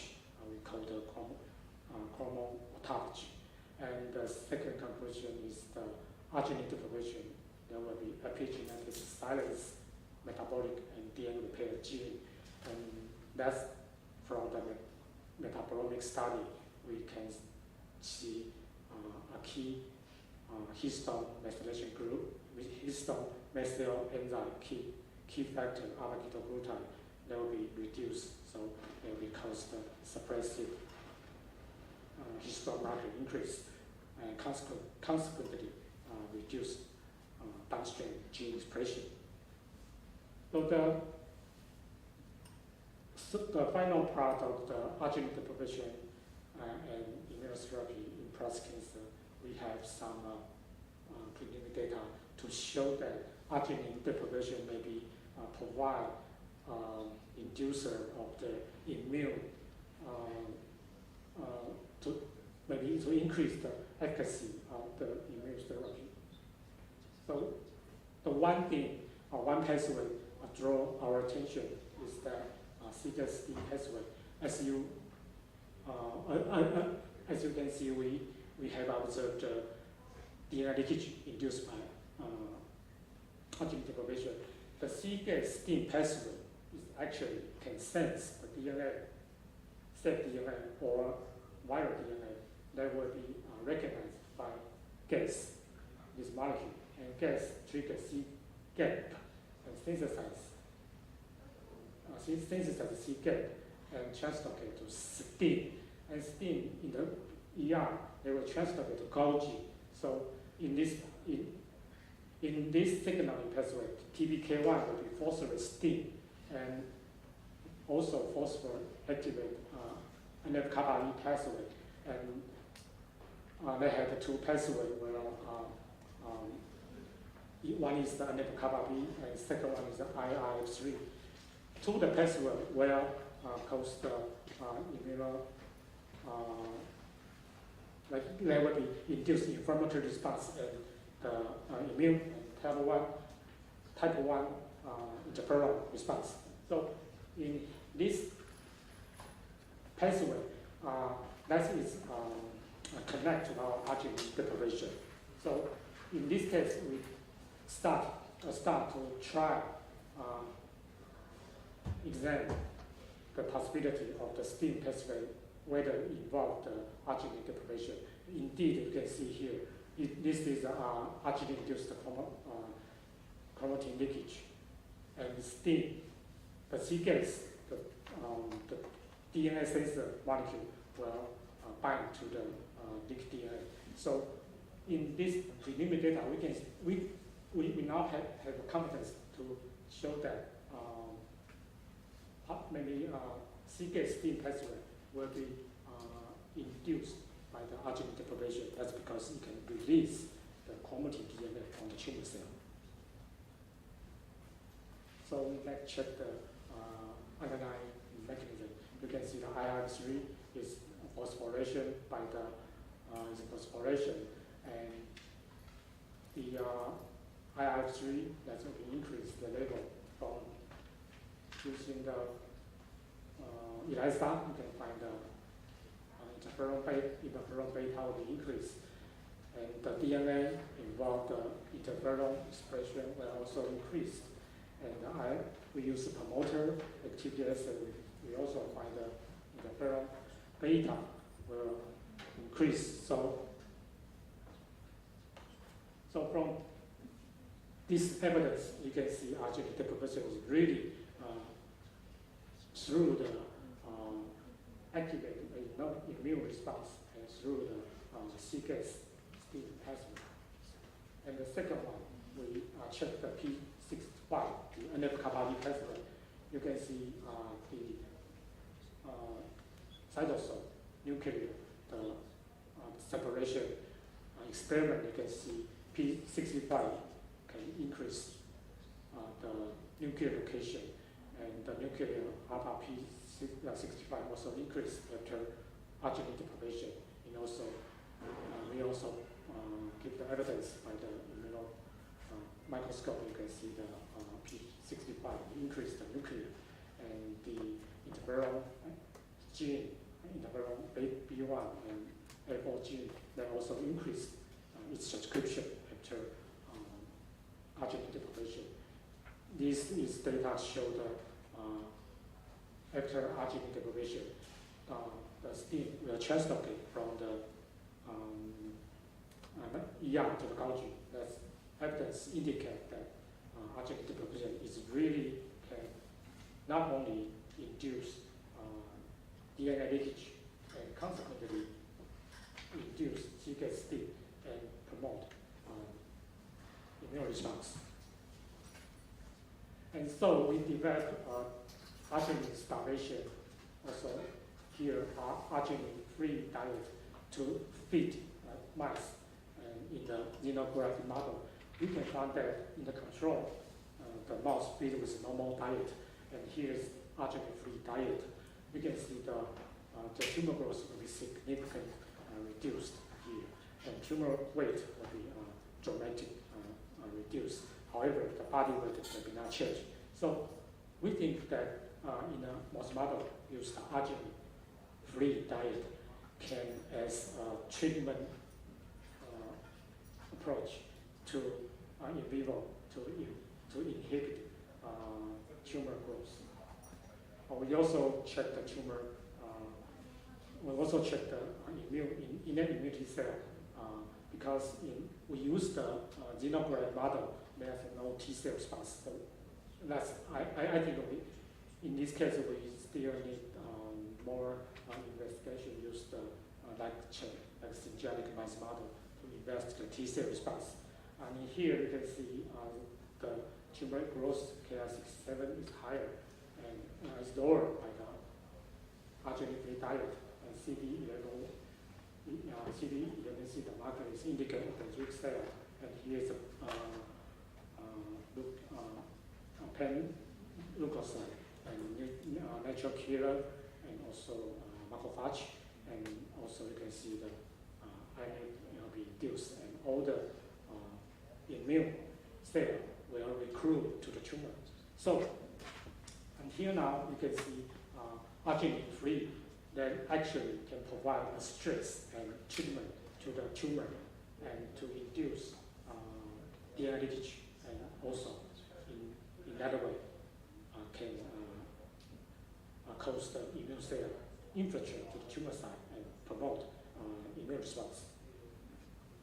So I think this is the data we published in the Sinica last year.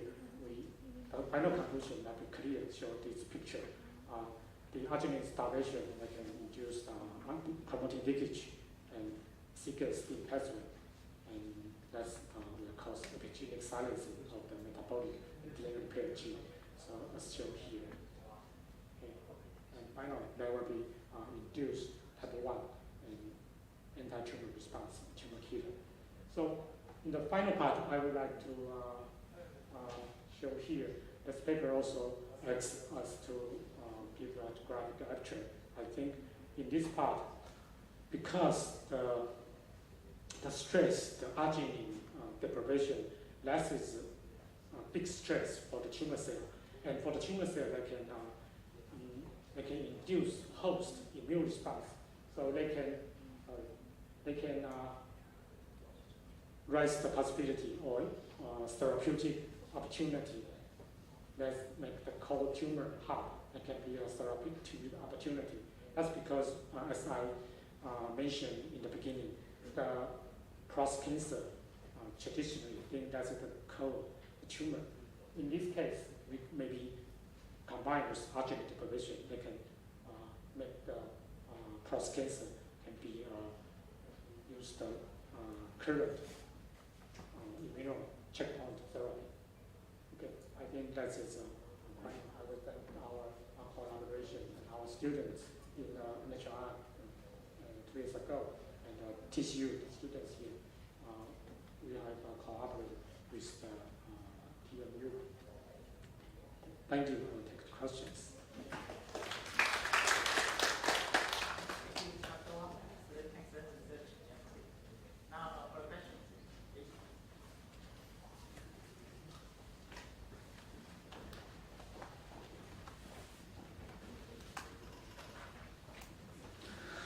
In your data, you say that the arginine depletion can maybe the strategy to treat the prostate cancer. But what is the outcome of the arginine deficiency in normal cell? Actually, in normal cell, there's almost no killing effect by arginine deprivation. So arginine deprivation, that's because our cell can synthesize arginine by ourselves. So it's almost no effect in the normal cell. Yeah. So that's the strategy. So you mean your arginine depletion is only effect on your tumor cell? Yes. Why? That's because in the tumor cell they have one gene deficiency called SS1. That is the pathway to synthesize arginine. In the tumor cell, this gene is impaired, is silencing.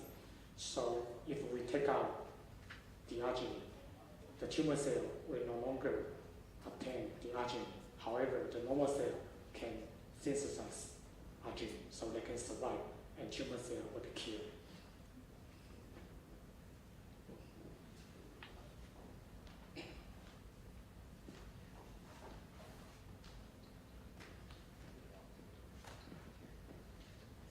Yeah, first the small one is why tumor cells, most of tumor cells has a low ASS1.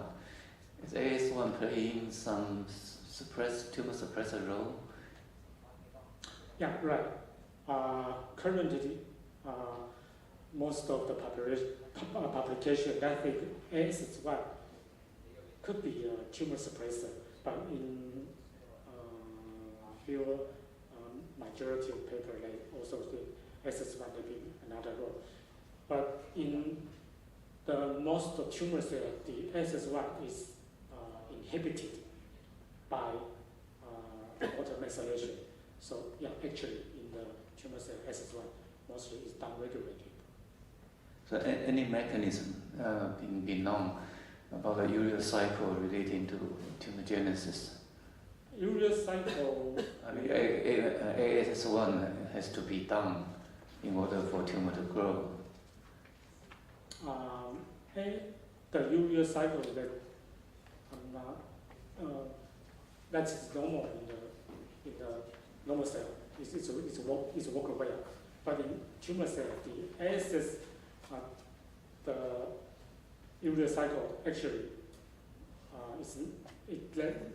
that's gene, especially ASS1, that's silencing. So I think that's a real need exogenous of the ASS1. And the tumor genesis of the ASS1, I'm not sure the deficiency of the ASS1, deficiency of the cell cycle associated with ASS1.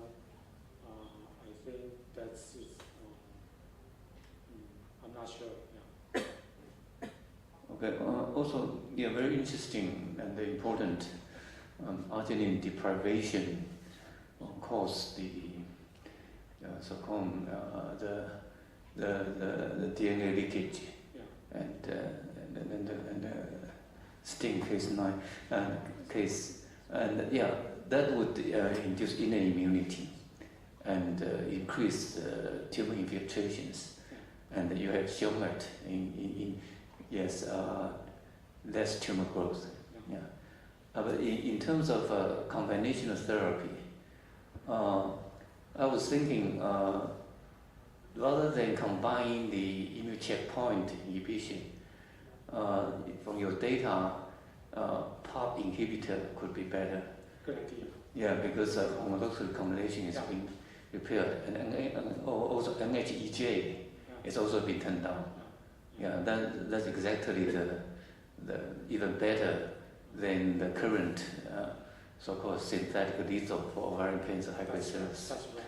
Yeah, and for immune checkpoint, in order for the immune checkpoint inhibitor to work, you have to have a tumor with so-called hypermutation phenotype.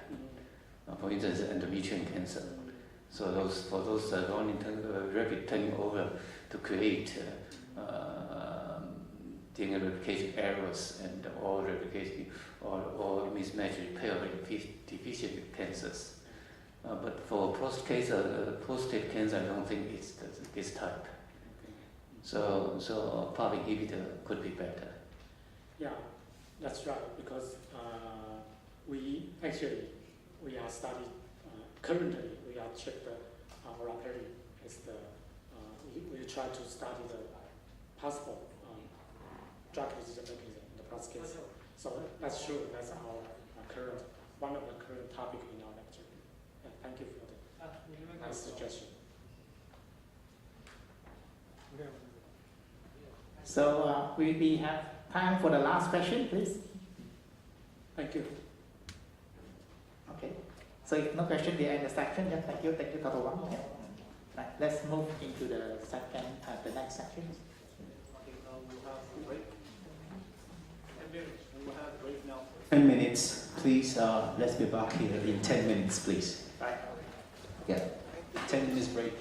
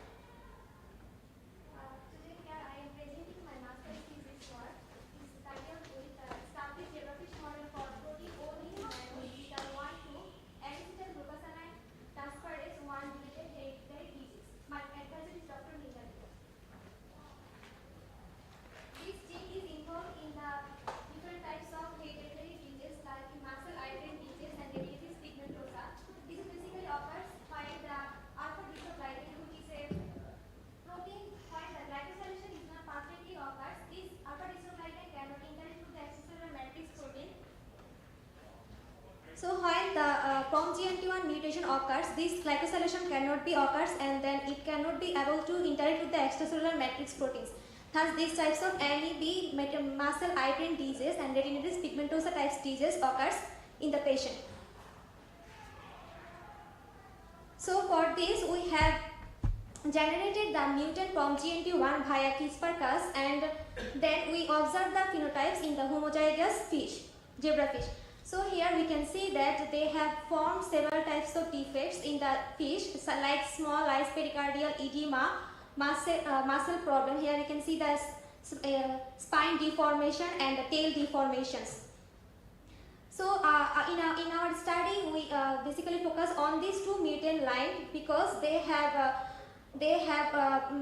showing the etiology like muscle eye-brain disease and the retinitis pigmentosa because of this small eye and the muscle weakness problem.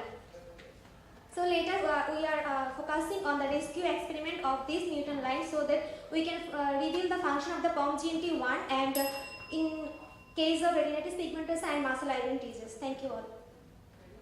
Okay, so next we have Preeti Viraj. Yeah?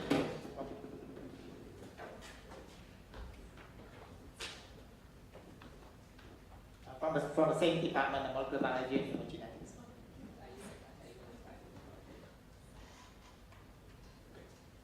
Good afternoon, everyone. I'm Preeti Viraj.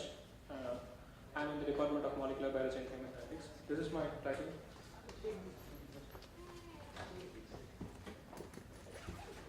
The impact of nucleic acid protein of most coronavirus on memory and function.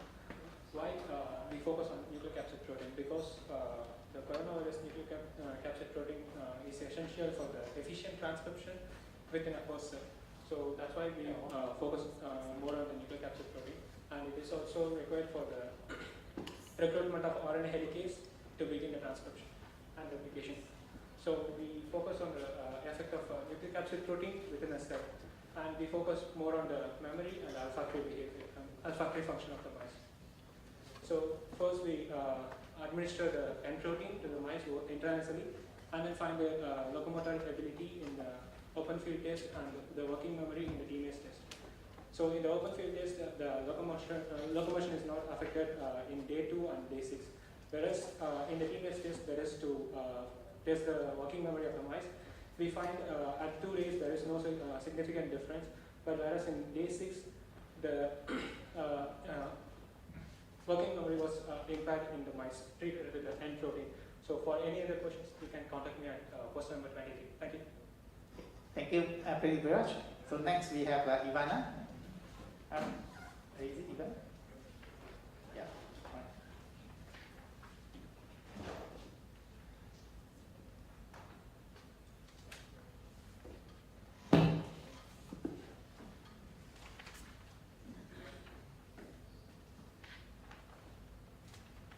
Good afternoon, everyone. So my name is Ivana, and this is the title of my project. So I will give you 3 reasons why I chose this topic. First is because dengue fever always correlated with thrombocytopenia as its major symptom, and until now there is no effective treatment of this disease. Second, this dengue NS1 protein is the only part of the virus that you can find in the patient's serum, and it is negatively correlated with the disease severity. Third, megakaryocyte is the platelet precursor cell. So it is my interest to see whether NS1 can suppress megakaryopoiesis and lead to thrombocytopenia or not.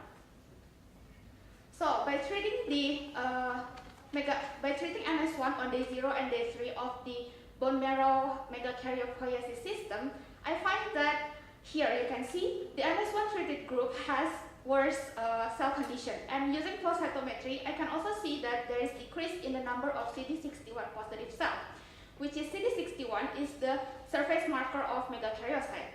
And moreover, I also found that there is increase in the number of sub-Q1 cells that is correlated with cell death.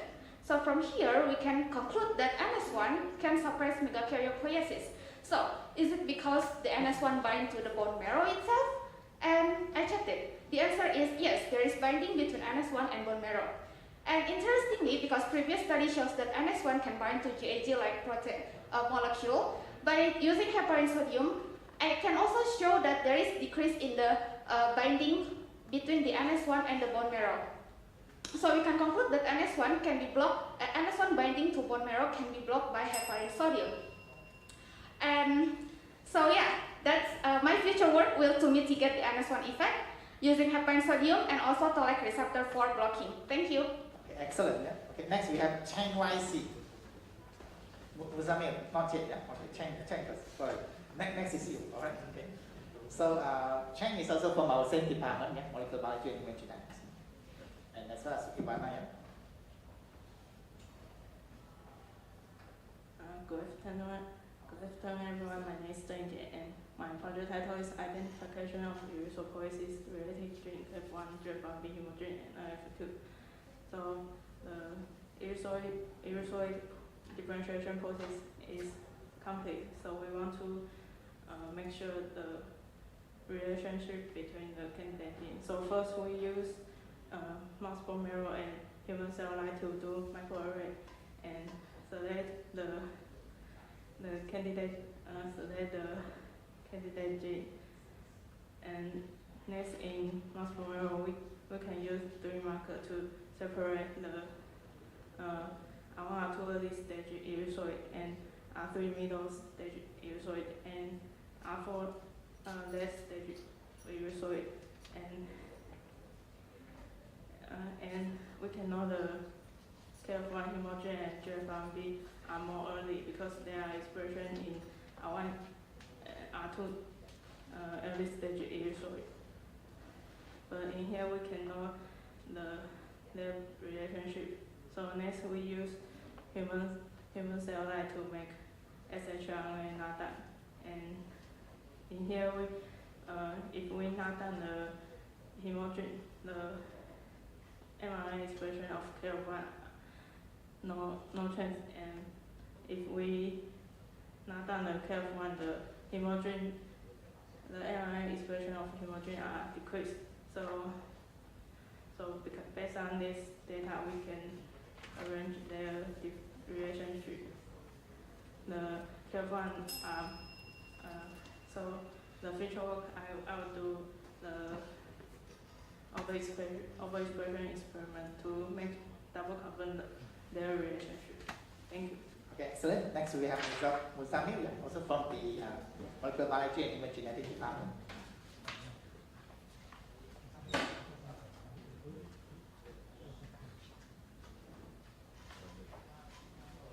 Hello everyone, this is Hsuan-Yu Chen. The topic I am going to represent is functional analysis of a novel allele of OPA1. OPA1 is a mitochondrial membrane. OPA1 is a mitochondrial membrane involved in a mitochondrial membrane fusion. So we find the patient with OPA1 mutation at 436 region. We construct a plasmid with this mutation because we hypothesize that this mutation is causing eye retinal degeneration. Unless we do the experiment, we cannot understand. So we micro-injected in Drosophila, and when we injected in Drosophila, our transgene could not give the expression unless I give the GAL4, because our transgene is linked with US. So US will only give the expression when GAL4 is there. So I use 2 driver, NEF2 GAL4 and actin 5C GAL4 to drive the expression of our transgene. These are the muscle driver, so our transgene expressed in a muscle. And in result, I observed that mutant could not survive. Mutant proved lethality, but wild type human OPA1 transgene survived. So as a conclusion, I can say that this mutant is a lethal. It could have some effect in the patients. So in the future work, I am going to express our transgene with heat shock GAL4, because in embryonic stages it proved lethal. So after the embryonic stage finish in adult, I will give heat shock to express the GAL4. GAL4 will express our transgene, and then I will check mitochondrial physiology, because we suspect that it's a mitochondrial protein. So I want to check the mitochondrial bioenergetics and the morphology of mitochondria. Thank you everyone. Okay, next we have Hui-Yee Chen.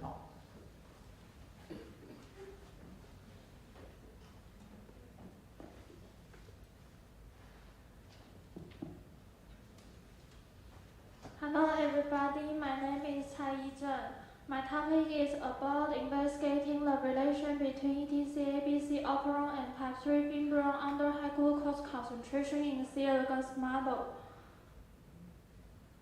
MAVE is the main structure of type 3 fibrin. In recent reports, we pointed out that type 3 fibrin played an important role in KP biofilm formation, and biofilm was the factor for KP causing disease. In previous study, we have found wild type 3 fibrin was repressed by high glucose concentration. But in contrast, the strain D17 can express type 3 fibrin in high glucose concentration. D17 was ETCABC overexpression strain. So, in this study, I collected clinical strain and performed Western blotting to detect their MARC-A expression and found that MARC-A was not repressed by glucose in approximate 1/3 of the clinical strain.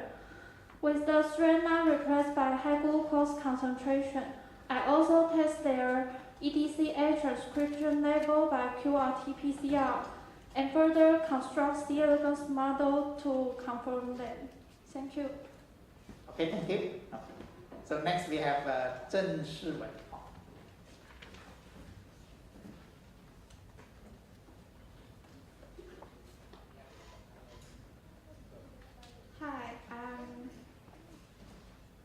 I'm Zheng Shiwen. My study is about KP taking up sucrose. And in our daily life, we drink beverages, we eat fruits and vegetable, processed foods and drinks. All of them contain sucrose. But if we take out too much sucrose, what will happen? Sucrose may accumulate in our gut, and one of gut microbiota is KP. According to my study, we found that if KP loses its ability to absorb sucrose, it will form more biofilm in sucrose condition, which means when we take out too much sucrose, meanwhile, KP loses ability to absorb sucrose, then KP will form more biofilm to protect itself. But biofilm represents bacterial pathogenicity, so in this situation, too much sucrose may be harmful to our bodies. Thank you for your attention. Okay, thank you. Yeah. So next we have Yang Shen-Yi.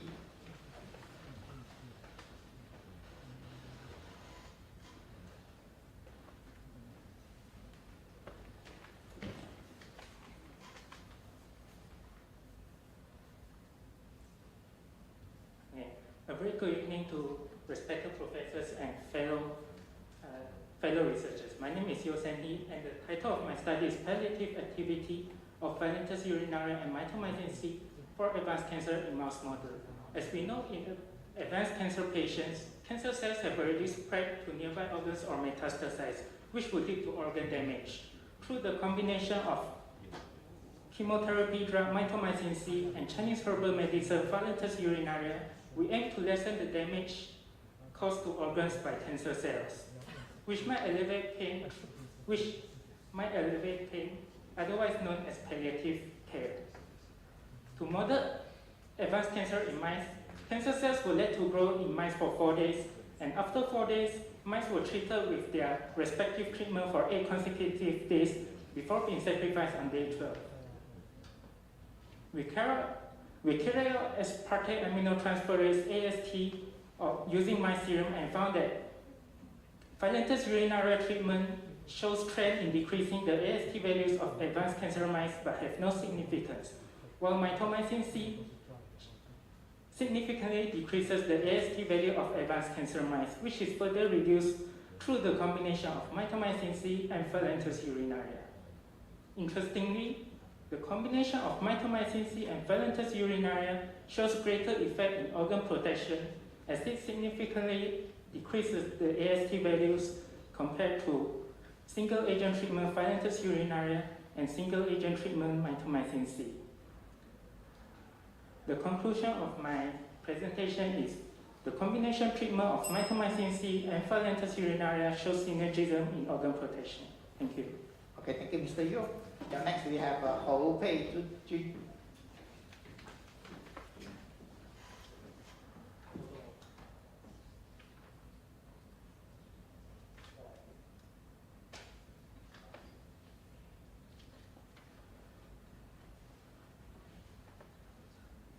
Hello everyone, my name is Hui-Yee.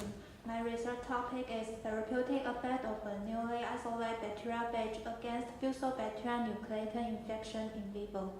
Fusobacterium nucleatum is an oral microbiome that has been directly associated with the progression of periodontal disease. It's also linked to the pathogenesis of Crohn's disease and colorectal cancer. It usually treated with penicillin or metronidazole, but the oral antibiotic therapy administered widely to people can cause gut dysbiosis. Bacteriophages are attractive alternative to antibiotics for the treatment of bacterial infection, with lower environmental impact due to their natural origin and high host specificity. We have successfully isolated Taiwan's first strain of Fusobacterium nucleatum leaky phage named FN-phage6. The structure of FN-phage6 was classified as symphoviridin. Its best multiplicity of infection MOI ratio is 100. Whole genome analysis revealed that the genome size of FN-phage6 is 131,515 base pair. Our preliminary results show that FN-phage6 can reduce the colonization of Fusobacterium nucleatum in the intestinal tract of a mouse infection model. Generally, our studies here may lay a foundation for the phage therapies for Fusobacterium nucleatum-induced periodontal or intestinal disease. Thank you. Okay, thank you. Yeah, let's end the section. Yeah, okay. So on time. So next we move on to the next section. Thank you. Thank you, everybody.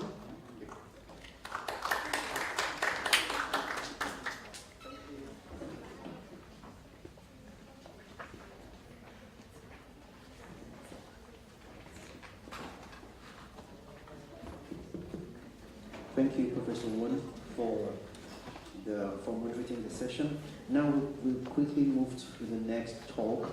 And to moderate this section, I would like to invite Dr. Chee, the Director of the Department of Obstetrics and Gynecology, Buddhist Tzu Chi General Hospital, to be the moderator. Thank you very much, sir. All right, so this session, the last one will be the presentation from our native scientist trained by Tzu Chi University. So the first one is Dr. Hsuan-Yu Chen is the pure native.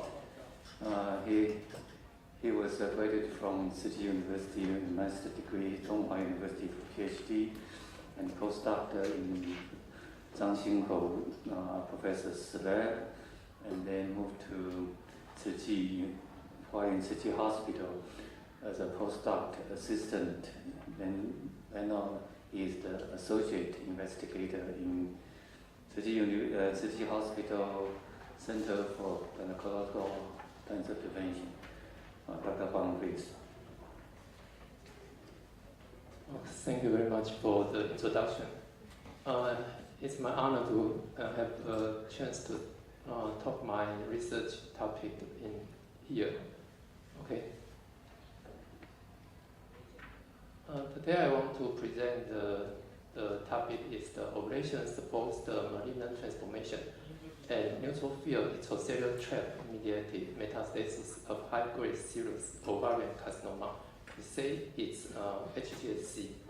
Okay, it is an etiology study and showing how the ovulation support the cell transformation and how the ovulation support later in the metastasis of this HGHC disease. Okay, ovarian cancer remains a deadly disease. Over the past many years, the diagnosis treatment improved little for this disease, especially for the high-grade serous carcinoma. It is the most common and devastating type of ovarian cancer. Okay, the etiology of HGSC is still not very clear. So our group are focused on this etiology study of the HGSC disease. And through the literature study, we know important information. The HGSC, the carcinoma, the original site is not derived from the ovary, it's from the fallopian tube epithelium. Okay, and all the HGSC have the 53 mutation, and mostly they are carry the chromosome number variation phenotype. Okay, this is unique phenotype, and many of the epidemic studies show that ovulation is the risk for the ovarian cancer, especially of course for the high-grade serous carcinoma. So in our research, in our group, we focus on the ovulation-associated carcinogen. So in the previously, we have published the paper that the ovulating follicle-free have high content hours, you will cause the female epithelial cell DNA adoption strand break. And if the pelvic cavity have the hemoglobin, the blood hemoglobin, and mostly from the retrograde menstruation, and accompanied with the ovulating hours, you will cause even higher adoption break for the epithelial cell of the female. But if the cell has the 53 mutation, it can afford more DNA, more damage and survive. During the pregnancy, the progesterone, high-level progesterone is a prevention factor. It will eliminate the 53 mutant cell and through the necropodosis pathway. But most of the high-grade serous carcinoma, they loss of the receptor PR.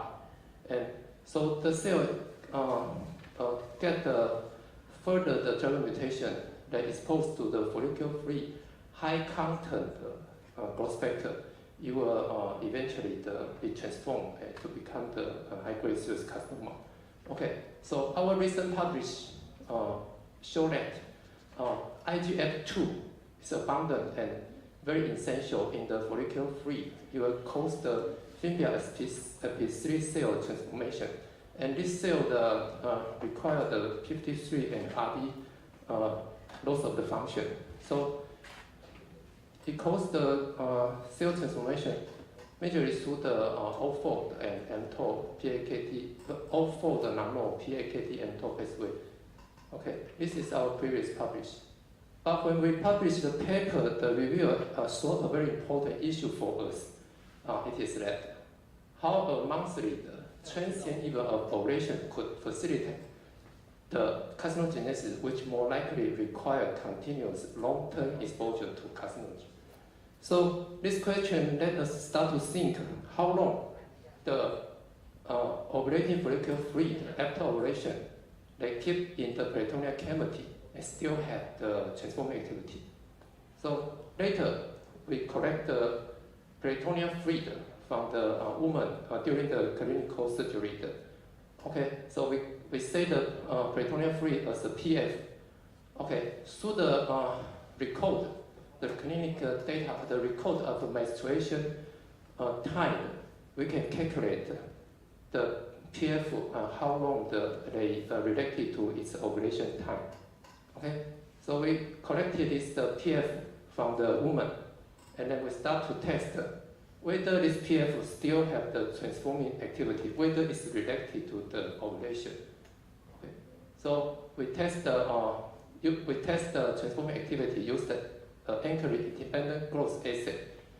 The tool is the FE25 cell.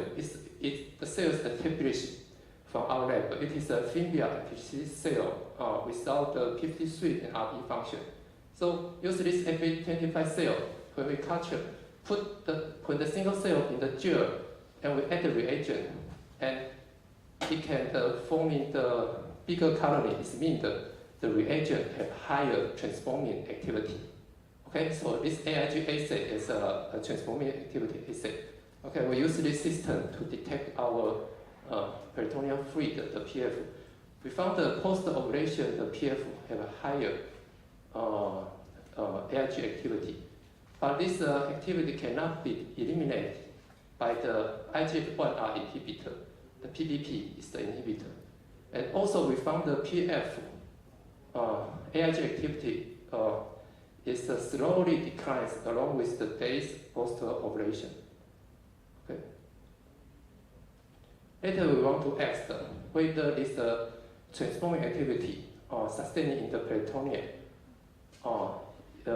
is from the FF, whether the FF shows the sustained AIG activity. So we choose the follicle-free, the FF, and FF mixed with the PF. Okay, we say it FF-PF. Okay, we put the fluid in the incubator 37.6 degrees, and from day 0 to the day 30, or 1 month. So it's very interesting. Even in the 1 month it put in the incubator, the fluid still have the AIG activity. It means the transforming activity still exists. Okay, and the other is the FFPF in the day 30. Its AIG activity is no longer to be inhibited by the PPP, the IGF-1R inhibitor. So it means the FF shows the sustained AIG activity, but independent of the IGF-1R. Okay, what's the factor contribute in this sustained activity? So we back to check our analysis, cytokine, growth factor analysis of the FF. We found that instead the previous finding, instead of the IGF axis protein, the other growth factor, HGF, also very abundant in the follicle fluid. And in the mouse, the ovarian follicle, the tissue, we can find the HGF is positive expressed. And also in the human, the normal human fallopian tube fimea, the epithelial, and in the human, the high-grade serous carcinoma tissue, still you can see the MET expression. The MET is the HGF receptor. Okay, in the cell system, from primary cell, immortalized fimea cell, to this one, the high-grade serous carcinoma cell, they all have the MET expression. Okay, and this cell can be stimulate the AIG colony growth by the FF, the follicle fluid, and all the these 3 cells, when treated with the AMG, the MET inhibitor, it can be reduced the AIG activity. Okay, and also can be inhibited by the IGF-1R inhibitor, the PPP. So this data indicate that the HGF MET, similar to IGF-2, IGF-1R, confers the transformation activity of FF in fallopian tube epithelial cell and in the high-grade serous carcinoma cell. Through this clinical specimen, we also have an interesting finding, and we found there is a decreasing concentration gradient of HGF from the FF to PF and to the serum. Okay, and also we use the paired sample. Okay, the paired sample is mean the same person have the follicle fluid, and also we have the blood serum sample. Okay, so we test whether, and we found that the FF follicle fluid HGF high is correlated to its serum the HGF level. So it means the ovulating follicle fluid possibly source to the of the HGF to the circulation. Okay, this is our finding. And later in the same in the AIG activity assay, we found the PF either in after ovulation or before the ovulation. The AIG activity can be inhibited by the AMG, the MET inhibitor. And also in the culture, the FFPF, in the day 30, okay, the AIG activity also can be inhibited by the MET inhibitor. Okay, so it means the HGF confers the sustaining transformation activity in the FF and PF. But the other part, we also found if we use the PF HGF content linked to its AIG activity, there is no positive correlation. So at that time, we think maybe the regulation mechanism is required for the active form, the HGF release. So later we back to check the literature, and we found mostly the HGF secrete in the body as performed HGF.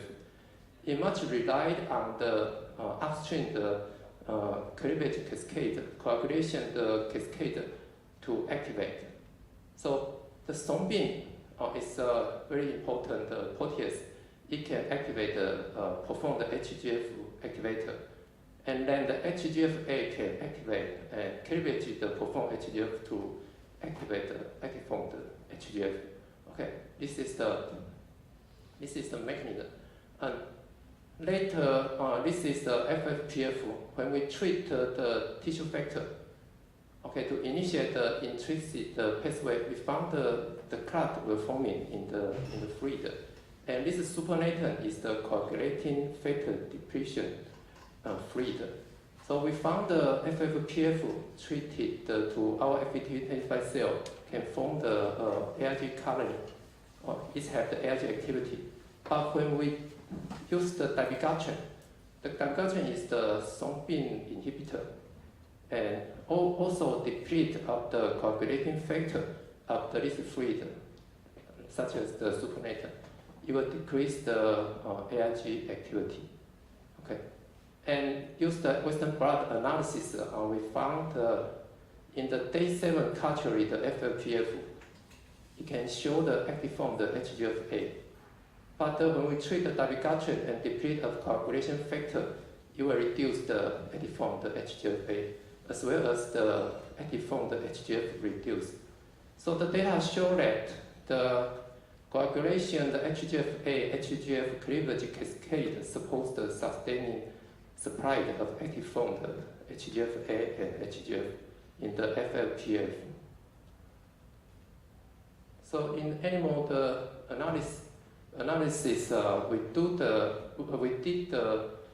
in vivo transformation analysis.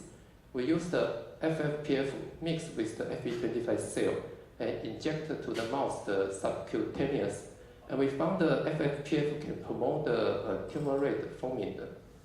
By use the dabigatran or deplete of the coagulating factor of the fluid, it will reduce the tumor rate. And only use the recombinant protein HGF combined with the FE25 cell inject, it also rise the tumor rate. And the other is the our orthotopic ovarian cancer model. One is the xenograft, the other is the syngenic orthotopic ovarian cancer model. It all shows that when we treat with the dabigatran is the thrombin inhibitor, okay, it will reduce the tumor weight in these two animal models. So then we think it's obviously the sustaining effect of the HGF in our body, the after ovulation, is sure not originally provided for the cancer development.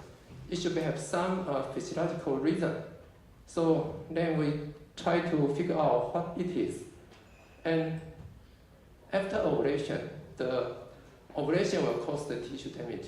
Okay, this is well-known knowledge. And the other is the ovulatory follicle. You will become the corpus luteum and preparing for the successful pregnancy. So it's a very important physiological phenomenon. And we found in the mouse tissue, the corpus luteum have the MET receptor, the HGF receptor. Also in the ovary surface and the oviduct surface, it all have the MET expressed, or the receptor expressed. So use the cell system, the corpus luteum granular cell, and the ovary surface IOSE cell, and the oviduct surface FE25 cell. We found use the FFPF treated, it will stimulate the cell proliferation. And all the cell, when we use the MET inhibitor, it can reduce the cell proliferation. And the Western blot show that the phosphor formed the MET after the FF PF treated, it will increase. And use the dabigatran and use or deplete of the coagulating factor of the FFPF, and it will reduce the phosphoformed MET. So the data show that the coagulation HGF cascade and MET signal is opposed the proliferation of cell of the corpus luteum or ovarian surface and fallopian tube epithelium. So here is the summary. After ovulation, the ovulating follicle fluid have the coagulation factor HGF pool. It will be returned in the peritoneal cavity.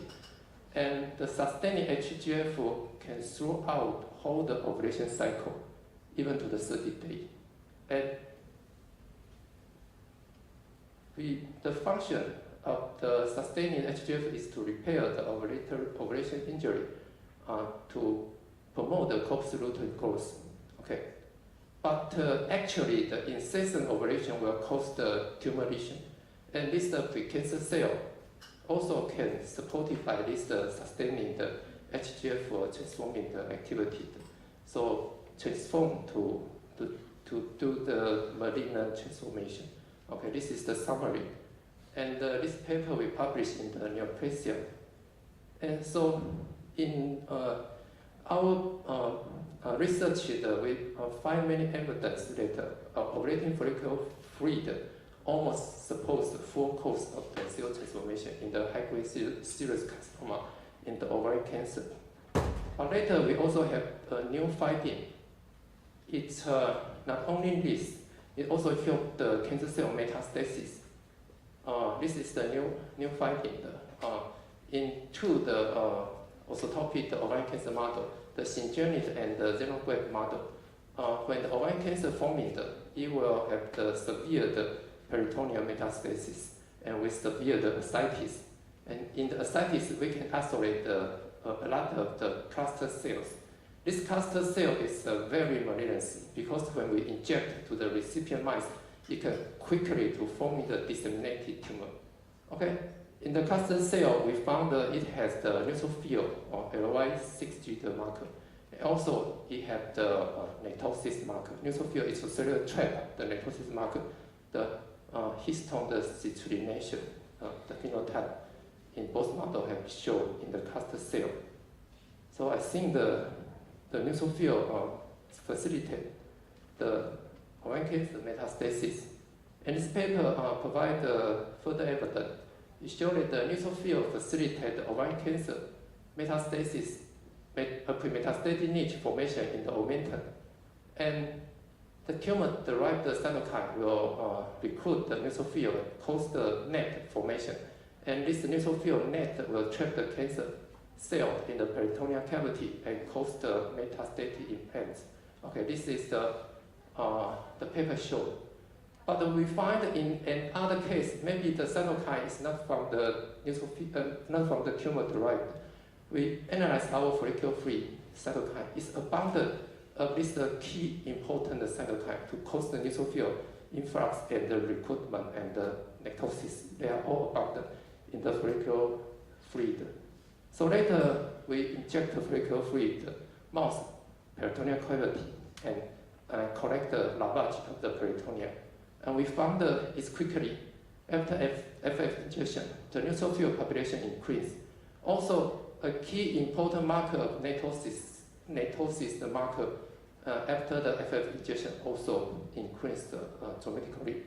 So we believe the FF may play a role in the carcinomatosis through the neutrophil cellular trap. So we continue to figure it out in the detail. So we believe you will have the interesting and new finding in the near future. So this is my presentation. Here I want to thanks to my assistant research, like Hui-Yee, Chen, and Hui-Ming. They helped me a lot of the experiment. And also I want to thank to Professor Tzu. He also is the a section host, Professor Tzu. He helped me a lot to study how to link the basic to the clinic, the research. So I learned a lot. So this is my presentation. Thank you very much.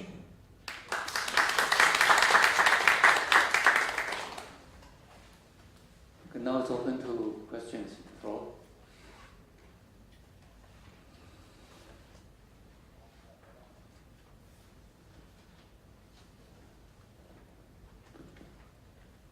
Okay, then yes, for doing cancer research, for every mechanism we have to think about the so-called physiological role.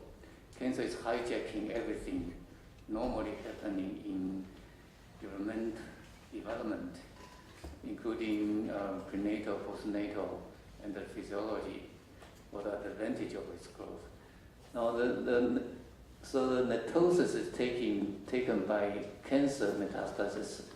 What is the normal function, normal physiological role of netosis in peritoneal cavity?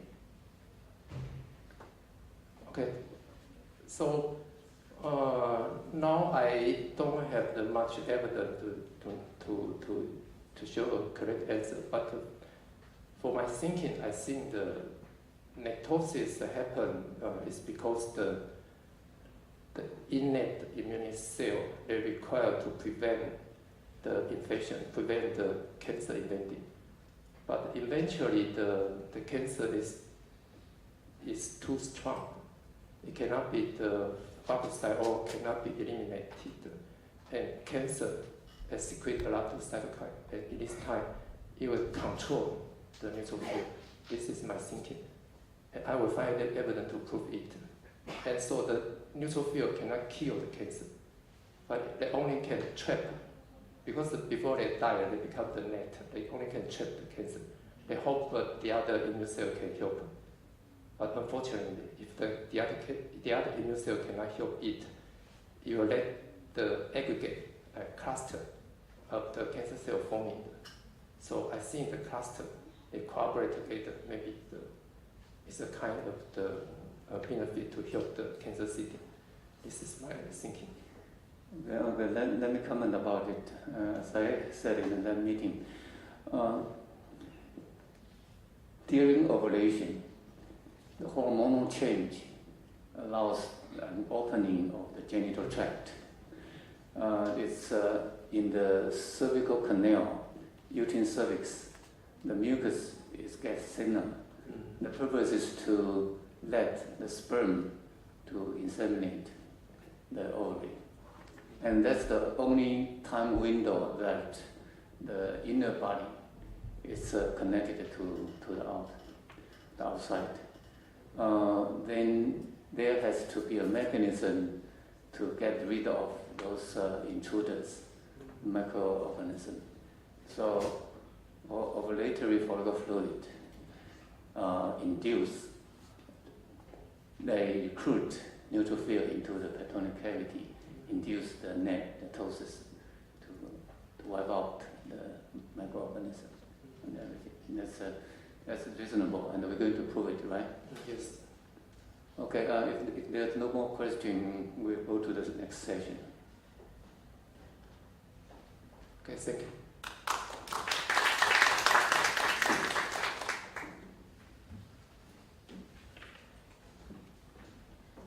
To move on to the next session, thank you, Dr. Chu, for moderating this session.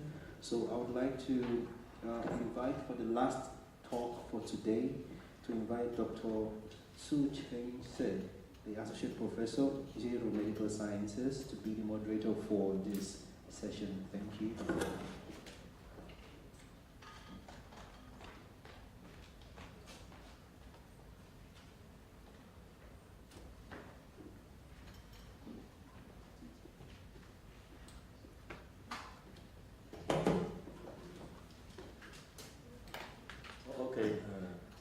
Let me introduce our speaker, Dr. Jing first. Dr. Ying was graduated from the Institute of Medical Sciences, Tzu Chi University.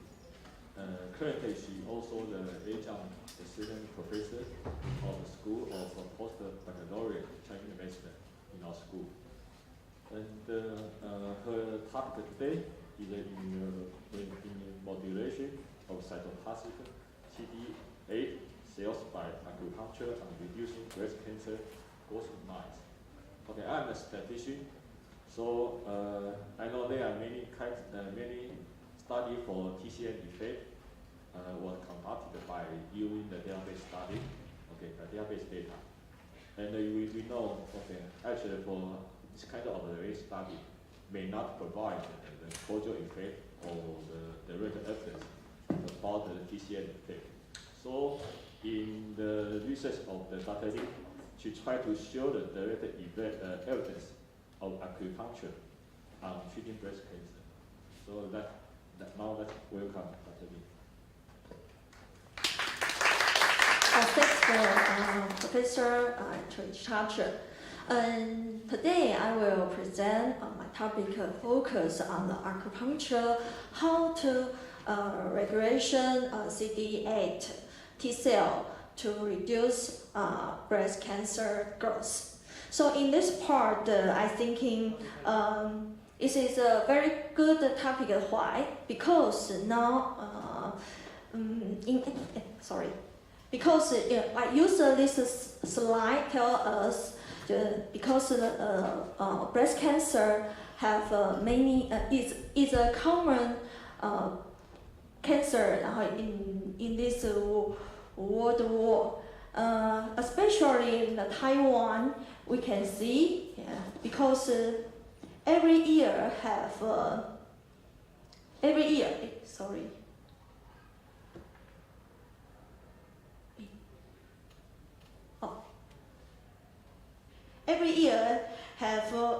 in Taiwan have near 10,000 people give breast cancer. So how to so those patient maybe can use radiation therapy or target therapy or the chemotherapy.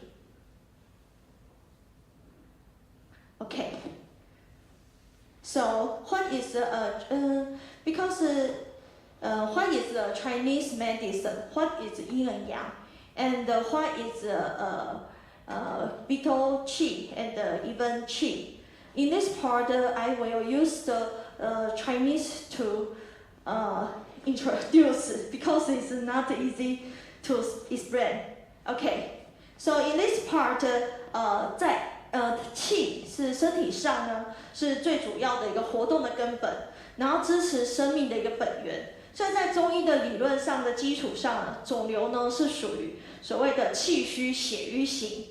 然后在这个地方，因为气瘀血瘀进一步就会导致脏腑功能失去它的障碍，然后因此呢，我们中医在治疗的情况下是以通气来达到治疗的效果，然后来改善肿瘤以及其他的副作用。换而言之呢，中医呢其实一般来说就是以扶正与祛邪这两个方式来做一个治疗。那在这个部分的话呢，一般来说 acupuncture 呢它就是属于扶正的一个部分，而并不是所谓的祛邪。所以这部分就是用中文来跟大家去做一个说明。Okay, in this part, in this slide, I show I use the different keywords such as acupuncture, or qigong, and gua sha, and the ba guan, and the traditional Chinese medicine keyword to research. We find every year many study more and more to increase. So, but just only the acupuncture, just only very less. Why? Acupuncture is very safe and used a very long time in the Chinese medicine. Why? The research just only less. Because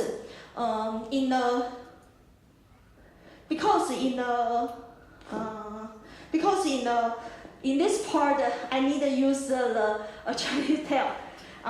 因为针灸呢，一般来说在理论上是以调节经络，然后以所谓的刺激12经络来做所谓的治疗。但是所谓经络其实是并不容易去dictate 它的，虽然有一些那个临床上说它可以用电阻不同来测定，但其实还是很难。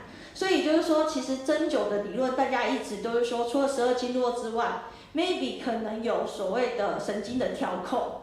那有些人会觉得说，神经调控可能就会借由它来影响到免疫。So in this part, I use how to promote the immune system to anti-cancer research in this part.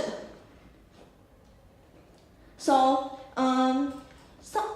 many Chinese studies, we need to use the regulation immune system to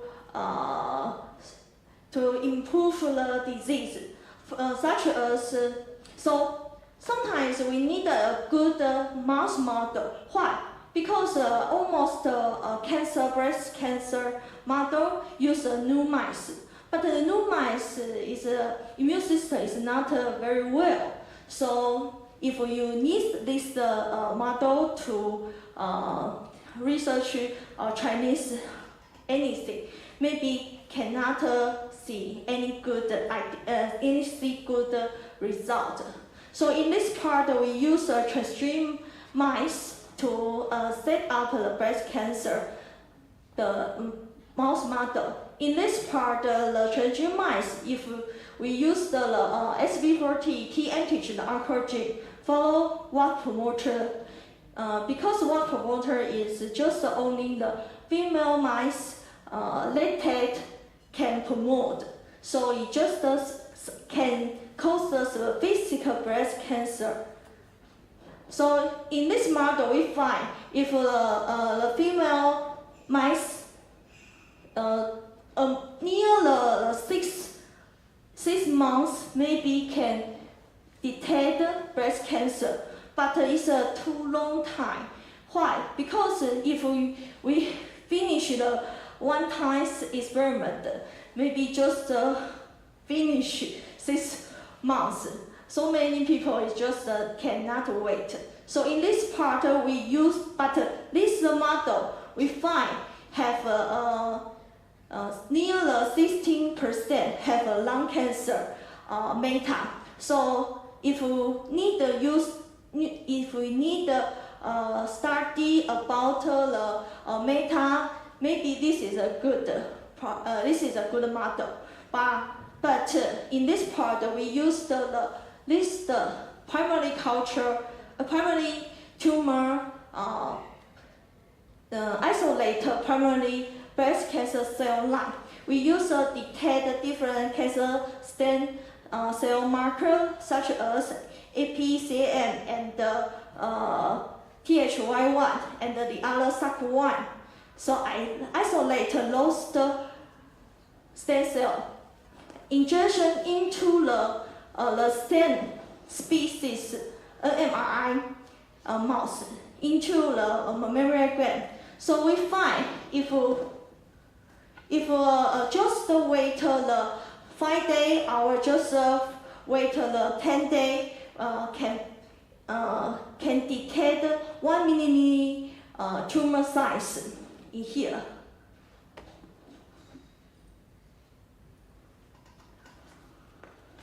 Okay, sorry. Okay, so we have a good mouse model can detect Chinese treatment in cancer, but acupuncture have many different sites. Maybe we don't know how to choose which site, which point is good, can help anti-cancer. So in this part, I tell you, I use Chinese explain. 如果是那个免疫上在做化学治疗的情况下，造成的癌症的一些不适，甚至白血球低下的时候，一般会选择的穴位位点呢，是会选择这个膈腧肝枢、脾枢、胃枢这几个位置来做一个调整，让它的白血球功能可以再回到上升。然后如果是纯粹的乳癌患者的话，一般来说会选择的是这个阴窗、乳根的这个位置。然后甚至是说有一些会有些主穴位会用内关，然后三阴交、足三里，尤其是足三里，大部分都会说它是跟免疫调节是有很大的关系的。好 ，so in this part we choose the acupuncture point, but some point in the mouse we don't find any. So in this part we choose the 百会, we choose the tumor circle to use the acupuncture injection. Okay, so in this part we use this model to every 2 days. When we find a 1 millimeter tumor size, we every 2 days acupuncture 1 times. Okay, when the 5 day and the 10 day, we find if have a acupuncture treatment, the tumor volume will acupuncture and compare with non-acupuncture, the volume and the image size and the weight is become to less. So in this part, we can tell us acupuncture reduce the tumor growth in transplant tumor mouse. And because we thinking acupuncture can affect the immune system. So in this part, we detect whole blood cell population. In this part, we find the WC and the lymphocyte will have acupuncture the number more than the non-acupuncture. But in the NK cell, B cell, neutrophil, we don't have any different. And in this part, we use the IHC detect the tumor tissue. We find just only the CD8 standing marker, and we find have this is a non-acupuncture. This is acupuncture. We find just have acupuncture CD8 cell recruit more than the non-acupuncture. And we not just only detect the CD8, we also have detect the CD25. We also have the same result. And we also detect the dendritic marker, neutrophil marker, and NK cell marker. But those marker expression is not have any different. And we also find in our result, we also find the DLF. We use the DLF fragmentation staining because the DLF fragmentation staining can know how many cells have apoptosis. In this part, we find if find the CD8 cell recruit, it also find a more green fluorescence signaling in here. The green inflorescence signal mean apoptosis cell. So in this part, we find acupuncture can enhance DNA fragmentation, green fluorescence signal, and we also find can recruit the CD8 cell, CD8 T cell into the tumor. We also detect the tumor rheolocyte. In this part, we find it's very interesting. Is in this part, in the tumor inside, meaning immune cell, just only the CD8 cell T cell can conjugate together in here cause the large damage. So in this part you will see this is a T cell area. This is a DNA fragmentation area, but the area more than this one. So not just so in this part we can know maybe acupuncture maybe can recruit CD8 cell and kill the tumor cell.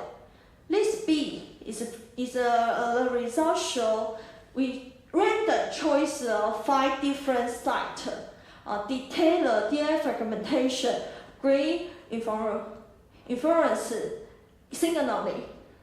So we find acupuncture more than the non-acupuncture. In this part, we don't know we don't know acupuncture how to recruit those T cells. So in this part, we use the RNA-seq assay. In this part, we're so lucky. What? Because we just use the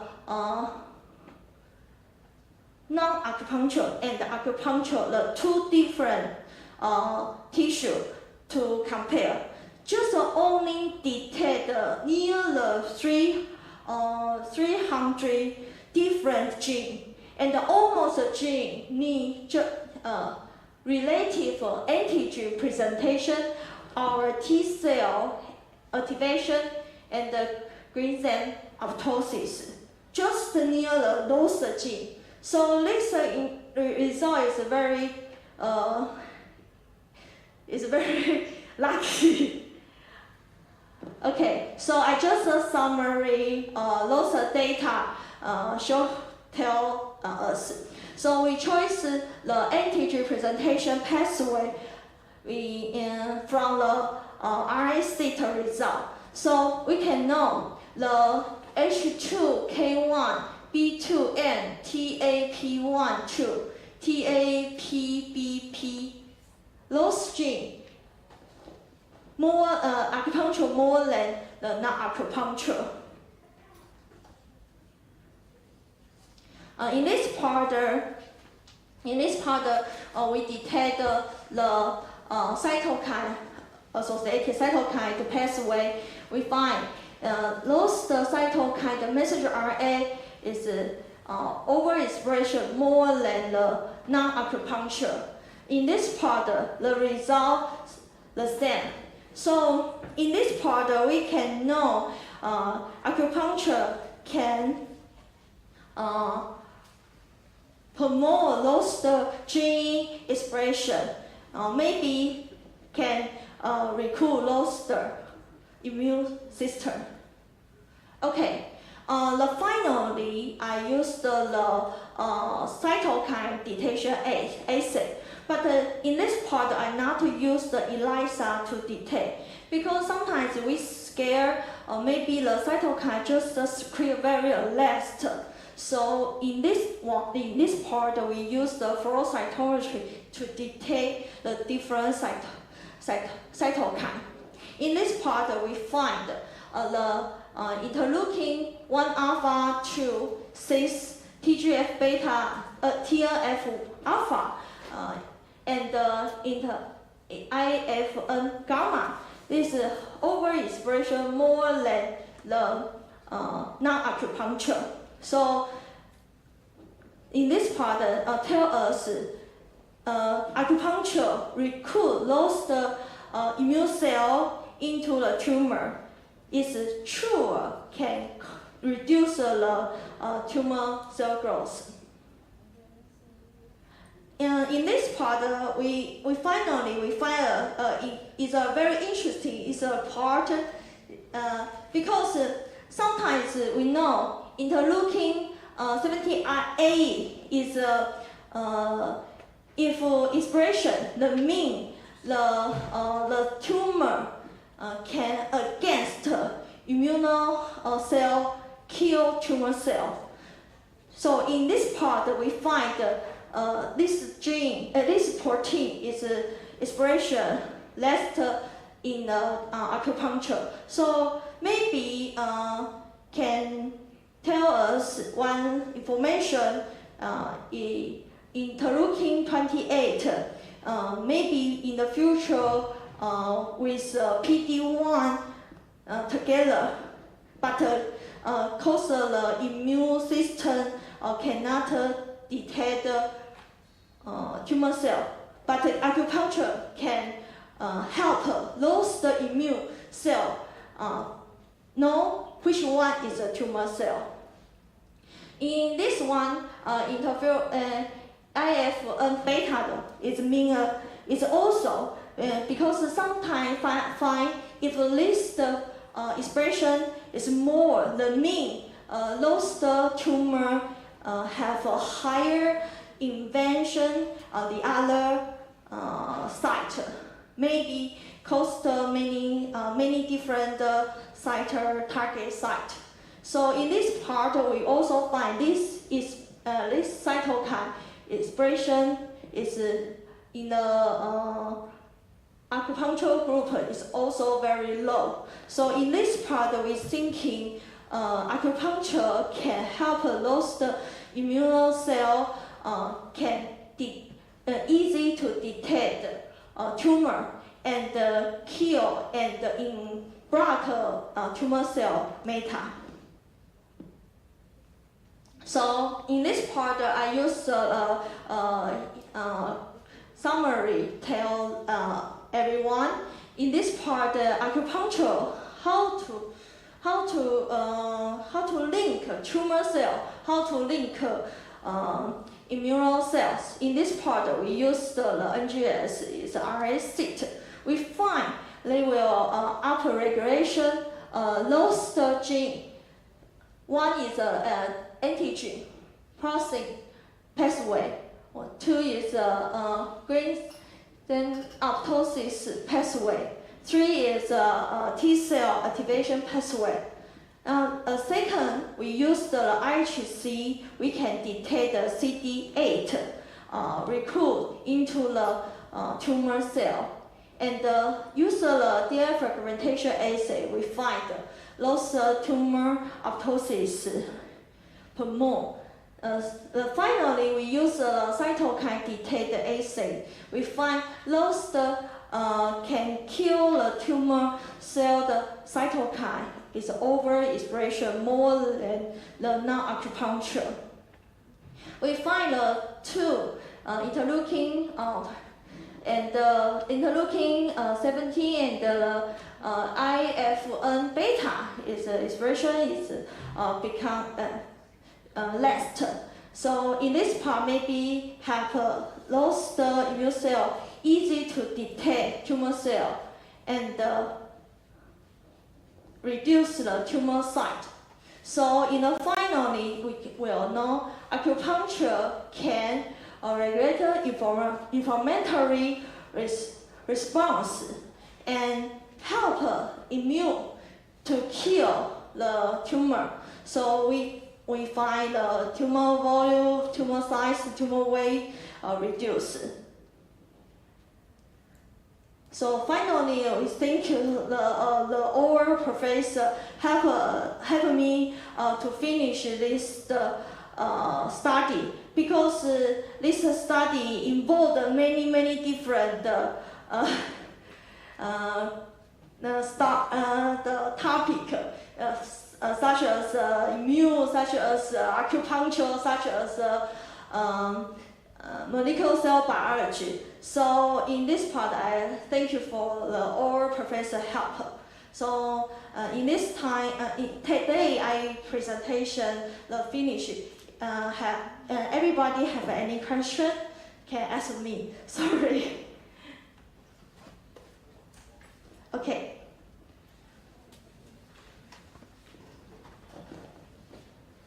Can you hear me?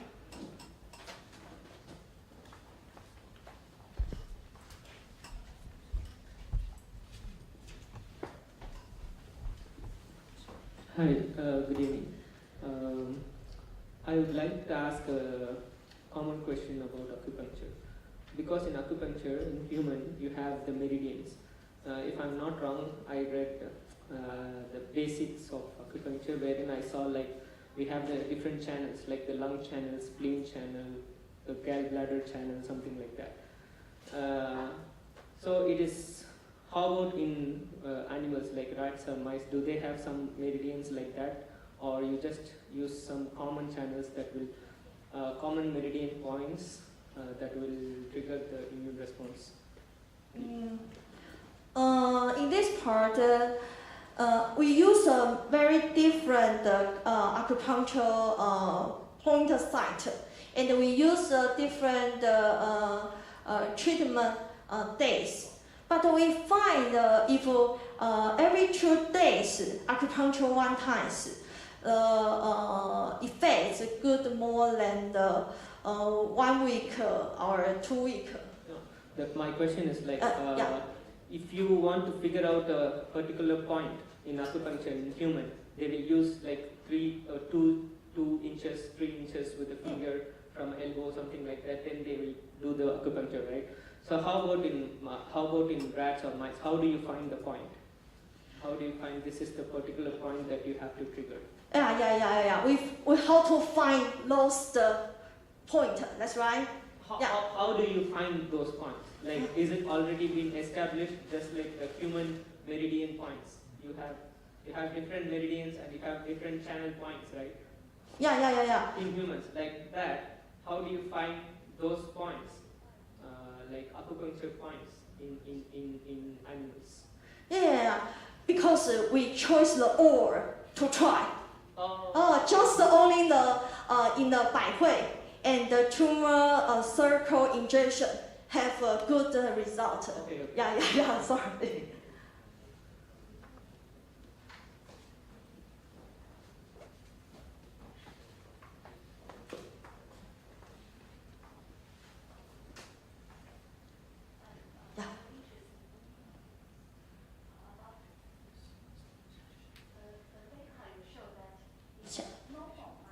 No mice.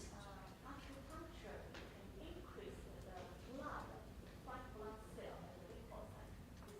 This description, right? Yeah. Okay. So, is this phenomenon can be repeatable every time? You can get the increase of the white blood cell. Yeah, every time. Oh, okay. If this is true, that will be a very good message, because usually it's very difficult to measure the effect of acupuncture, and to measure the white blood cell in blood, that is a very easy way. So that is a very good news. So my question is that after acupuncture, did you measure the time course change of the white blood cell? Because we just finally detect, but the finally detect acupuncture just use the 5 times. Yeah, 5. We use every 2 day use the acupuncture treatment the 5 times. Yeah, and then finish we find the lost immune cell can rescue. Yeah, just only finally. Because those mouse is too small, so we can easily every time detect a little whole blood to detect lost immune cell. So in this part, we just finish. We find lost tumor cells have a different. So we sacrifice lost mouse and detect their whole blood. So if maybe in the before, maybe don't need 10 days can upregulate WBC or the lymphocyte, maybe, but I don't know. Yeah. You mean you pull 5 mice blood and then measure the other? Is it every point? Is every mice from every mice? Or 2 mice? Every mice. In this part, okay.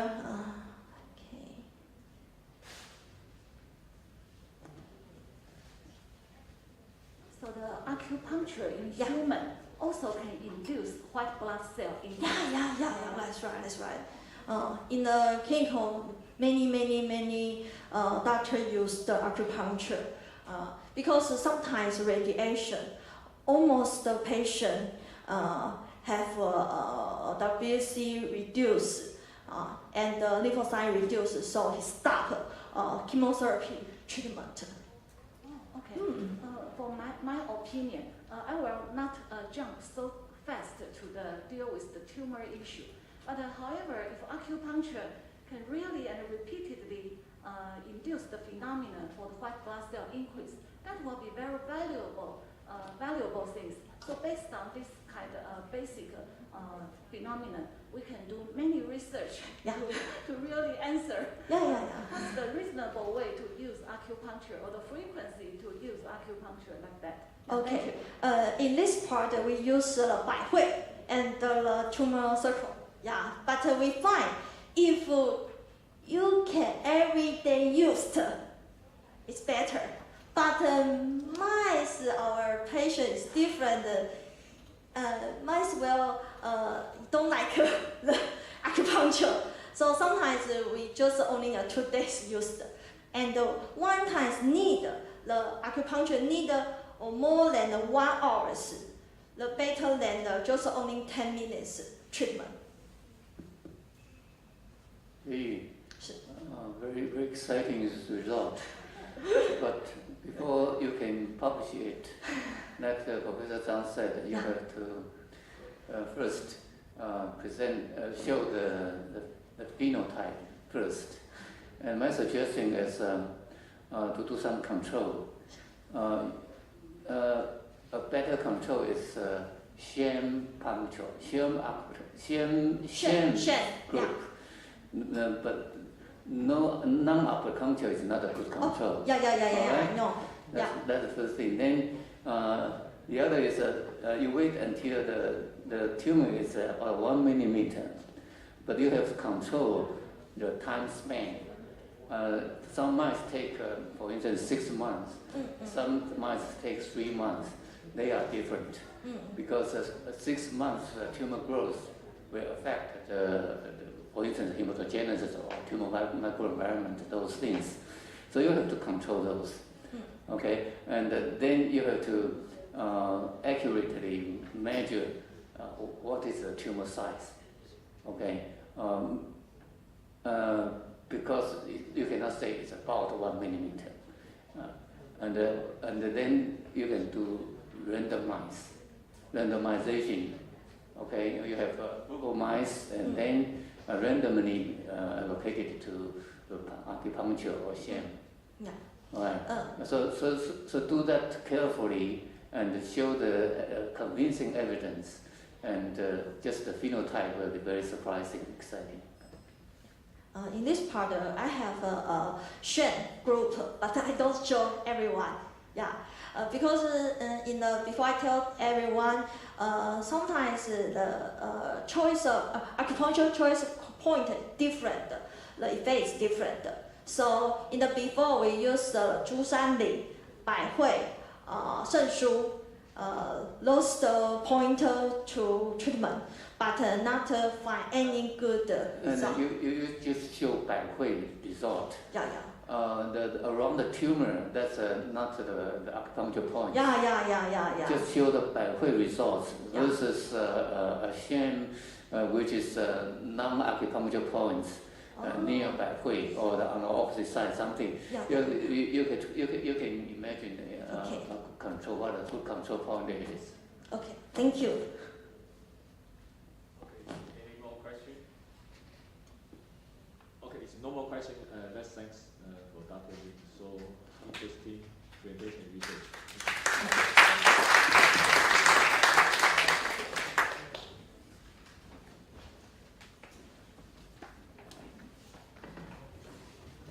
Thank you very much for the interesting presentation. And now it's time for the poster award. So we invite you, Professor Tsai.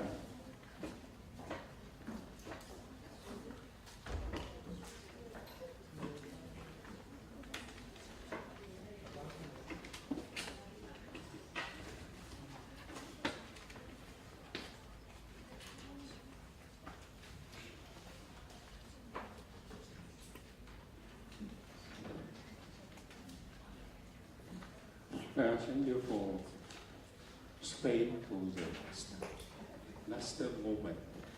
So I think today we have learned a lot because we have the expert from the Sinica, AcadEmia Sinica, and they tell the story of the machine and also the study.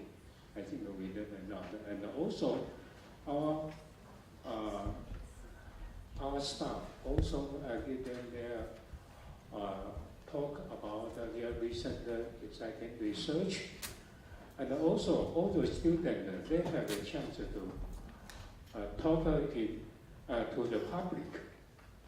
But the time is very short, just 2 minutes. So I think that's the valuable experience because it's not easy.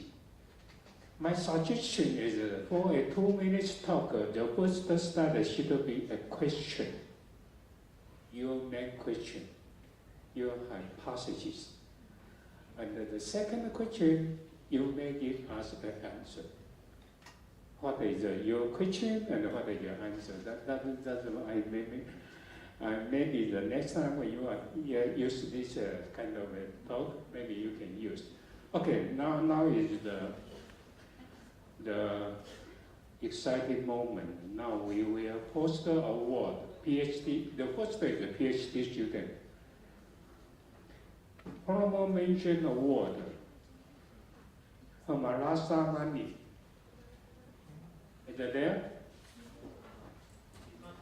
Hamarasa Mani. I will ask him when she is working in the lab. Call him quickly. Otherwise we'll get someone else. The other honorable mention award, Hui-Yee Pekkalan. There? No? Left? Hui-Yee Pekkalan. Okay. And the third honorable mention award, Jing. Jing.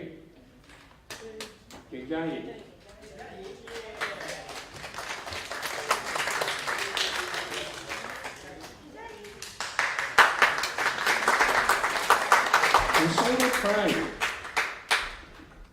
West Hana China.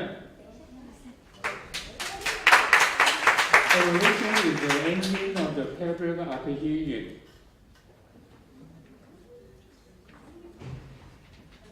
Please come to the stage. And the second, third prize, Chee Huang.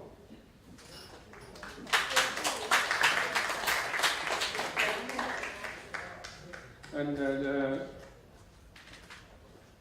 second prize, Zheng Hui. Using the serial 743, the biochemical Zheng Hui. Not here? Okay, the first prize, Sangha Mira. You?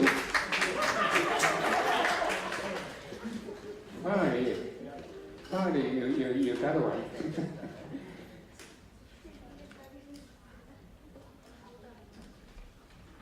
So, this is okay.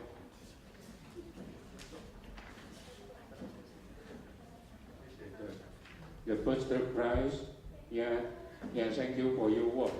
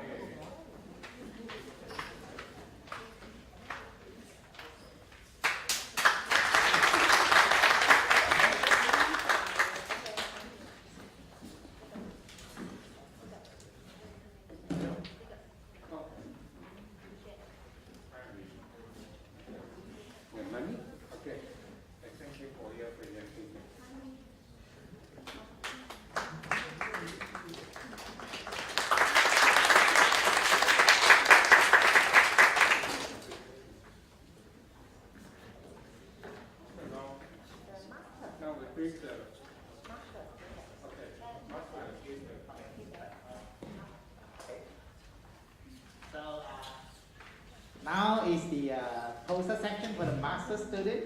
All right, okay. So everybody is here. All right, the third prize go to Pretty Viraj. And the second prize go to Zhang Peirong. And the first prize, okay. Andy Nazmul Islam.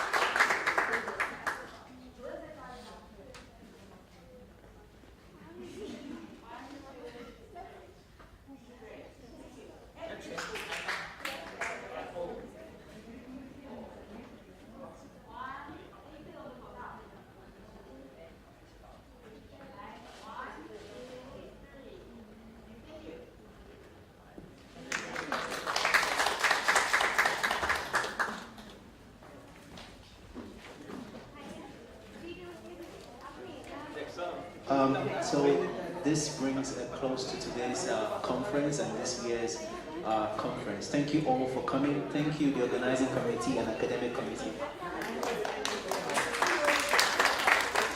Thank you so much for coming. The conference is closed. Thank you. Please, there is a missing earpiece with ash color earpiece. Please, if you find it, you can bring it to me. Thank you very much.